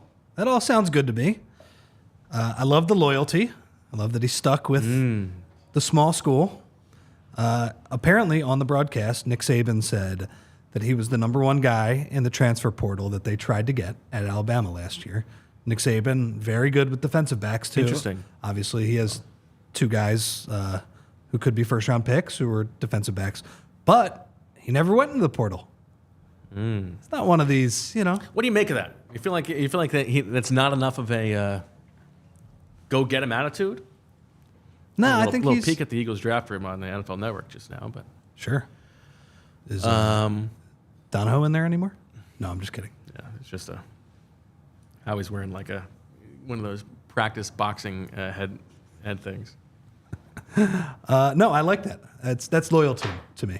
You know, the Toledo Rockets, they needed him, and he's not going to chase, that SEC NIL money, which I'm sure, he could have done a lot of ads for some Tuscaloosa car dealerships. He said, no, I want to be the big man on campus in Ohio. No, that all sounds really good, man. The height, weight, speed, all that stuff. I'm very excited about this. Is there anything else? Oh, there was a trade too. Terrion Arnold is going to Detroit. Oh. They traded with Dallas. Okay, so Jacksonville at 23 takes Brian Thomas. There goes my bold prediction of the Jags not taking a receiver. And then the Lions trade up for Terrion Arnold. I don't like what those Lions are doing, what they're building up there. Listen, watching Quinyon Mitchell at the Senior Bowl, I thought he was the best player on the field. There's a play he made, I believe it was in team drills. It was like a deep pass downfield, and he goes up and makes the interception, and you saw that he has these unbelievable ball skills. But then he turns on the Jets and is like in this practice setting when, he'd be fine to just get the interception. Like he's trying to return it for a score and everybody's blocking for him. And you saw his speed on display there too. And he's like coming right towards me and you're like, okay, this is a guy. The only reason that I am not like jumping for applause and throw Howie a parade is like it's the age, it's the level of competition. I'm a little bit skeptical of like if they're gonna really sell. Well, Mountain Union, we know this guy. Like we've got the connection with that coaching staff. We know what he's about. It sounds like a Zach Berman feature to me. It's a little too cute. Like it's a little too convenient for like just my skepticism. But even if Terrion Arnold turns out to be a better player, I think they played this well tonight, being patient, sitting at 22, and getting who they had graded as the top corner on their board. Yeah, no, 100%. And, they don't usually stick and pick, but it's, I just watched a Sixers game where, during the COVID year, Tyrese Maxey fell to them, a guy that they had no idea was going to fall to them, and they just stayed put, took the guy that fell. I'm a huge fan of that. Honestly, the story of the night for me is Zach breaking it. I know that he doesn't want that to be the story. That's the story. When he of the said night. it's not about him, like he sounded like an athlete. Like I thought he was about to be like, all praise and glory to God after something like that. Only as too. good as your next one. He was just a cliche. But he said earlier in the night, he machine. said, I think I might get this one. He said it 5 minutes before, and then I don't know about this. I don't know. I wish he would have leaned into it a little more. Anyway, amazing job by Zach. Apparently, I saw the chat that they confirmed what I said. That He had it first? That the timestamps are saying. Yeah, but I mean, he had it first on Twitter, but that was like 30 seconds after he said it on the show. So do you think when he broke it on the show, that was him being selfless, or that he could not contain himself with the news? Well, I mean, first of all, his loyalty has to be to the show. Second, it's much he's got to say it while he's typing it out. Yeah. Yeah. Well, I know you guys had an argument like 4 minutes before about that. Not an argument, but you. And by the way, you were correct in reminding him what comes first, and that is all the sickos in the chat. Come on, we got the people watching. Yeah, absolutely. But just watching that split second, we're just having a conversation, and just him go, the Eagles are selecting Quinyon Mitchell. Yeah, it's great. Yeah, just what a moment. Electric stuff. So do you remember the moment from the Combine when Howie had that weird comment about... Bucks taking Graham Barton, by the way. Oh. That's a very Bucks... Lucky them. They got a bunch of white guys on that offensive line, besides Tristan Wirfs. Yeah. So, the moment though when Howie was like, Vic Fangio, he thinks he's going to have control over this. Yeah. And I don't know. It is interesting that Vic Fangio shows up, and hey, it could just be circumstance. It could just be that the board fell this way, but he does get somebody who I imagine he's pretty all in on. Just somebody who seems like he fits the profile of playing for him. and really fills the major hole on defense when we have pointed out that in the future that there probably is going to be a hole in offensive tackle.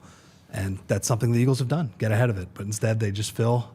Oh, wow, and the Packers are taking hole. Jordan Morgan? Oh, one of my... listen, congratulations to Jordan Morgan. Happy for the guy. Relative to consensus, one of my least favorite players in the draft. I do not get it with him as a first-round pick. But Micah Parsons. I don't know how Howie and them got so lucky. Micah Parsons is going to play for the Eagles. He so thirstily wants to be an Eagle. It's great. Yeah, it's wild.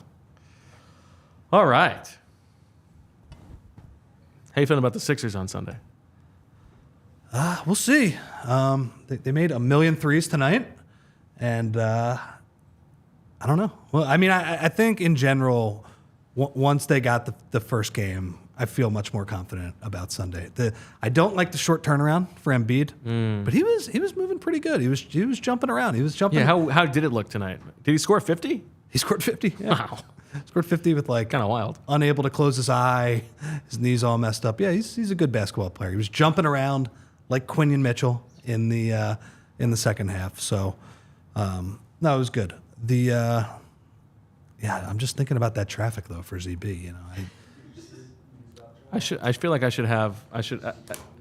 What's that? What's the news? It said it came out that he's been suffering from Bell's palsy since playing the game. Yeah, I mean, What? that's crazy, but The Jim Ross? that's crazy. But I mean, God. the footage of it is pretty crazy. Oh, finally, the Quinyon Mitchell pick has been Solid fit. What do you like the suit? Terrion Arnold's was better. Was much sharper from what I saw on social media. But a good fit for Quinyon Mitchell. Well, he doesn't have that money yet, Bo. He's he Yeah. didn't take He that. didn't take the NIL money. Yeah. NIL at Alabama. You know? Now, here's the thing that I'm going to tell you what I think we might hear about over the course of the weekend. When Howie and Nick gave their pre-draft press conference, when they were walking off, I just quickly to the side asked Nick if anybody beat him in horse, or you know what he does. They've got the basketball hoop in the auditorium, and you know he, as a test of guys' competitiveness, his way of getting to know them, he likes to play horse with them. And he's like, oh yeah, he's like, there's a story there. And Howie was like, oh yeah, like hopefully we get to tell that story, like something like interesting happened. And for some reason, I just this morning I had a feeling that was Quinyon Mitchell because of the connection, like to the Mount Union guys. I wonder if we're going to hear about that today. I think we will, and Zach will be the first person. That's just a guess. Yeah, to enjoy that too. Yeah, how much do you care? Because you mentioned the age, and that's something you've talked about a lot. You also mentioned the lack of competition too, and I don't want to say lack of competition, right? Those guys get paid too in college now in the MAC, but just in general, like, does that scare you at all? The idea that he's going up against Northern Illinois and he's going up against Akron and he's going up against Ball State, those types. A little bit. Now this is part of like how he's saying that he aced all the parts of the process. He did go to the Senior Bowl and looked like the best player there. So he answered some of those questions. And what is Senior Bowl? Is that like, is he getting one-on-one reps and then he's also in team drills as well? Yes. And when we did the Sheil and I went to Princeton to watch film with Coach Flynn. We watched the Quinyon Mitchell film from Toledo and it was good, but it wasn't like knock your clothes off. But then when you watch the Senior Bowl stuff and he's asked to do more and he's going up against, like the Ladd McConkeys and Ricky Pearsalls, these guys who are supposed to go in the second and third rounds, and he's up on them in press man and shadowing them with every movement, like those were dominant reps. And you're saying that the film in college wasn't as good just because he wasn't asked to do quite as much. Yeah, exactly. Playing zone. Okay, yes. That makes sense. And obviously, like if you are in the MAC and you've got a guy who might go in the first round on one side of the ball, like how often are you going to throw at him? No. Right? Like, I'm just like, I'm the quarterback. No I'm thanks. looking at the other side of the field. I'm saying, I'm going to him. I'm like, we'll put 3 guys on the other side of the field. We'll just put 1 guy as a decoy on the other side. The ball is going to the other side of Quinyon Mitchell. So, yeah, I mean, like, look, the stats are, not giving up a touchdown in any reps in college. You would think once in a while he would get beat. That's pretty good as well. So do you think, a cornerback, is that something we're going to know right away? Like, is that something you're going to be watching in That's a good training question. camp and you're just going to be like, he's either got it or he doesn't? I actually think the corner, like more than most positions, is kind of like that. Guys take development, but like elite guys, I think you do sort of see it often, like right away. Because part of it is because the nature of a position is it's like so athletically one-on-one that I feel like you do sort of see it early. Yeah. I'm trying to think. Like, I guess Slay would be the answer here. I'm trying to think of like the last crazy good athlete the Eagles have had at the cornerback position. Dominique Rodgers-Cromartie comes to mind. Yeah. I mean, even like Asante won with his brain and gambling a little bit, but also just being really smart. Yes. Too. Some of the other guys, I mean, again, because they have gotten by with, like you and Zach said yesterday, like trading a third-round pick for Ronald Darby and, getting James Bradbury after the draft last year for a very reasonable price, like those type of things. So this is going to be different. Like actually having a premium pick and kind of paying attention is like, can they develop this guy? Yeah. We're going to hear a lot of references to Jason Kendall tonight, the Toledo head coach who was with Nick Sirianni. I'm going to pull a Zach reading about Connor Barwin and 8 Mile, and I pulled up my Nick Sirianni Mount Union oral history because I talked to Jason Kendall for that story. So these are the quotes from Jason Kendall about Nick Sirianni that will tell you about their relationship. Jason Kendall, a wide receiver at Mount Union from 2000 to 2001. He says about Sirianni, he was a 6'2" guy that could run good routes and worked really hard at perfecting his craft. I think that's what a lot of his teammates really appreciated the most about him, was that he worked really hard. He was a fun guy to be around, but when things got serious, there was work to be done. He was always the guy that you could count on steering extra on the field to do more, that kind of thing. Okay, not a great quote. By the way, Zach has texted he is there, so he has made it. Wow. So good stuff. Nice work by Zach. Classic Leadfoot Zach. Next thing. My last year as a player, we were the 2 receivers, and midway through the year, he was injured and forced to miss the entire season. I think probably a guy that had worked really hard to get into that point in time when he was a contributor and doing a really good job to that point of the season. To get hurt and miss that year was a blow for our team and certainly to him. But it was really cool to see him go through that injury and really persevere through it and come back and have a great finish to his career. Again, not lighting the world on fire, but that's okay. Now, their buddy Zach Bruni refers to Jason Kendall and he and Nick and some of the other guys. They stayed over on campus over the summer, and what they did was they played a lot of basketball. And they would play against random guys who were in college. And now Kendall says, I vividly remember some of those. Those were epic battles. Our thing was always try to compete in everything, whether that was playing video games or on the basketball court or doing whatever. So that's where you're going to hear that compete connectivity. Now, I had heard about those basketball games that Nick was not much of a defensive player. He was all about offense. And Kendall says, I think you have a good source on that. So that's the book on Nick as a basketball player. All offense. Kind of respect that. I mean, I could see him talking a lot of trash in those pickup games as well. Now, that's exactly right. What a segue, because now I ask him about the talking trash, and Kendall says, I think the mental piece of it, trying to gain an advantage, was definitely a part of his game. Now, I don't know if anybody ever listened to him, but he was certainly talking. I'll put it that way. And I miss when the Eagles had a basketball team where they would play in the offseason and they would like sell out a high school gym and play against, I don't know, like a bunch of cops or something like that. Yeah, but I mean, no, we need to gas up the. Huh? That's all right. Well, I don't know who they would play against. They play against somebody.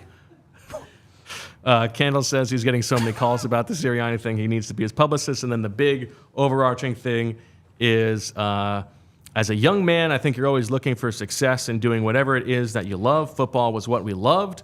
For all of us, an NFL career wasn't an option. It was, can you stay connected to the game in any way possible?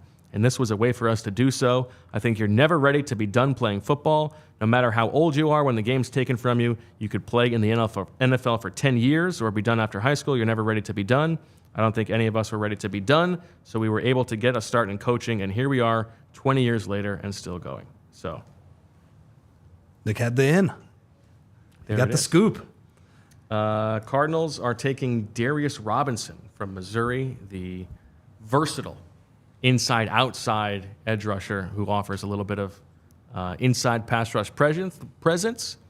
Jonathan Gannon gets himself I guess, like, not quite a Josh Sweat.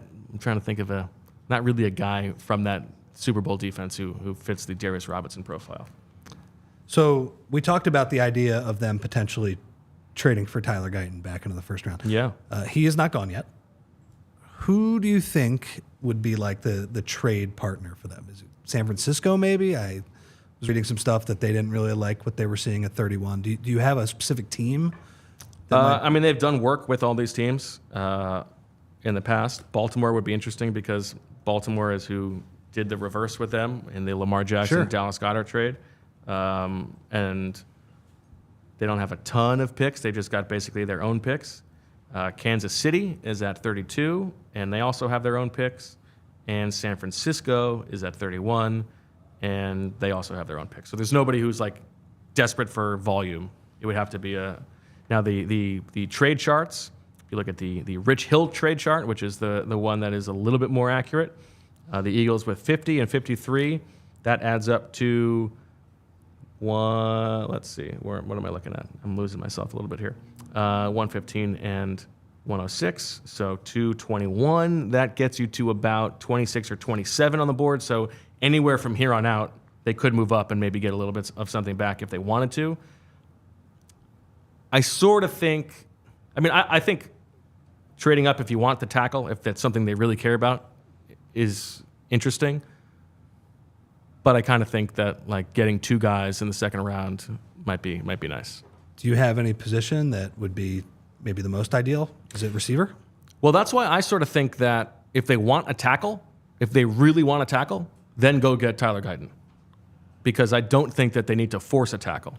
It's like you said in the Blake Fisher, is that his name? Yeah. In your worst case mock draft. Yeah, exactly. Like a good player, but not worth it.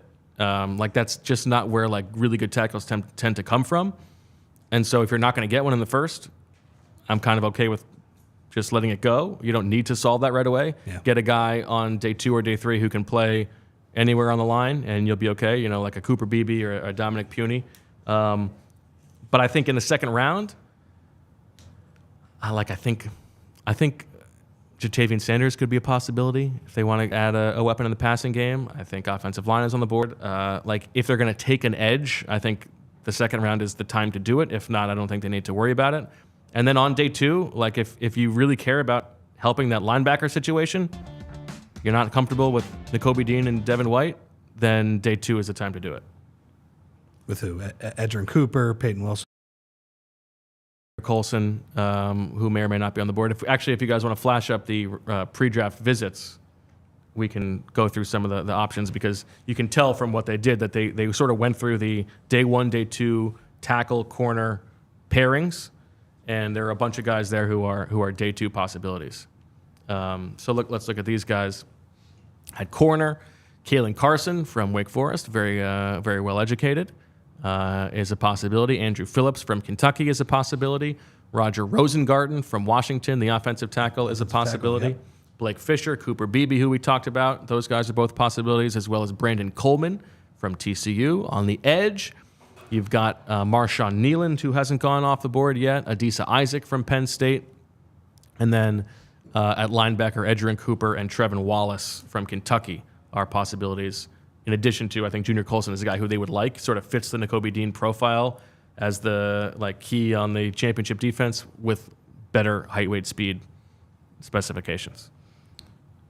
Yeah, I definitely want a receiver, despite the fact that they did get A.J. Brown. Was that a case of the numbers being reported incorrectly, do you think? I think it was 395 or something. Did I see that? I mean, it usually is, yeah. Right? Because I remember for the Devontae one, you guys explained that now that's actually like 5 years because they're including right. money. They're just reporting the new money. Yeah, but he is getting paid more than Devontae, which I guess he should be. But it's kind of interesting just in terms of the personality dynamics. The contract in Detroit for I'm blanking on his name. What's the Detroit? Amon-Ra St. Brown. Yes. When I saw that contract, my first thought was, oh man, this Devontae contract is going to look like a joke in a couple of years. And it might look like a joke to the point where he's going to get rightfully a little annoyed about it soon. I just think that market for receivers is going to absolutely explode. I think you're right. And it's part of why like the Ayuk stuff is going on, and you imagine maybe they can't get something going. And this is an interesting one.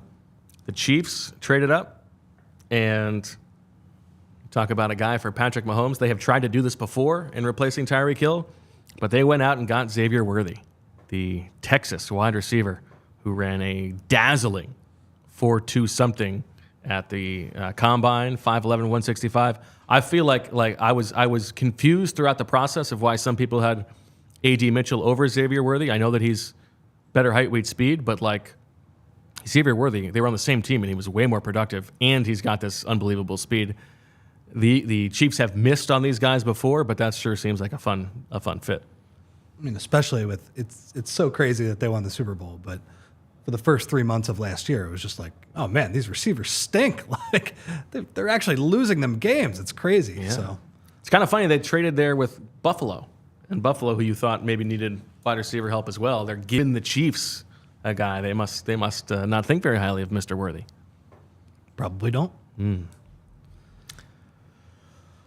think there's a chance they trade back in? I guess I should ask Zach if we know if they're coming to the podium, or not. Yeah, I don't know. Is this, in your experience, does Howie usually waits until the end of the first round? And then once the final pick is made, then I'll go do it? Yes. It's tough. I mean, some of those like day 3, just waiting out in the auditorium. I mean, again, being a reporter is not the hardest thing in the world, but those are some long days. Yeah, those are fun days, but yeah. This is why we do it, as Zach would say. Yeah, exactly. I remember the one time we waited for Wendell Smallwood to drive up from Wilmington. That added a few minutes. Some people. Okay, Zach says it will be the end of the round. So what that means is that when the last pick of the round is made, Rich and I will finish up here. Zach is going to be at the press conference. You can watch that, and he might take some video. Maybe we'll have a separate video go up later. And then tomorrow, we're going to be back at, I think, 7 for running through this whole shebang all over again. Very exciting. Little day 2 tomorrow, Bo. Day 2. I love a day 2. Day 2 is when the real is that your favorite day? Championships are built. I love a day 3. You love day 3. I mean, day 3 is going to get wacky. I mean, especially just all the trading, all the small school guys that could be a Camp Crush. Fun names, yeah. Yeah, absolutely. Yeah, Camp Crush, absolutely. So the Cowboys are on the clock. As an Eagles guy, what would you not like to see the Cowboys add? Probably. I mean, what's their offensive line situation now with Tyron Smith leaving? I mean, they have him penciled in as the left tackle. I think they need a center. That's right. And maybe another offensive lineman. I don't know. What do you think? I mean, I'm just trying to look at who else is available. I mean, the stuff coming out of Dallas this offseason. There we go. There's the big board. Cooper DeJean, Tyler Guyton, Nate Wiggins, Kool-Aid McKinstry, Kingsley Suamataia, A.D. Mitchell, Johnny Newton, Jackson Powers-Johnson, and Troy Franklin, the best players available per the all PHLY big board. It's a good-looking big board. Brenna, you're crushing it. Could see Guyton maybe going there. Yeah. You could see Guyton. You could see Wiggins. Yeah. Kool-Aid sort of seems like their type of guy. Maybe Johnny Newton. That would be an interesting one to help free up Micah Parsons as a penetrating defensive tackle. I like a Johnny Newton. Could Johnny Newton take over for Mozzie Smith as the tush-push stopper? Mozzie Smith. Stinko de Mayo.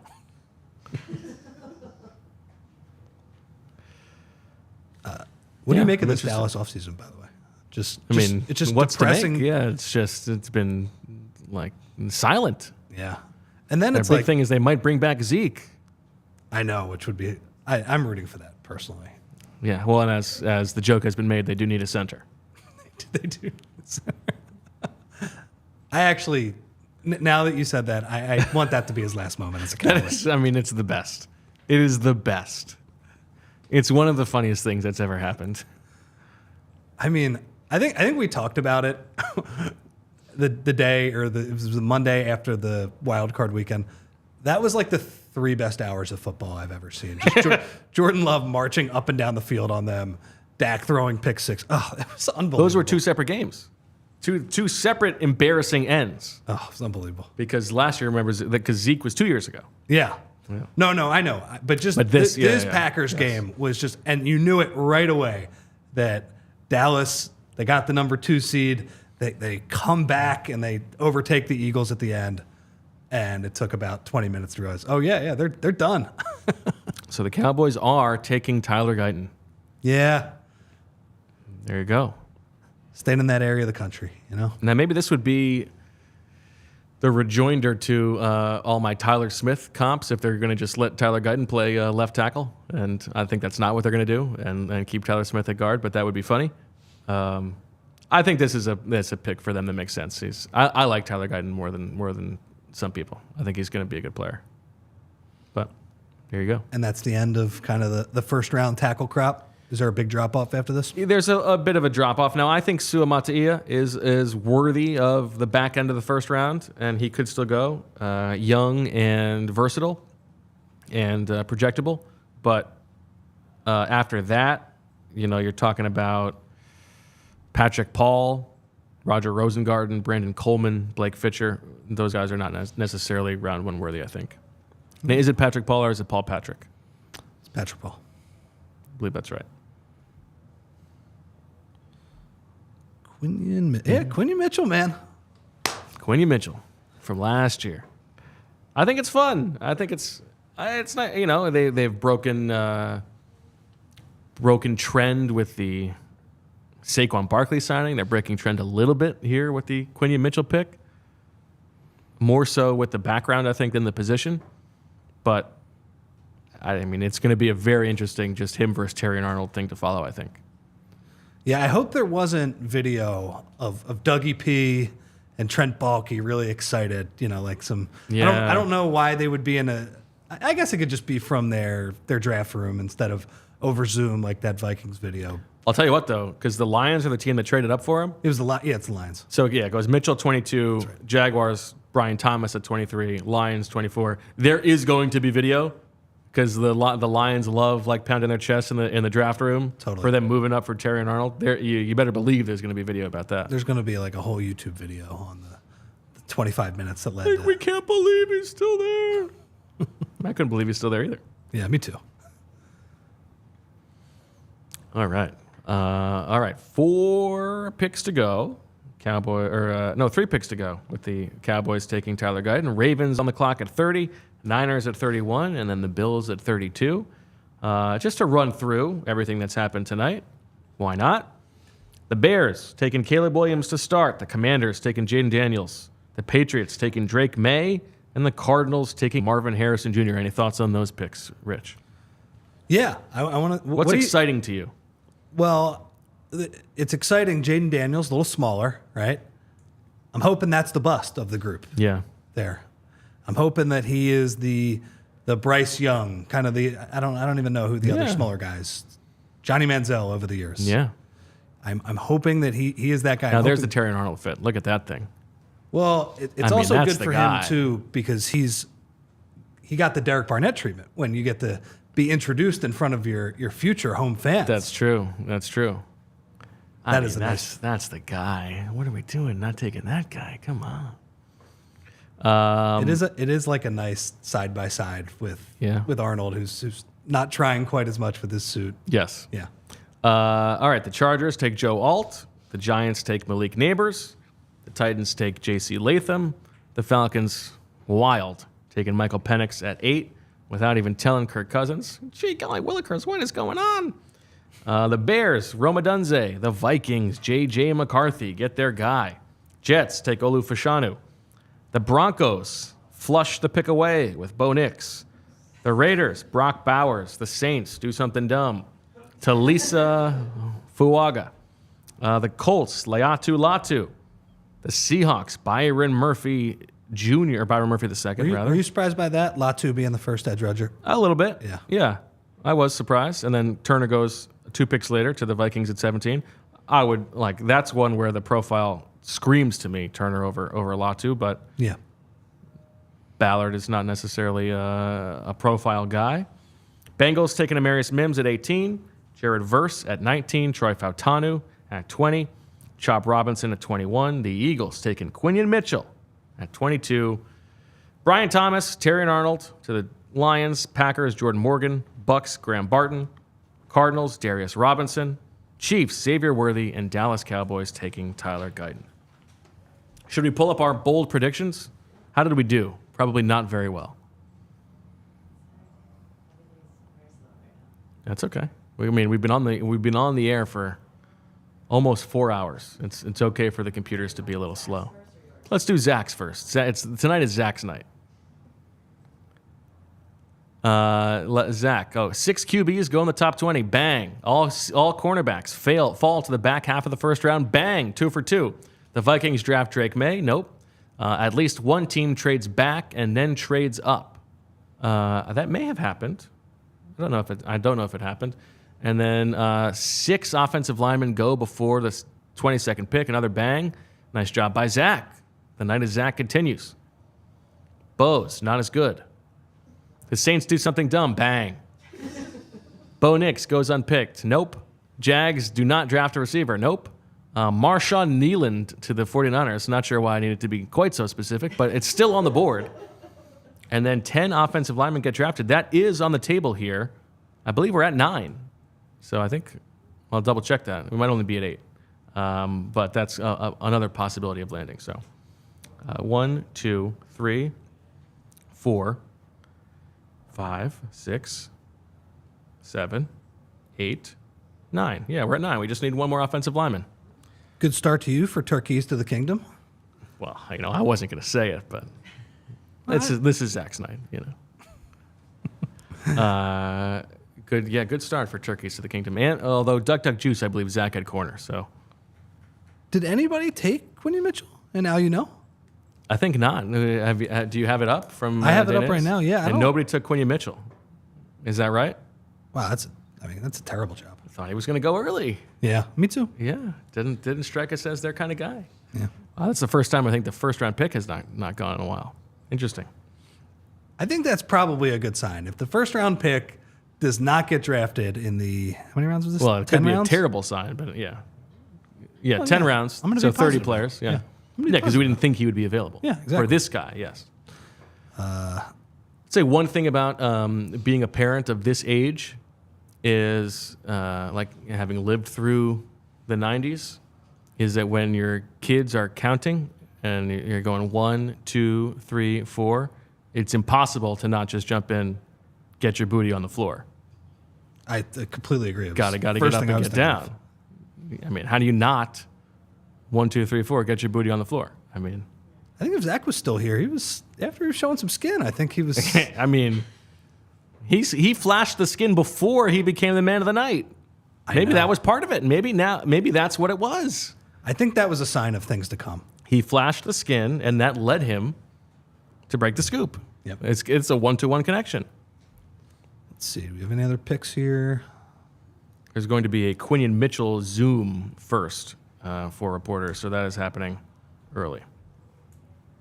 Zach believes he can tape it so we can play it on the show tomorrow. That'd be nice. All right. 3 picks to go. Oh, we got a new pick. What do you know? We got one? Yeah, Baltimore Ravens. Nate Wiggins going to the Baltimore Ravens, the slight but speedy, talented man cover corner. Nate Wiggins going to the Baltimore Ravens. They love themselves a DB. They do. Not really a Ravens type DB because the book is that he can't, not physical, but that'll be interesting. I mean, just look at that picture of him. Like, look at how thin that waist is. Wild. He's a slender football player. Yeah. You said his tape was really good, though. Really good. How was? Can you describe what was the pilgrimage to Coach Flynn's? The best. Like, what's the setup he has going on there? Is he I don't know. Is he kind of? Does he have the clicker? Does he have like the football guy clicker where he's? Of course he does. Yeah. We're in the wide receiver room. Great room. Oh, at Princeton? Oh yeah. Oh yeah. Oh yeah. I mean, it's fantastic. It's, I think, 3 rows of seats, and you got his set up there, and he's got the PFF hookup thing, so it's like you can just go to. You can sort by all targets or all explosive plays or all these different things, and so yeah, for the corners, you're looking at the targets, so you can bang through them quickly. A lot of fun. Yeah, that sounds great. Yeah, it's a lot of fun. Now, somebody in the chat saying that I didn't predict Quinyon Mitchell go to Helsinki. I did predict Quinyon Mitchell. He was definitely part of my final mock draft, and so it's a good job by me. Not as good as Zach breaking the news, but yeah, I mean, I definitely nailed it. Good to get on the board for once. Congrats, man. I mean, you got bragging rights for a full year. Thank you. That's exactly right. Yeah, that's great. Although, I mean, this is a great ball don't lie situation where, like, the comeuppance of Zach breaking the scoop is really, really good. I'm happy for him. Yeah, but I mean, like, you have your thing where you were the... Yeah, I mean, I'm clearly the better prognosticator. Absolutely, right? But yeah, he's the newsbreaker. You're the analyst. Yeah, it's good for us to have our lanes. It's also, too, I mean, he is even more stone cold now after that moment. Like, he is locked in as a newsman at this point. Stone cold newsman. Yeah. I mean, that was so good. He did it. He got it. Picturing Zach breaking the beers over his head. What number would you like Stone to Cold. see Quinyon Mitchell wear? Well, the numbers are all You know over. what I gotta see if it's Quinyon or Quinyon. The numbers are all over the place now. No pronunciation in the Brugler. I was doing that for the Sixers podcast, by the way. I don't know if it's Isaiah Hartenstein or Hartenstein. I really don't. And I find myself Hartenstein. Yeah, I could do that, right? Just I find myself going back and forth every other sentence. Yeah. So, tough look for me. It's hard. What number? 20? Let's see. Well, let's look at the roster. Let's see what's available. Yeah, I don't know. Somewhere in the 20s. On the board, you got 25, 30, 31. Oof. They might have to cut somebody. They might have to pull a Christian Ellis because, I mean, Zach McPherson at 27, honestly, might be on the hook there. Josh Jobe, 28. I guess 30, 31 you could talk yourself into. Could you go in the teens? Could you get Quinyon Mitchell 9? No, can't do that. There's not a lot available. What do you think of those numbers? What did he wear in Is the Toledo? fastest of those numbers? What's going to turn that 27? Yeah, what's going to turn that 4.33 to a 4.30? I think it's important. If he's wearing 46, I mean, he's running like a 4.6. And I mean, there's no way they're giving him 40. No, I know. Okay, I'm he just was saying, 27. The number is important. He was though. 27 on Toledo. He's going to take 27. I'm sorry for Zach McPherson, but that's not going to be his for long. Cooper DeJean, San Francisco 49er. Oh, now that Nick Bosa made that pick. Well, he certainly approves. You know that Nick Bosa made that pick. I mean, he's putting together the race war team. Oh, that's right. I forgot about that. This is. I mean, he finally got his defensive back. He can. Wow, Nick Bosa is just Beside himself. right now. Well, that's important. I mean, if He's going to put out the happiest Truth Social post that's ever been happy. 100%. All right, one more pick to go. San Francisco taking Cooper DeJean. That's interesting. Well, look, if we think the 49ers are going to be good again, could be seeing some Cooper DeJean, Devontae Smith matchups. Wait a second. Someone is saying that the reports now are that the Niners are taking Ricky Pearsall, which is also a Nick Bosa pick. Oh, so I what read the wrong happened to the tweet. DeJean? I'm sorry. Did somebody else take DeJean? No, it's just Ricky Pearsall. Oh, it was Ricky Pearsall. My bad. Wow. Oh, well. Well, either way, Nick Bosa had his hand on the trigger. You know what, though? Taking Ricky Pearsall. That my is a bad mistake pick. there is worth the fan fiction that you provided for everybody, though. I mean, do you think Bosa's going to demand a trade now? No, because I took another white guy. Oh, that's right. Now Ricky Pearsall. But it's about the value, though. You want to talk about the buckets? Ricky Pearsall is not in a good bucket. I'll give you a reason to disbelieve Ricky Pearsall. Now, it's interesting they're taking a wide receiver with the speculation that they may have to trade Brandon Ayuk. But guys who were fast but old and unproductive, so guys who stayed in college for a while, never topped 1,000 yards, that is where Ricky Pearsall is from. If you're talking about first and second round picks, 4 guys have hit, 7 guys have not. Now, one of the hits is Deebo Samuel, so maybe they see some connectivity there, but that is not a great bucket. And this is a guy who was in college for a while and never topped, as I pull it up, he played 5 seasons. Now, he got to 965 receiving yards last year, but that was his 5th season. I mean, he played 3 years at Arizona State and then 2 years at Florida. Like, I get talking yourself into it, but that sure sounds like White Van Jefferson to me. Yeah, it's not the type of pick you're looking for there, right? Just the age. Florida has not been good for a while as well. I remember watching Ricky Pearsall. I forget. I think the guy's name was Graham Mertz. He was the quarterback for... Doesn't sound real. Is that right? I mean, I believe you. I'm just saying he's got a weird sounding name. Yeah. Well, I mean, like, look, when Graham Mertz is throwing to you, it was Graham Mertz. I don't know. 900 yards ain't bad. Yeah, also Ricky Pearsall's 24 in September. I mean... What is all this talk about the Yikes. 49ers trading Ayuk? Is it just because they're not going to be able to pay both of those guys? I guess. Yeah. I don't know. Maybe they're... All the other wide receivers getting paid, they're getting spooked. I mean, especially considering how much money they have. It's hard to believe that on this night that Ricky Pearsall is the worst pick of the night. But should have taken DeJean. yeah, DeJean's still on the board. Now, I believe people are saying that this pick has been traded too. Buffalo has traded out. The Panthers are moving up. Buffalo moving down the board. What do you need that 5th-year option for Carolina? Especially because Carolina does not have a lot of picks. So for them, well, now they're only moving up presumably only one spot. They have 33. So. Would you say this is Mike Garafolo says the Bills basically they get 141 for 200 in order to move back one spot. So, who do they need the 5th-year option for? Is this a tackle? Is this an offensive lineman to protect Bryce Young, or is this a receiver for him to throw to? It's a late night for Dave Canales.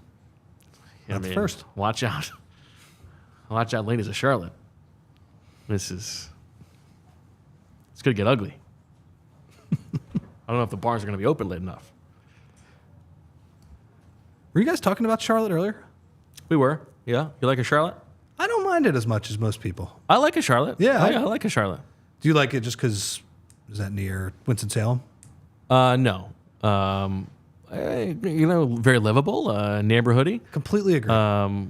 Good mix. Like the downtown Charlotte, nothing to write home about, but lots of good neighborhoods surrounding. It feels like the there's downtown. neighborhoods that are pretty accessible to the downtown too. Yes. Where it's not a ton of traffic. I could be wrong about that, but Yeah. it just seems like I like a Charlotte. it's well laid out.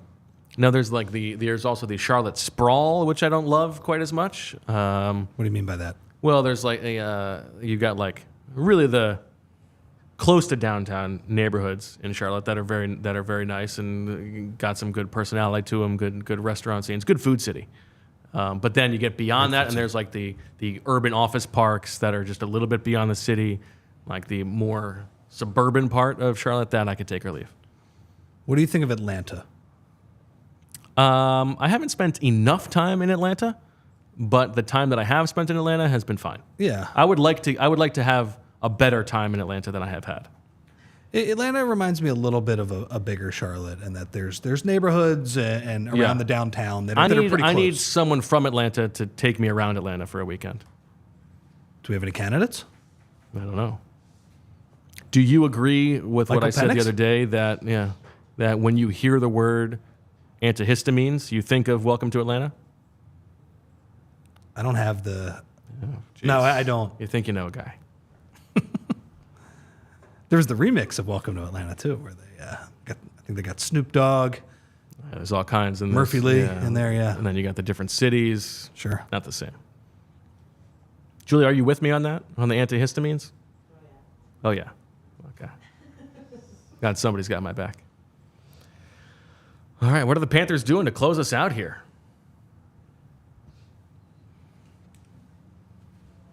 Be funny if it's the Carolina Panthers with the 32nd overall pick have selected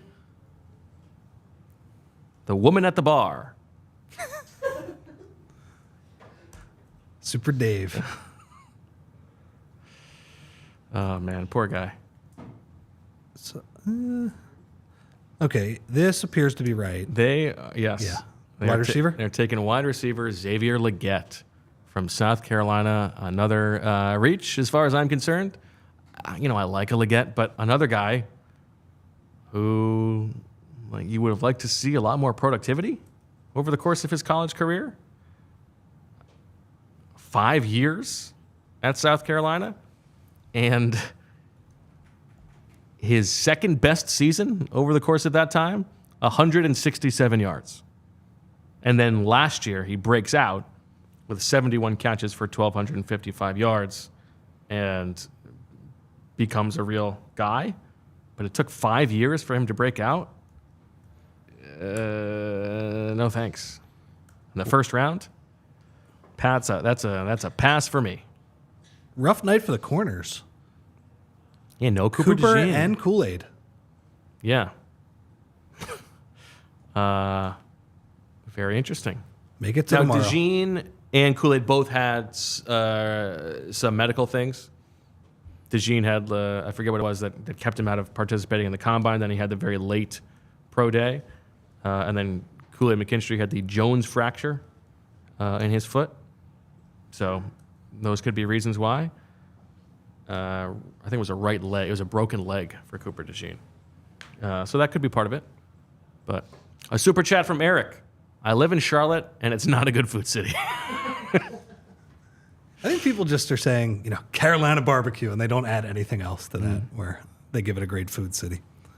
I've had barbecue there. I've enjoyed it, but I like barbecue. So, yeah, I mean, I like a resident culture we've talked about on this show, but I don't think that it is a differentiated food city, which is what I would consider a great food city. Not just have you had a good meal, but that's okay. All right, let's wrap this bad boy up, Rich. The Eagles, the draft gives them a gift with some of the reaches at quarterback ahead of them. They were able to sit at 22 and get the best corner on their board. Quinyon Mitchell from Toledo, a little bit older, a little bit faster. A good fit for the Vic Fangio scheme in theory. You're feeling good.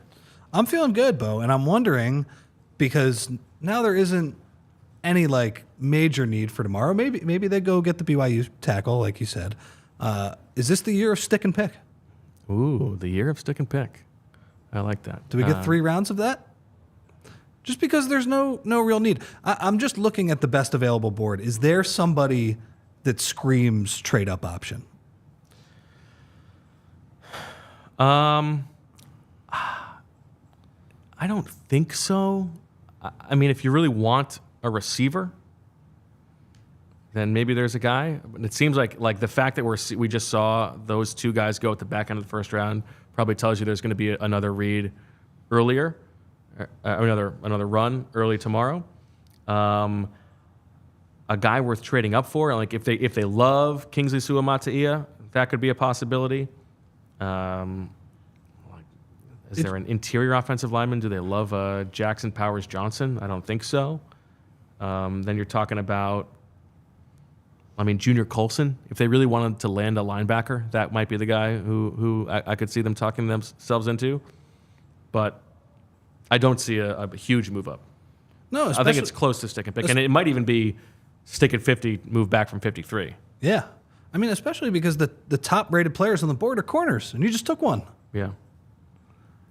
Before we do close, I got to tell you guys about our friends at Olipop, because Olipop is the world's first functional soda with a classic soda taste and the benefits of plant-based prebiotics, and other botanical ingredients to support gut health. feel like maybe Nate Wiggins could use a little extra gut. That's not what Olipop's giving you. They're giving you gut health, but I'm just trying to connect some stuff. Olipop. 2 out of 3 Americans say that they suffer from digestive issues, and 95% of Americans don't get the daily recommended amount of fiber. Olipop is tackling both of these issues with a drink that tastes just like soda. Research has linked some of those issues to poor gut health, so taking care of your microbiome may be one solution to your digestion problems. Olipop conducted a study that showed that their Oli Smart formulation boosts beneficial gut bacteria and generates metabolites supporting digestive and overall health. Olipop has delicious, nostalgic flavors like vintage cola, classic root beer, orange squeeze, classic grape, strawberry, vanilla, cream soda, and cherry cola. They also have a Dr. Pepper dupe called Dr. Goodwin and a brand new Sprite-ish thing called with a lemon lime flavor.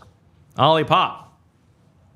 Their debut in Wawa couldn't be more of a match made in heaven, a delicious, healthy drink that meets a convenience store both adored by a cult following. And you know what they've got? They've got those 2 most popular flavors, strawberry vanilla and classic root beer.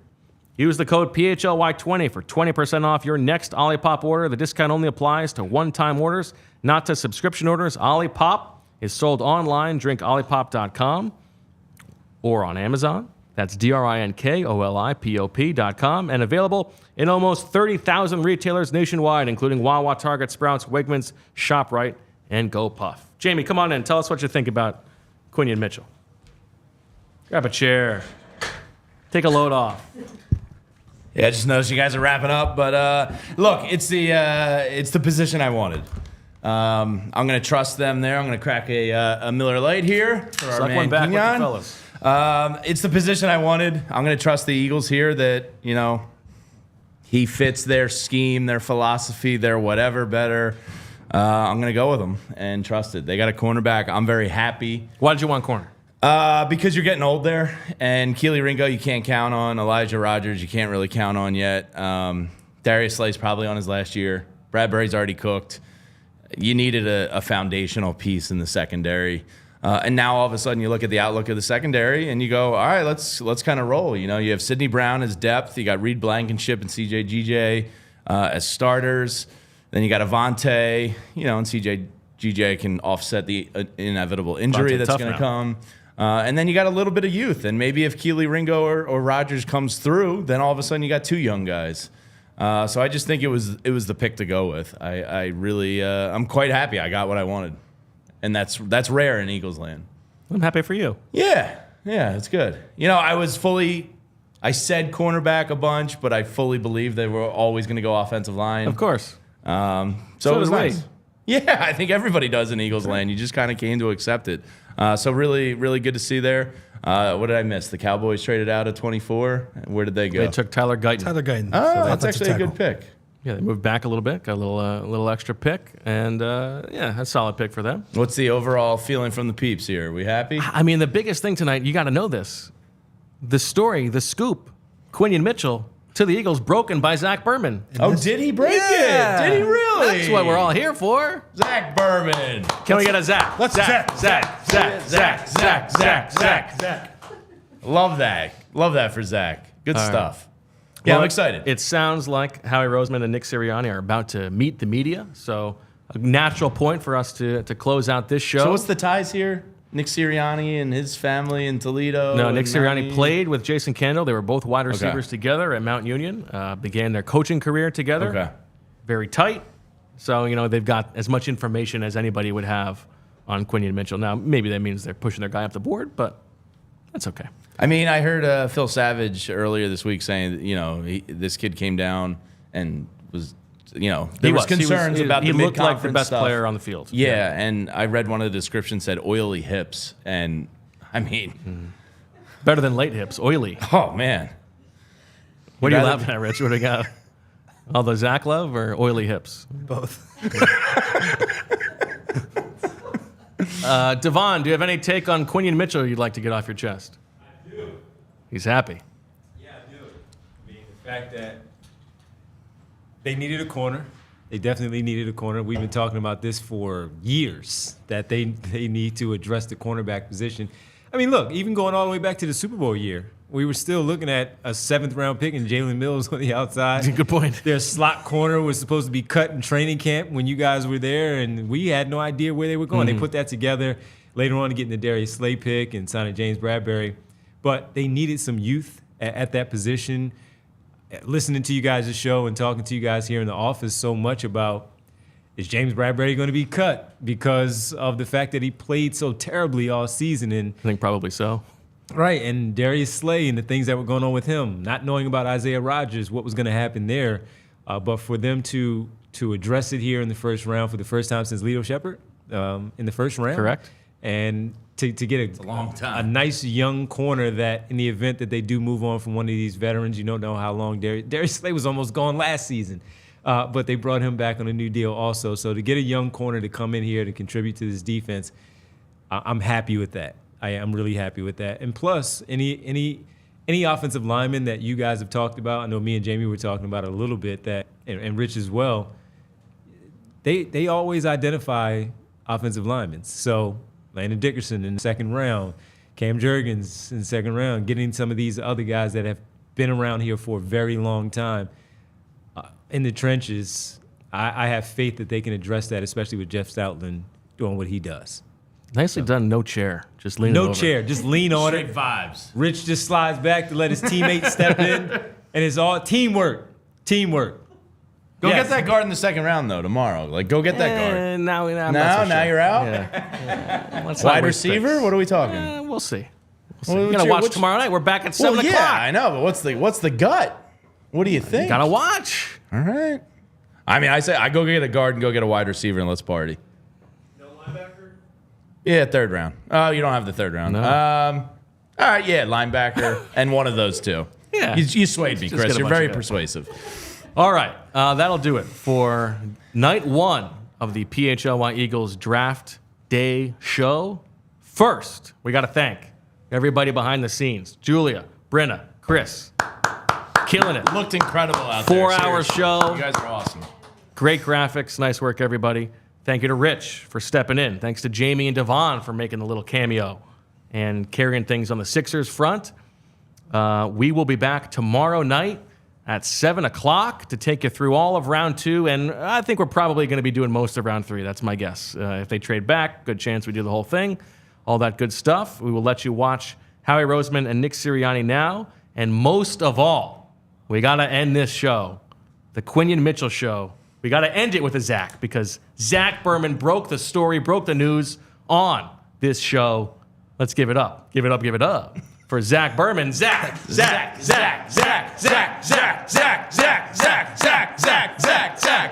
Thank you, Butcher Box. See you tomorrow. And as always, we love you, by the way.